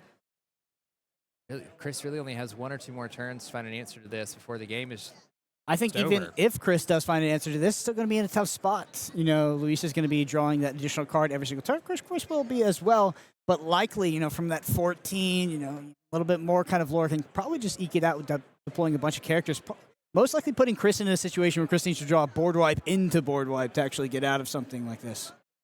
Do you see Chris playing a Maui here to challenge one of the Daisy Ducks, then using the Tipo that was on board to challenge the Lilo, banishing 2, getting 4 lore off of board. Oh, that's very nice. Does actually get the Chromacon there, and I see an 8-cost Inkable Sisu in hand. That is one of those things that can bring us back. It's going to be a one-sided board wipe here. Oh, but I see goats in hand for Luis. That's going to be tough because we're definitely going up to 16 here, and then I see 1 goat, not 1 goat, but I see 2 goats. Looks like we're inking a goat this turn, too, just to play one of the goats, gaining a lore when it enters and leaves play. So this is essentially 2 lore for Luis. Unless Chris has a way to, any way that the gain 2 lore, instant speed. That is gathering knowledge and wisdom, a 2-cost uninkable action.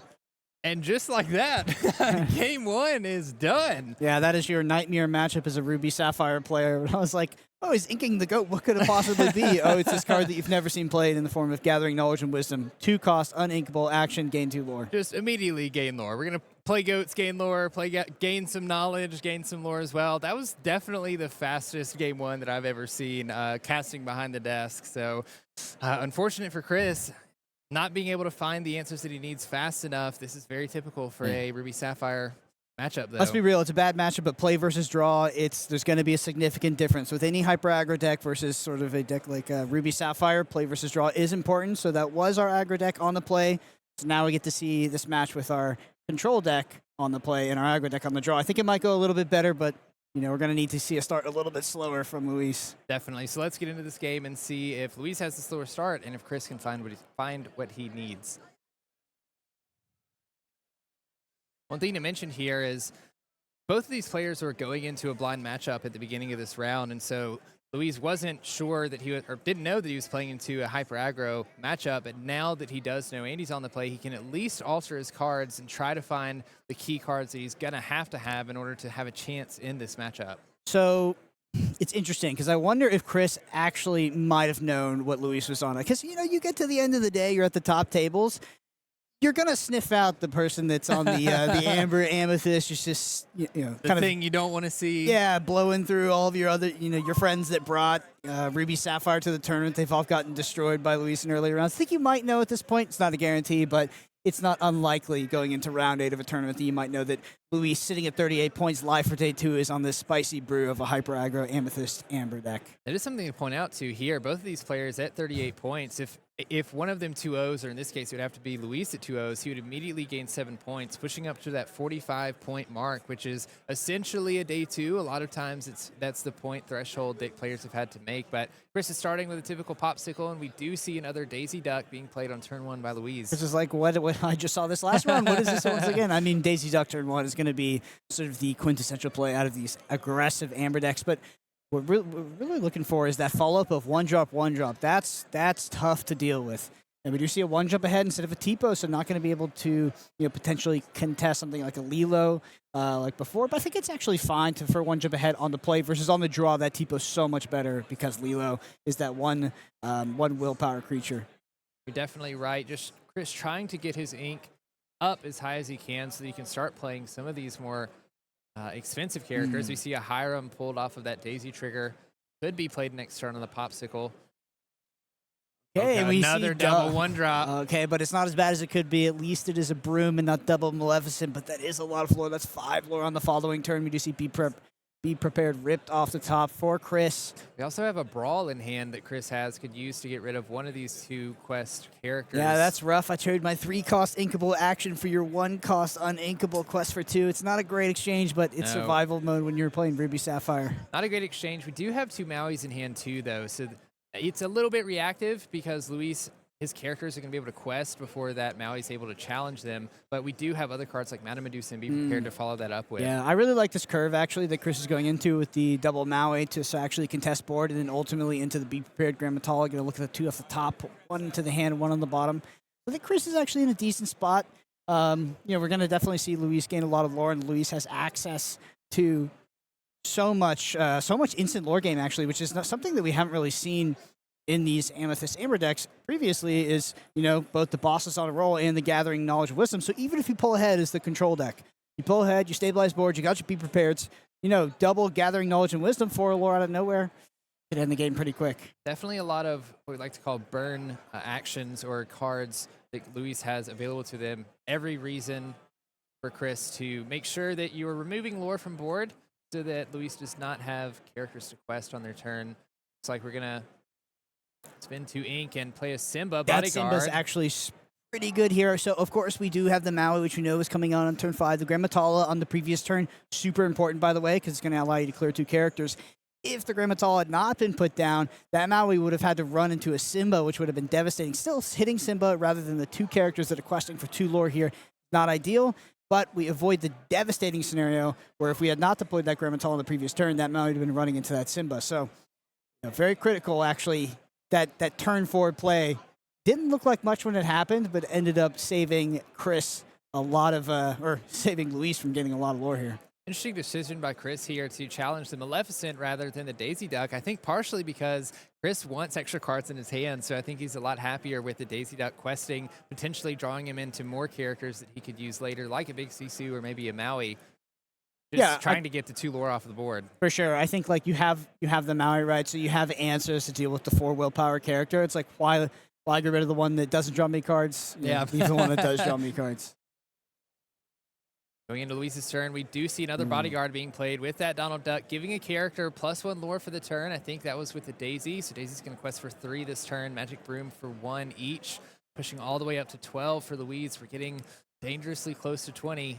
12 is a lot, and that Be Prepared can't come fast enough. Unfortunately, it's just going to be a Madame Medusa off the back of this. We're probably going to be able to triple clear, though, which is not bad. So clearing 3 characters this time. Luis likely able to quest for 2 on the following turn, and then we start to go into our B prep range where we kind of string together the board clears. That being said, I know Luis does have 1 Gathering Knowledge and Wisdom in hand, so that 12, that's a 14, that's a 16. We're getting close. Game's going to be tight. Chris deciding to banish the Donald and then the Magic Broom. Then to hit the Daisy Duck, taking that 2 lore off the board, only leaving the Magic Broom with 1. Slowing Luis down a lot. Like you said, we have those burn actions through Gathering Knowledge, gaining lore instantly available to us through Luis. I don't think we've seen any goats this game either. Yeah, I did critically do my math a little bit wrong, right? Because he's left with a 1 quester, not a 2 quester, so a little bit less than I expected. And here we're going to see the Chernabog. Banish that. Banishing the Broom when Chernabog's played to draw a card. Okay, and we are absolutely going to see a B prep come down here for Chris. It is technically a 4 for 3, not in favor of Chris, but will really help stabilize this board. You got to do what you got to do in these scenarios just Absolutely. to keep Luis from getting closer to 20. Oh, double we brawl. have double brawl. That's actually pretty big right here, not having to waste to be prepared and banish all of your own characters. Interesting, though, because now this Chernabog's Follower is going to quest, getting with the 14, likely cantrip as well, so draw a card off the top, which gets us closer to those instant lore gains in the form of Gathering Knowledge and Wisdom. Going up to 14. Every lore counts here. Every single lore counts. Chris is only able to gain 1 lore this turn, has a lot to come back from here. Yeah, but now we do have the Be Prepared still in hand in case he does deploy quite a bit. It calls me. They're going to shuffle something back into the deck for Chris. Draw a card. Jump ahead. Yep, probably one of the worst cards Chris could draw in these scenarios would be just basically dead. Yep. Chris also pretty low on cards in hand with only 3. I think 1 was a Chica. Gain 2 lore to 15. It's hard to feel like when you're from 3 ink with 2 cards in hand, you can kind of close that gap. It's going to be very tough, especially with Chris having access to things like Be Prepared. Oh, and we see a Vision of the Future. Actually, the first time you and I have seen this card resolve today, which is this card is in most Sapphire Ruby decks. I think this is a great card for this matchup too. Being able to look at the top 5 cards of your deck and then choose one of them to put in your hand. Chris can dig really deep into his deck, find the answers that he might need to use for Luis playing his characters. Of course, Luis plays those characters. They won't be exerted, so Chris needs cards like Brawl, cards like Mana Medusa, cards that can banish those characters before they're able to exert and gain any extra lore.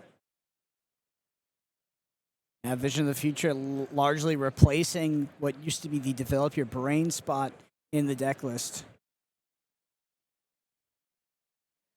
Still, we got a lot of game ahead of us as Chris doesn't have a way to sort of pressure the lore in a very fast way. Doesn't have the Timoteo yet, doesn't have anything like a Lucky Dime. So, you know, Luis could go runner into these Gathering Knowledge and Wisdoms and actually close out this game without ever touching the board, especially with things like Boss on a Roll. Still very possible to actually see one of those Gathering Knowledge and Wisdoms in hand, by the way. Yeah, still I think that one we've seen for a while being played now, gaining 2 lore immediately, playing a Daisy Duck well, finally getting up to 4 ink in the Inkwell. One thing I like about this Chicha card, though, is if Chris can find a way to ink multiple times a turn, he can draw a card. So the lore counter has not been updated. I actually think it was previously not updated as well. I'm wondering if Luis is actually at 17. I could be wrong. Don't take my word for it, but definitely at 15. It's definitely at least at 15. Yeah, I think it might actually be at 17. We do see the Mana Medusa being played to banish that Daisy Duck. Luis follows it up with a Nala, a 0-4 with 1 lore. Definitely better for Chris than that Daisy. You see another Mana Medusa coming in to banish the Nala, building up a board a little bit here. Still not a lot to quest with, though. I think every character that Chris has quests for 1 or less. Oh, was that another Medusa off the top for Chris? I believe it might have been. That would be absolutely critical in this scenario. But it's actually going to have to be prepped. No, it was not. It was the other Ruby card, but that you got to do what you got to do in this scenario. Have to play the Be Prepared, wipe your own board just to take one of the 1-cost Maleficent that quests for 2. Oh, this is not good. We have the Amethyst Chromacon. Amethyst Chromacon hitting the field. This is exactly what Luis needs.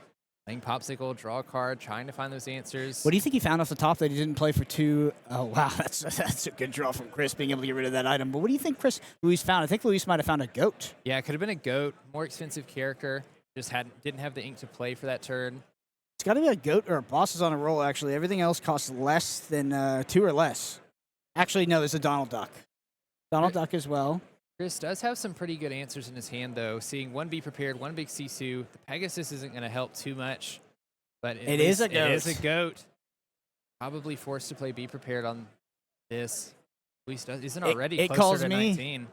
It calls me shuffling a card back into Chris's deck. And drawing a card. Are we going to draw that instant speed lore here? Got to be dangerously close Rips to the 20. Top. Got to give it the little table rub. That's how you get the lucky card. How you get the card you need every time. Okay, so we are at 19 lore here. Okay, yes, I was right. So we were at 7. Yep. Okay, so we're at 19 lore. We have a go. Oh, this is actually Luis's game. I don't think Chris can come back from this. Cannot actually. That Amethyst Chromacon absolutely critical, and being forced to be prep there. Oof. It's just what you got to do, and that's what we see. I mean, that's Ruby Sapphire's got to be one of its worst matchups. And it was very close. I felt like Chris could have turned the corner, but Luis brought a deck. I'm sure Luis brought that deck to target the most played deck in the room today, which is Ruby Sapphire. Definitely. We saw Chris getting close to turning the corner there, but unfortunately, Luis, with all of those cards in his deck that gain lore instantly between the Goats, the Gathering Knowledge, the Amethyst Chromacon too, just being able to continue to fuel your hand with characters to apply pressure. The Daisies, they haven't done too well in the games we've seen earlier, giving your opponent's card to play, but in a deck like this where you're finishing the game so quickly, at that point, it doesn't matter how many cards are in your opponent's hand. Yeah, Luis really does not care how many cards are in their opponent's hands. Between the Amethyst Chromacon and the Daisy Duck, it doesn't matter. Like I said, when you're going that fast, your opponent can have 1,000,000 cards in hand. They just simply can't. They just can't deal with those threats. We saw both games, 1-drop and a double 1-drop.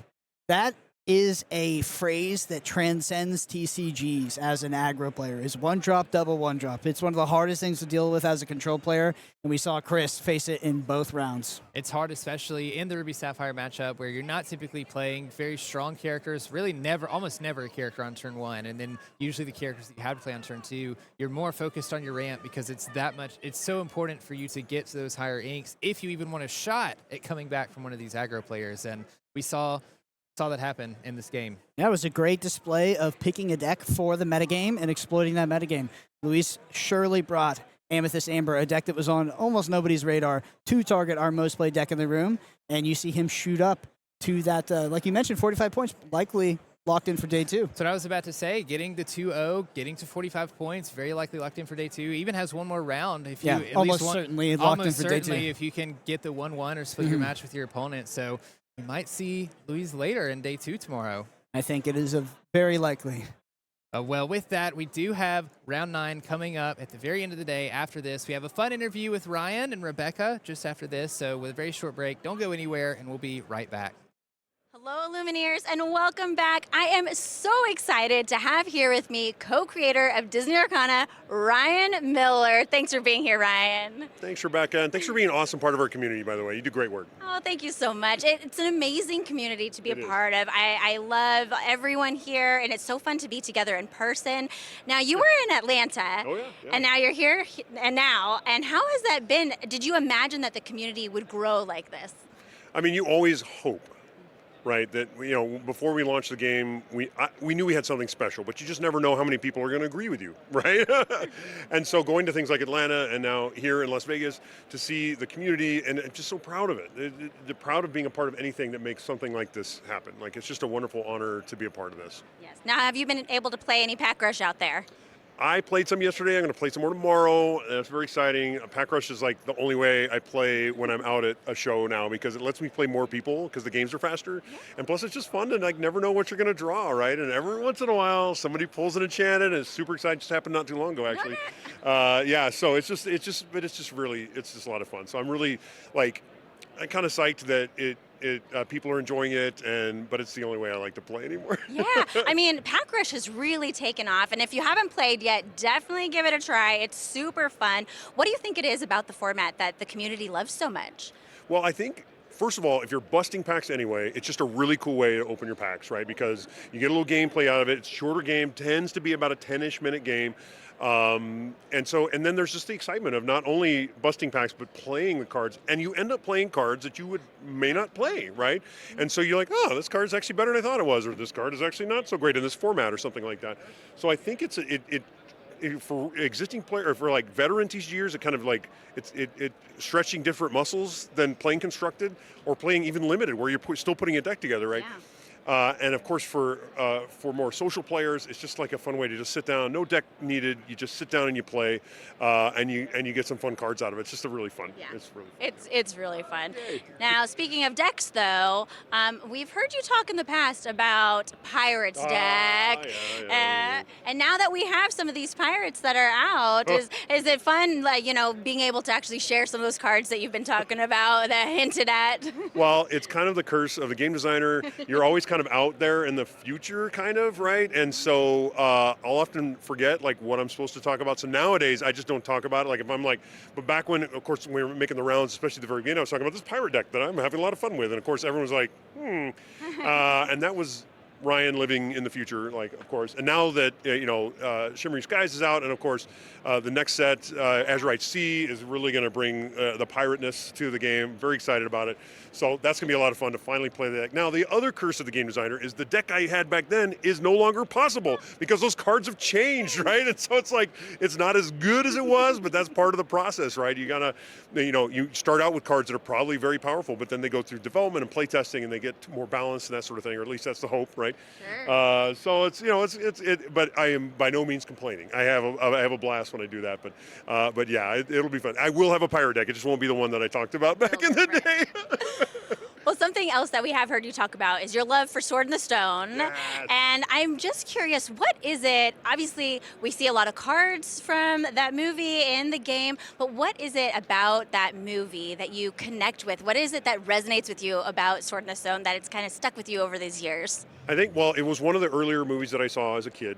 And I think as a young guy, a young boy from Bakersfield, California, I really resonated with Arthur, the Warts, right? He was very optimistic, hardworking, and special. And I think for me that was like, because I've aspired to that. It was really neat. Now the fact that he became king was kind of an afterthought, because he doesn't, until the very end, that doesn't happen. It's really just him learning and him like growing throughout the movie, and of course that wonderful relationship with Merlin. So to me, I just always thought that was really fun, and the idea of like, oh, being a fish was fascinating to me. I've always been fascinated, like being underwater. I'd go, like, I remember being a kid and taking swimming lessons, and they just hated me there because I'd always, every chance I get, dunk underwater, because it was just so neat to be underwater. So being a bird, being a fish, being a squirrel, yeah, this is so cool, right? And so I think to me it just really, and then there's something about the jazzy music that is just so wonderful. And then of course the character of Merlin is just, he's my favorite. Can you sing the lyrics to Higitus Figitus? Prestidigitonium! Higitus Figitus Figitus Prestidigitonium! I had a feeling you might be able to do that. Yeah, a little bit. Yeah. Now, speaking of Sword in the Stone, have you ever pulled the sword out of the stone at one of the Disney parks? No, and not for lack of trying. Ah, yes. It's funny because you're like, you know what's not going to happen, but the magic of Disney is that you go to Disneyland and you pull it, and there's still a part of your brain is like, maybe this time, maybe I'm the King of England. I don't know. Not a 0% chance, right? So yeah, there's a non-zero chance that sword will come out. It's pretty low, but it's not zero. That's the hope, anyway. Now, how excited are you that the championships here in North America are going to be hosted at Disneyland Resort, California, and then World is going to be at Walt Disney World? So again, as a kid who grew up in Bakersfield, which is about 2-ish hours north of Disneyland, I got, my grandmother would take me to Disneyland, and that was really where game design started for me. And the reason for that is that I think about 7 or 8 years old, and even at that age, I didn't know the word immersion, but that's what I felt when I went there, right? You walk under the brick archway, right? You're in Main Street, USA, and then you take that left into Frontierland or Adventureland, and you were just transported, right? I get goosebumps just talking about it now. This is how special this is to me, right? And then later in life, when I started getting into gaming and game design, I felt that same feeling of the ability of games to transport and immerse, right? And it was something, so really, that's where it started for me. And so, I mean, obviously back in 2020 when I took this job, it was like, it's a no-brainer. I mean, this is, so yeah, it's just, so my point in all of that is that now something I've worked on is gonna be at the parks is just unimaginable, right? I cannot believe, if I try to tell that little kid that this is happening, there's no way, right? It's just, so it's just wonderful. It's Disney magic. It absolutely is, and I'm just so honored to be a part of it. Yes, well, thank you for creating a game that really is so immersive. I think that if you ask any of the players, they would agree that this is a game that we want to jump into. So thank you for everything you do. Thank you for chatting with me today. Of course. Yeah, and we are going to go back to a break. Okay, all right.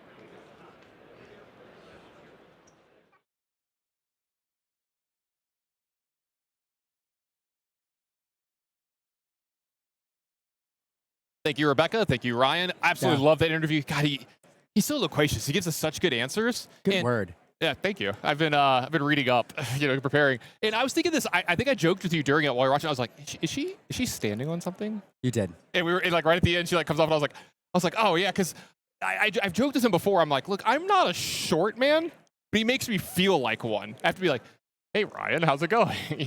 Yeah, it is. It's just so great having the the brand manager, game designer, creative director, all of these folks here, getting to interact with them, see them in person. That's where you realize things like what great people they are, and also how tall some people like Ryan are. One of my favorite things about Ryan is you see his persona in interviews and some stuff like this when we do coverage, and then when you watch the Lorecast, you see his persona, and let me guess, you're like, he can't possibly be that nice. Or he can't be that nice. He can't be this happy all the time. He can't be this full of life, and that's just him. Yeah, that's true. And you're like, oh, okay, yeah, he is. Some people play it up for the camera a little bit. I know I've been guilty of it before in the past.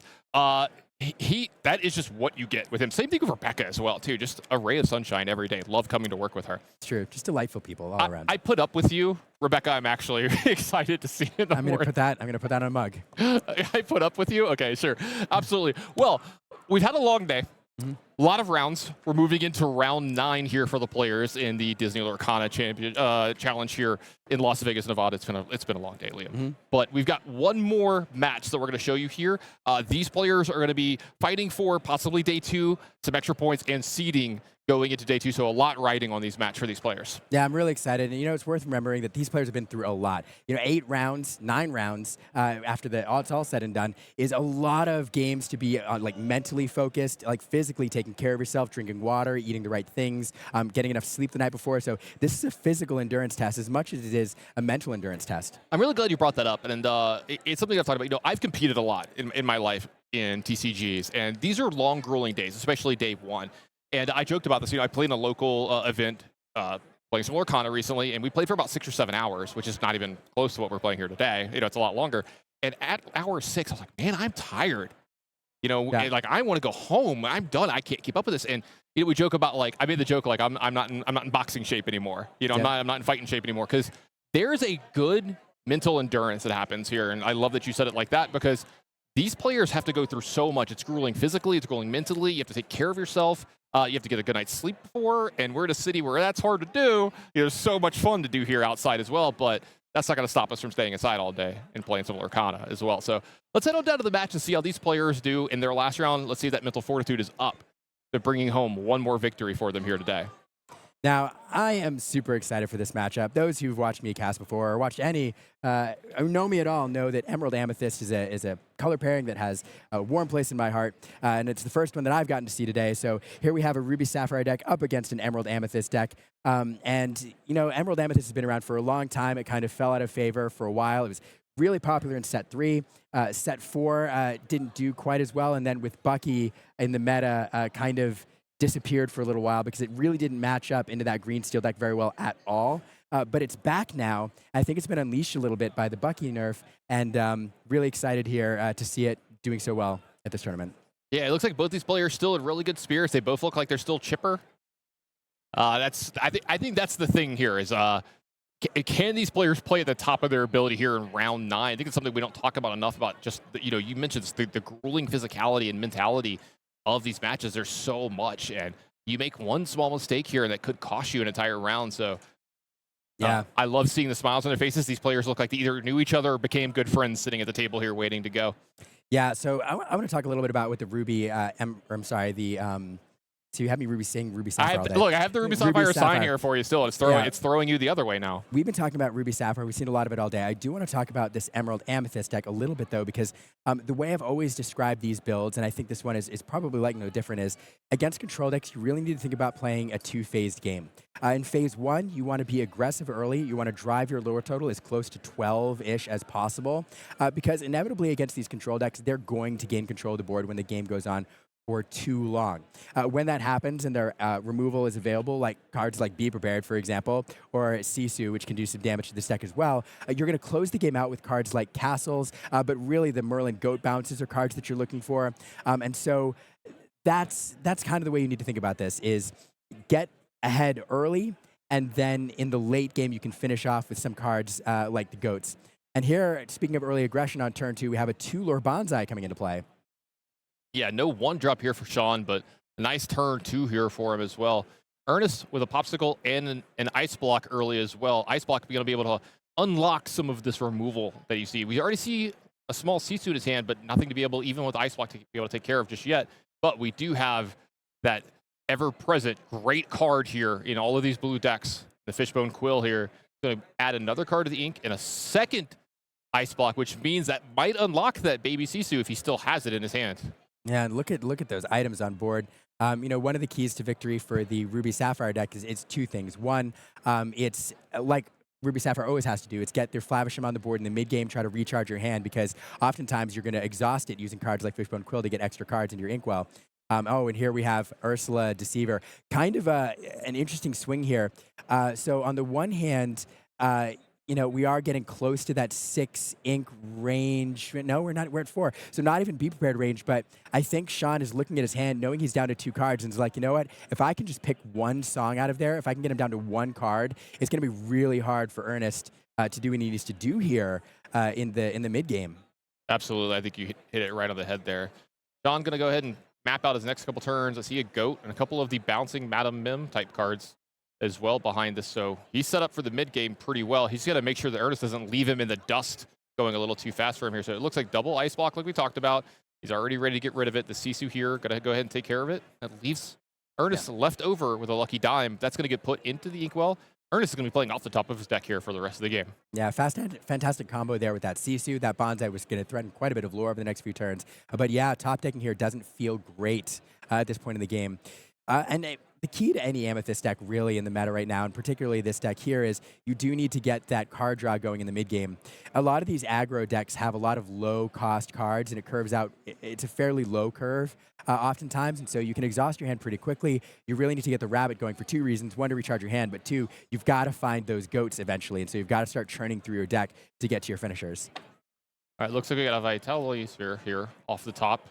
Not an amazing card for Ernest to find here. Absolutely. So what he's going to do, he's going to go ahead and pump up the jam here. He's going to go ahead and get a nice trade in here with Sisu into the Ursula. And because of Ice Block, Ursula, no strength to fight back. So it looks like just the rabbit left over for Sean, which he's going to use to go ahead and sing friends from the other side. Lots of card advantage going on here. So we have an empty-handed player and a player with 6 cards here. I do see a goat in the hand. I think I saw a Madam Snake, a couple other Emerald cards as well. I see an Elsa Spirit 5 here as well. Lots of really, really good stuff for Sean here. And it looks like we're going to go ahead and play that Elsa. Going to go ahead and knock down that Sisu, cutting off an avenue here of Ernest. He's not going to be able to shift a big Sisu into play here. He's going to have to pay retail value for it. Looks like we got a Popsicle off the top. He's going to draw an extra card for him here. And ooh, that is a big Sisu off the top for Ernest as well. But he is a lot of ink away from that. I think that's only 5. Yeah, a lot of ink away from being able to play that. And Elsa the Fifth Spirit's a fun card that we've seen worked into some of these decks. It's a rush card. It's 2/5, well statted with its willpower, but it also has evasive. And so we do see some decks now running evasive characters, including in the mirror. There's cards like Pegasus, which can run away with the game if you leave them unchecked. But Elsa the Fifth Spirit is a great answer there. I love how you mentioned this earlier, that we get in the mid-game started. I think we're officially into the mid-game here. Madam M Snake's going to go ahead and pick up the rabbit. And then we still have enough ink left over to replay the rabbit, draw a bunch of extra cards this turn. So Sean now has his lore ability going up every single turn, and he's drawing extra cards every single turn to take a ton of cards in his hand. So even if Ernest were to find a sweeper like Be Prepared or something like that, Sean should be able to recover from this pretty well. Yeah, it's interesting. You know, I normally like to drive my lure total a little bit faster here, but we don't know. I don't know if Sean is playing that aggressive a build. Sometimes you see these decks built with a Cursed Merfolk in turn 1, perhaps a Flynn Rider on turn 2, cards that really allow you to push your lure. We did have a Bonsai, which is a good 2 lure character, which allows you to push your lure early, but Sean taking a really even approach here, getting 3 lure a turn, 2 lure a turn, just constantly pushing that total, and eventually is going to force Ernest to have some answers. Yep, goes ahead and lures up 3 times here. Sean does up to 8. Handful of cards. How does he want to do this? I see a 1-drop Clarabelle here as well. It looks like that's what's going to be probably taken care of. What do you think? Maybe the Fishbone Quill? Yeah, and there's another card I want to mention I saw in Sean's hand, and it's the Sorcerer's Spellbook. We don't often see these run in big numbers, sometimes 1 or 2 in a build, but it's a card, again, that if Ernest gets control of the board, wipes everything, and then has answers for all the characters, and then we see it played.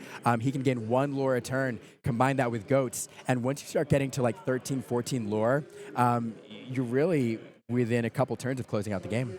Yeah, absolutely. So he gets that in play here. Puts the second Clarabelle into his ink after taking care of one of those ice blocks, maybe making sure some of his higher static characters can stay around through something like a big Sisu. So that's 4 lore here added this turn. The spellbook has not been activated just yet, but he's up to 13.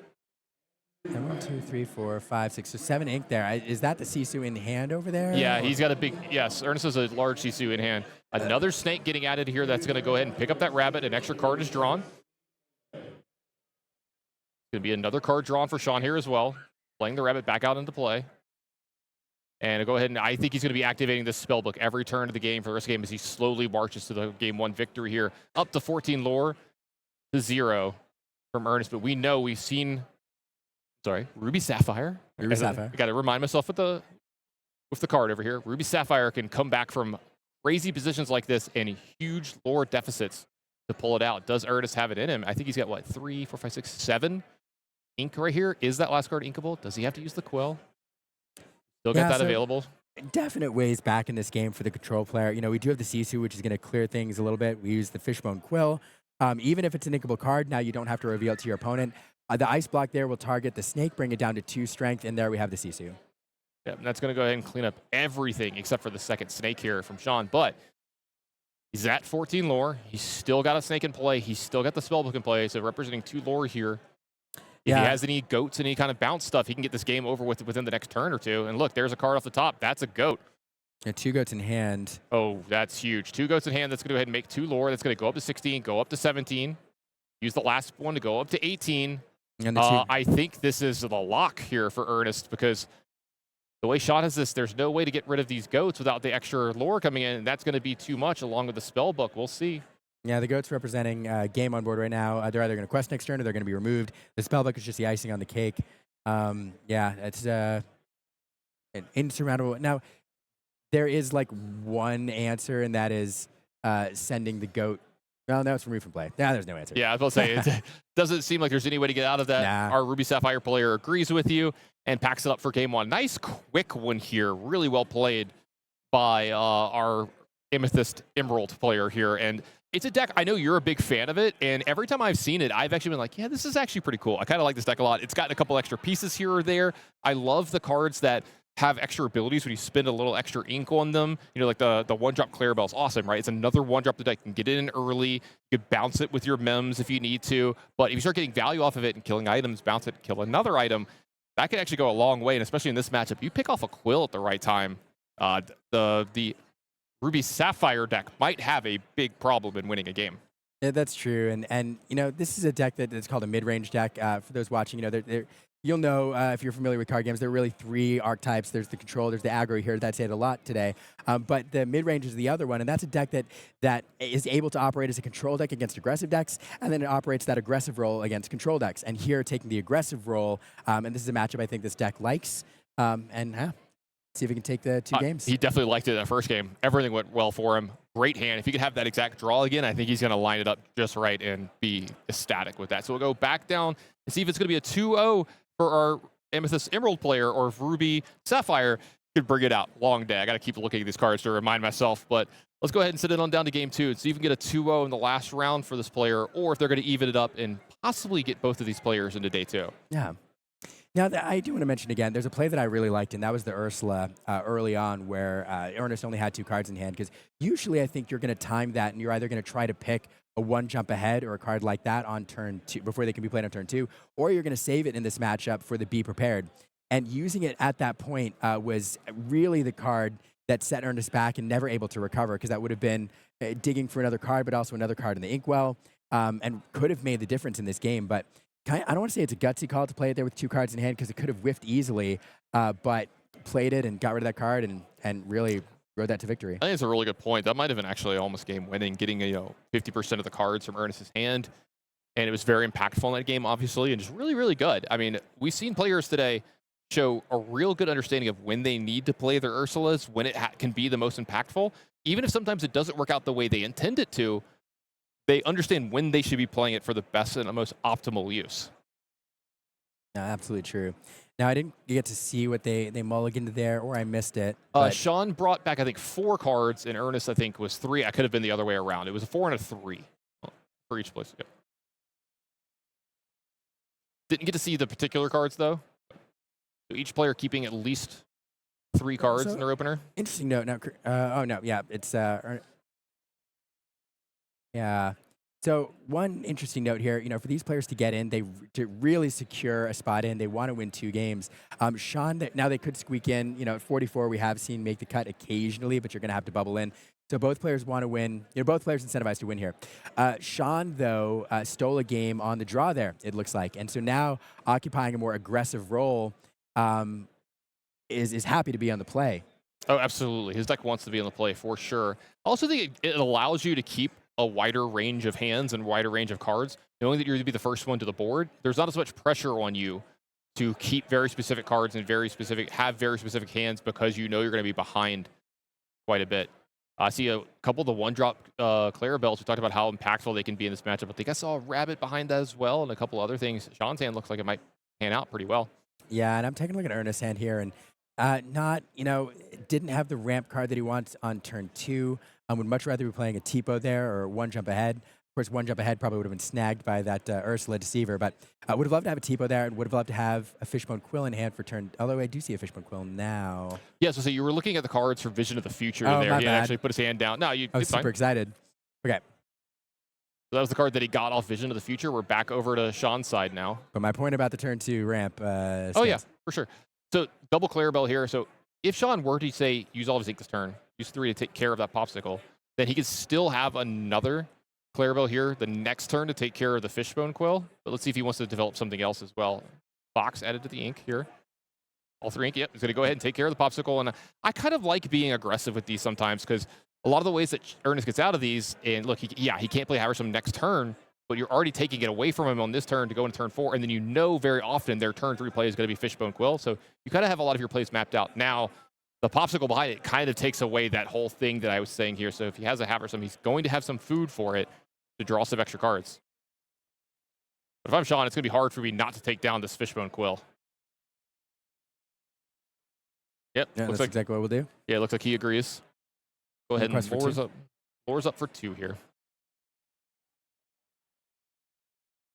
Yeah, so without that bonsai board, now we do have 3 characters on board, but Ernest with decent number of cards in hand still, and getting that Flaversham online. Crucial. 2 cards off of that. It's going to give him some gas to get into the end game here. And again, trying to get to 6 lore for some of those lower removal options like Madame Medusa, but then really to 7 where cards like Scar and Be Prepared are available.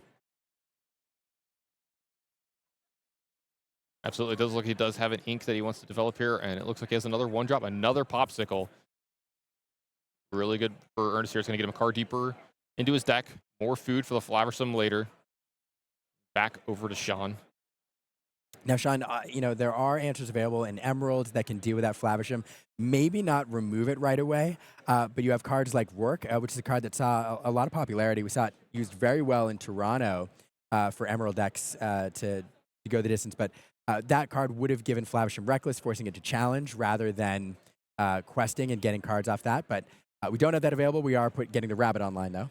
Yep. One of the cards that's really important in this matchup. We saw how good it was last game. Getting some extra draws here. You don't always love leaving it exposed too often, but you got to do what you got to do here, and getting some cards deeper into his deck. Definitely great for Sean here. I see a Spellbook as well behind this, trying to hopefully get that lore total up high enough that the Spellbook's going to be able to just bring him home late in the game through the probable sweeper you're going to have to deal with this turn. Yeah, I do think you are kind of on schedule here. Ernest has been a little bit slower without that early game ramp, but does have plenty of cards. So Ernest will probably be able to propel himself well into the end game here. Won't run out of gas. We're getting another 2 cards here. Sean is going to be focused on pushing that lore total. Again, I do think 12 is kind of a magic number where goats and bounces over the course of several turns, and then that Spellbook will allow him to close it out if Ernest isn't able to finish quickly. So I do think that magic number is around 11, 12 lore. It looks like we're going to have an Ice Block start the deployment from Ernest here. Lots of cards to choose from. I got to believe he's going to really like this Maui that's coming into play. So it looks like the Maui's going to go ahead and not take any damage because of that Ice Block, and that is still left in play for Sean to deal with. That's going to be hard for him to deal with over the next couple turns. It's going to start to eat away at some of these characters because, like you said, where the quest total is yet, which is 6 correct? I feel like he should be a tiny bit higher, but maybe I'm wrong. He needs to push us a little bit further to start getting the area where those goats are going to have and the Spellbooks are going to have their biggest impact. Oh, here's a fun card here, though. Yeah, we got a couple Clarabelles. We got a small Clarabelle and a big Clarabelle. There's the 1-drop going into the ink. It looks like the big one's going to go ahead and shift onto the small one. And don't forget, this is a 5/6. This is a really big body here as well. Yeah, fantastic play here. I don't know how many cards Sean has in hand, but not a ton, and he's going to be able to drop to Ernest's hand total, which I think is 6 or 7. This is huge. He's going to get 4 extra lore here this turn, and I think 4 extra cards as well. I think it was 2 to 6. 4 cards. This is the power of Clarabelle. Fantastic card that came out in Shimmering Skies and used to great effect here. This again, having more cards is always better. But if Ernest does get ahead on board and manages to get a board wipe and play like a Be Prepared, Sean is going to count on those key cards, the goats and the Spellbooks, to close things out. So the more you can dig, the closer you can get to finding those. Right. Clarabelle's going to get shrunk a little bit by the Ice Block.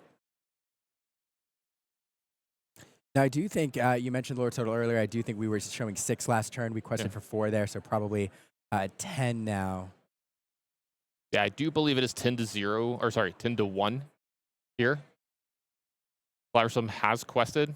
The Ice Block is no more. 2 more cards going to Ernest's side of the board. He has the Maui available to him, but what else does he want to do this turn? Did he pick up a Madam? Did he pick up some other cards that could be really impactful here? You trade the Maui into the Clarabelle, keep the Maui around. It would only take 4 damage because you see that -1 strength there. That's from the ice block that was activated earlier in the turn. You could maybe start making inroads on this board quite a bit as well if he has something like a Madam or something like that behind this as well. Start to stem the bleeding just a little bit. Yeah, thinking about this. All right, so Brawl's going to go start with another ice block. It's going to -2 strength now on Clarabelle. 6. Oh, there's one of the Madams we're talking about that's going to go ahead and take care of Clarabelle, and this lets Maui get some really, really good challenges in. Go ahead and takes care of the Deceiver. Ursula down. Only 1 damage left over on Maui, and now we're going to be going back over to Sean. Yeah, he's got a rabbit in play, but that's about it. And this is Yeah, this is now essentially a different phase of the game. You know, Sean again is looking at those goats, those spellbooks to kind of close things out. Also going to try to get a character on the board to stick every single turn so we can quest for it once before it's removed. Ernest is in, has a lot of cards in hand. Has a Flavisham with an ice block, can draw more cards, has a decent amount of ink, so it's going to have removal options, time after time. But the thing is, if Ernest is spending, 6 ink to play Madame Medusa, that's 6 ink that he's not using to play a Tamatoa or one of the endgame cards that he wants. So Sean is forcing Ernest to respond every single turn here as he plays characters, and then is going to look to close things out. Sean with 6 inks here, can go up to 7. Got a couple of big plays. I wonder if he has any ways to bounce this rabbit here. I see a Friends from the other side. Looks like that's what might be starting off the turn. Friends from the other side, drawing 2 cards. Drew another Friends, didn't see the second one. Got a big Ursula. There we go. We've got a Madame Mim Fox. That's just what the doctor ordered. That's going to pick up the rabbit, bring it back to the hand, draw another card. Cloud Kicker added to hand. Going to go ahead and use the Fox to trade into the Maui. Great draw here for Sean. A hand full of cards. Cloud Kicker going into the ink. 4 ink left over this turn. Wants to maybe develop another rabbit. Something else here. It looks like a goat behind that as well. It looks like he's going to go ahead and go for the goat. That is 11 lore to 1 here. Your Ernest, you got to be getting maybe a little worried. We're getting up to those 11, 12, 13, 14 range where he can start winning from a lot of crazy spots. But I see a lot of those in-game cards in Ernest's hand. The Maleficent, I see a Maui, I see a Tamatoa. A lot of really good and big, powerful plays left over for Ernest in his hand. Yeah, let's see. So we are going to ice block, and that indicates to me oh, no, we're just going to eat it. So might as well -1 strength before the ice block goes away. Maybe you draw into a Madame Medusa or something, giving you leverage that strength reduction. Yep, 2 more fresh cards off the top for Ernest here.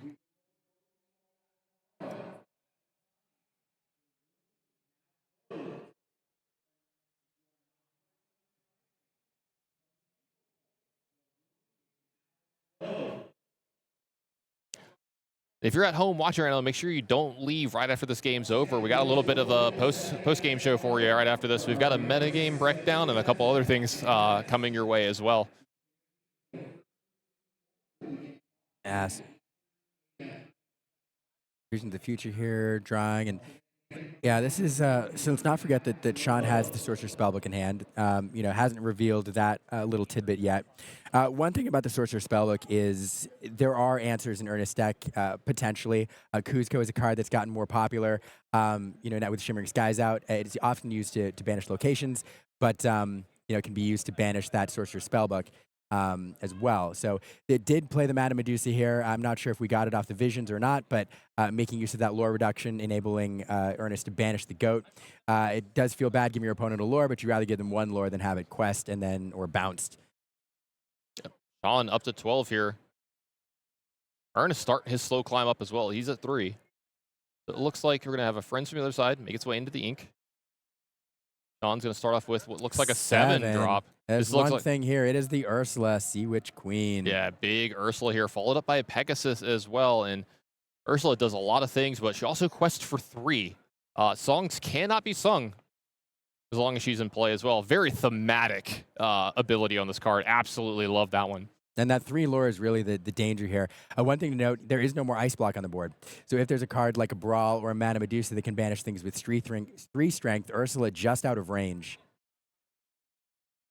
That's really the danger here. Sean being able to push to 15 lore would be problematic. I think this Maleficent is going to make an appearance here. I think so too.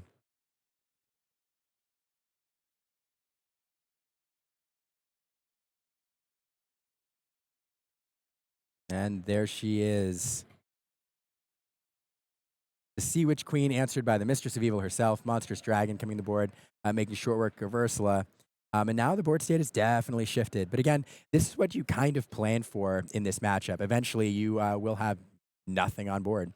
That Pegasus remaining able to quest for 1 lore, if that sticks around, even that is huge. Yeah, Haversman goes ahead and sings 1 jump ahead here. Gets a little more ink into the inkwell, and then we're going to quest for 2 with the Madams. So it's a slow climb up, but it's happening. Ernest is going to be going up to 5, starting to bridge that gap, close that gap just a little bit.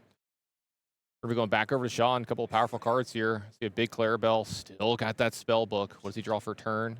There's some really good options here. You know, you could give the Flavish and Reckless, but that Clarabelle there, I didn't take a look at the hand difference, but I do believe it's a lot to a little again. It looks like 5 to possibly 5 right now, but it looks like Sean's going to be able to get a lot into play here as well. It looks like he's thinking about inking this Ursula. So he can ink and possibly play 2 cards this turn. Yeah, and I do wonder. Is that 6 cards? Let's see, I can't even tell. All right, so Ursula into Clarabelle. We're going to Clarabelle. play the Clarabelle. And we're going to get another card at hand with the Bonsai. So now we are down, and with the inking, I think we're down to 3. Yeah, so it looks like 3 to 6. So it looks like it's going to be it's draw 2 or draw 3 of Clarabelle. Can't tell. It looks like maybe 5. All right, so draw 2. Was that rabbit off the top? Rabbits everywhere. So yeah, not a terrible turn. Again, you're presenting a lot of threats on the board, and every single lore at this point matters. Every single lore matters. So Ernest is going to be forced to deal with all of those.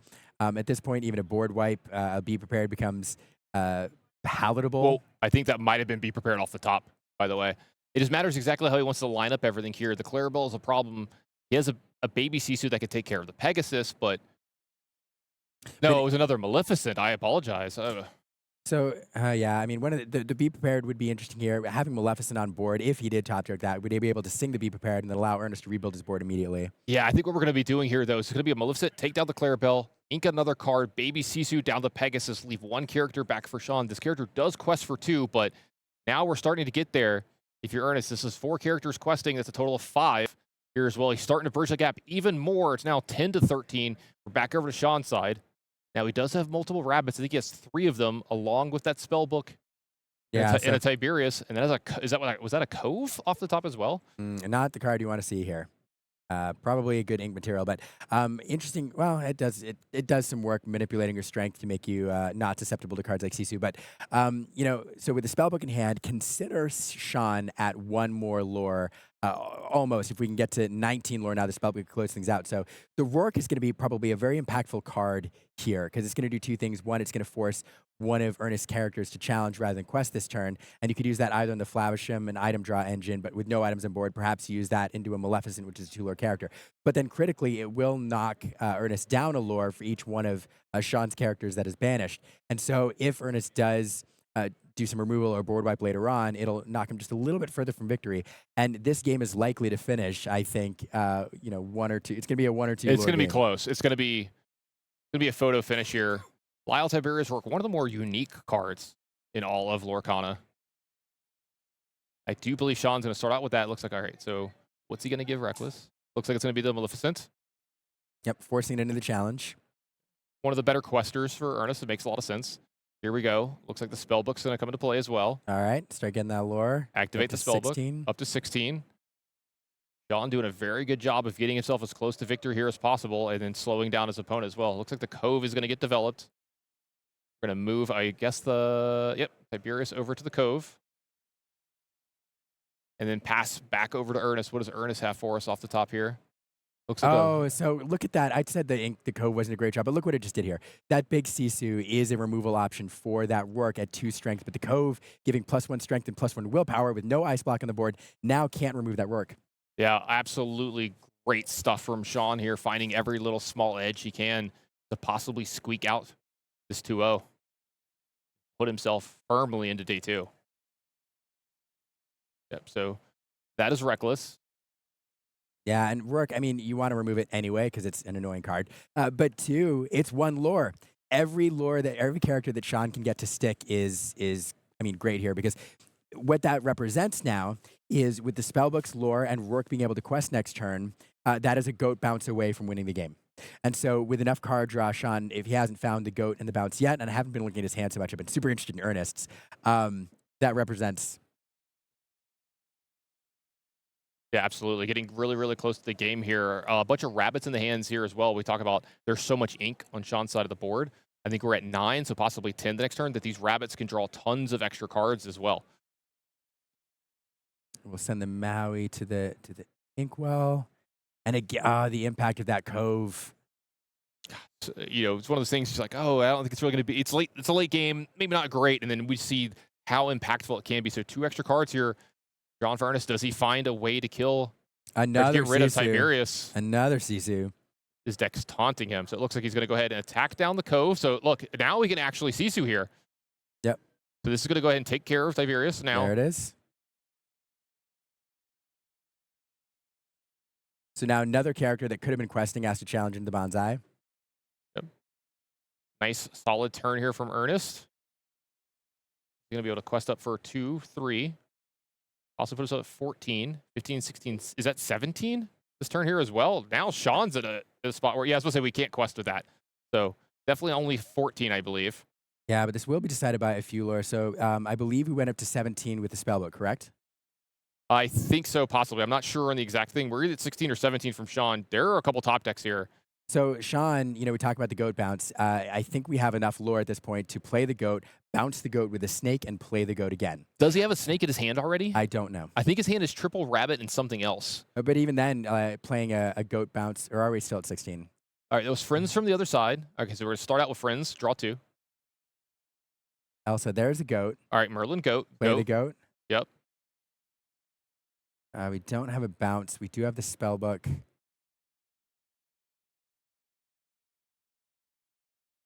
Yeah, it looks like that's not going to be enough, and Ernst is going to pull out the draw for these players. And you gotta hope for both these players that that's going to be able to make it into day 2 from them. But what a match between these two! Very well played on both sides. The Emerald Amethyst deck really impressed me here in this match quite a bit. I love the creativity with the bounce deck. You know, we see it a lot with paired with Ruby, but I love it. We get to see it with other colors because all these cards have cool come into play effects, or you can do extra stuff with them. You know, we've seen it bounce. What we saw the same aerial get played 5 times in a game earlier. I think 7 total times in the game. You know, we've seen cool stuff like, you know, bouncing your small Clarabelle, getting to kill. Destroy another, banish another item as well. Awesome stuff. Love seeing people take established decks and do something different with them. Yeah, and this was a fun matchup too because Ruby Sapphire, one of the decks well represented in the meta, against Emerald Amethyst, a deck that's been popular, not as well represented as the big 3, but still present here at this tournament. So that was fun. Speaking of meta, let's take a look at the meta breakdown for today. Let's take a look at what happened, and this is about what I expected for the big 3. We talked about this. We got Ruby Sapphire in first, Amber Steel in second, Amethyst Ruby in third. Like myself, you said this was the big 3 you expected. Did you expect them in this order? I think so. No, actually, I did expect Amber Steel to be, I think, the top deck followed by Ruby Sapphire, but it's not super surprising to see them flipped here by a little bit. Yeah, if you asked me a week ago, I would have said the same thing. Coming into this, I was like, I think Ruby Sapphire is slowly going to pull into the #1 slot. Now, not to be sneezed at or anything here, we got a couple of decks here at 7, 6, and 6%. We've got Amethyst Emerald, Emerald Steel, and Amber Emerald. All of these representing over 100 players here, and then Amber Amethyst almost at 100 players. That is a really healthy amount for the next 4 decks out of that big 3. Yeah, it is. And I will say that out of the decks not in the big 3, there's not a ton of surprises here. These are all archetypes and color combinations that we've seen quite a bit. But one thing I will note is that you do have some interesting differences in the builds here. One that I will highlight is Amber Emerald. You know, just what we saw on stream, you saw the Citrus discard that we're used to seeing, the version that won in Toronto. And then we also saw a hyper aggro version of this deck doing well that actually made the top cut. So even within these color identities, there are some new and unique builds and some differences in each one of these tiers. That Amber Emerald aggro deck, I think my favorite deck from today. Rounding it out, we got 2 decks at 3%, 66 and 56%. I'm sorry, players. We got Sapphire Steel and Amethyst Steel. So Blue Steel still showing up at 3%. We saw it on camera. It looked pretty good in that match. And then we got some other decks out there at 10%, kind of rounding out. We saw a few of those on stream as well. I want to see this, and then I want to see the conversion rates for tomorrow. That's the big thing for me that really tells the story is, look, yeah, we got 22% of, Ruby Sapphire or 18% Amethyst Ruby, but how many of those people made it into the cut tomorrow? Was it a larger percentage? Was it a smaller percentage? Was it the right call this weekend? And then it's always nice to see what decks in the bottom like 5, 6, 7 that showed up at 3%, 5%, but still put in a ton of people into day 2 where you're like, that might have been the real off-meta deck to play this weekend. No, I totally agree with you. The conversion rate is super interesting, and it really highlights which players made the right meta calls. It'll be really fun to see now that we have the top 64, how each one of these colors fared. Speaking of the top 64 and what these players were playing for all day long, let's take a look at the prizes day 1 for these players. You see the participation prize. Everyone who played here today got that Dragonfire, but the ones that made it into that top cut, that top 128, and all players with the same ranking points, got that beautiful Let It Go. Yeah, these prizes have been handed out, and yeah, everybody with that Let It Go, I assume, is very happy. A beautiful card, yeah, what a prize to earn if you don't make the top, even if you don't make the top cut. Yeah, I want to bring up these match point awards too. Between 10 and 19 points, 20 and 29, and 30+ points, you're getting a lot of prize tickets. This is one of the coolest things I love about this game is it'll be round 7 or 8. I'll walk out there and the room is still full of people. And I heard a lot of people talking about, they're like, look, I can't make top cut, but if I do this and this in my last 2 rounds, I can get 30 points. I can get 31, 33 points, and then I can go get me something awesome off the prize wall. But let's take a look at what those top 64 players that are coming back for day 2 are playing for. The top 64 of day 2, they're going to be playing and getting one of those awesome Cinderellas.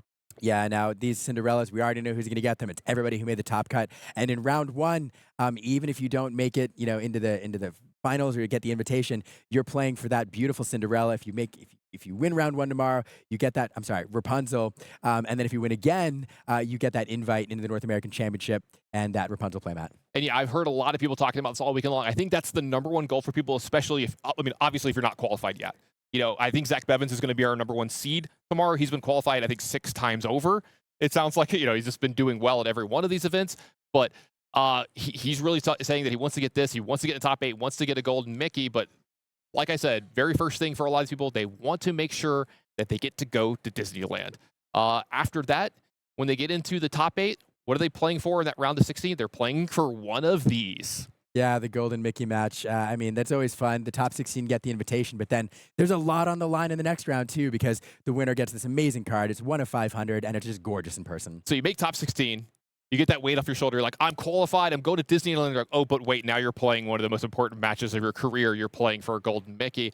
And then after that, they're not done. If you get to win your first round of top 8, you're going to be going on to top 4, and you see a bevy of prizes. You get a couple extra boxes for every win of Shimmering Skies. You get 100 prize tickets per win in these. That's nothing to scoff at either. Tons of hats, shirts, lots of cool things over on the prize wall. And then the person who gets all of the bragging rights, what do they get? I mean, there's 8 Golden Mickeys. There's only 1 golden trophy. So at the very end, if you win, you get this amazing trophy, and you also get a complete foil set of Shimmering Skies, including the new incredible enchantments that we've seen from this set. I've never seen them all together. What a prize to win. Absolutely. And you know what? Lorcana might be done for us here tonight, but make sure, if you're going to be up late or you want to stay up late, 1 a.m. Pacific time, Lorcana EU is going to go live with their day 2. And I want to know if you've been pulling all-nighters here this week, and if you watched all of EU into us today. If you did, thank you very much. You're a hero. I agree. Yeah. And then if you're going to somehow take a small nap here, make some coffee, get up early in the morning or still late at night, however you want to look at it. Watch EU. Absolutely great broadcast. We're giving you a break here to get some sleep. Enjoy the break. It's yours. It's a gift from us. I don't know if you've ever watched some EU coverage before. I know I have.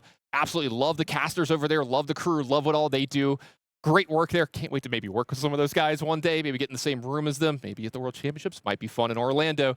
But make sure that you can check into that if you can. And we're going to see you for a great, big, beautiful tomorrow.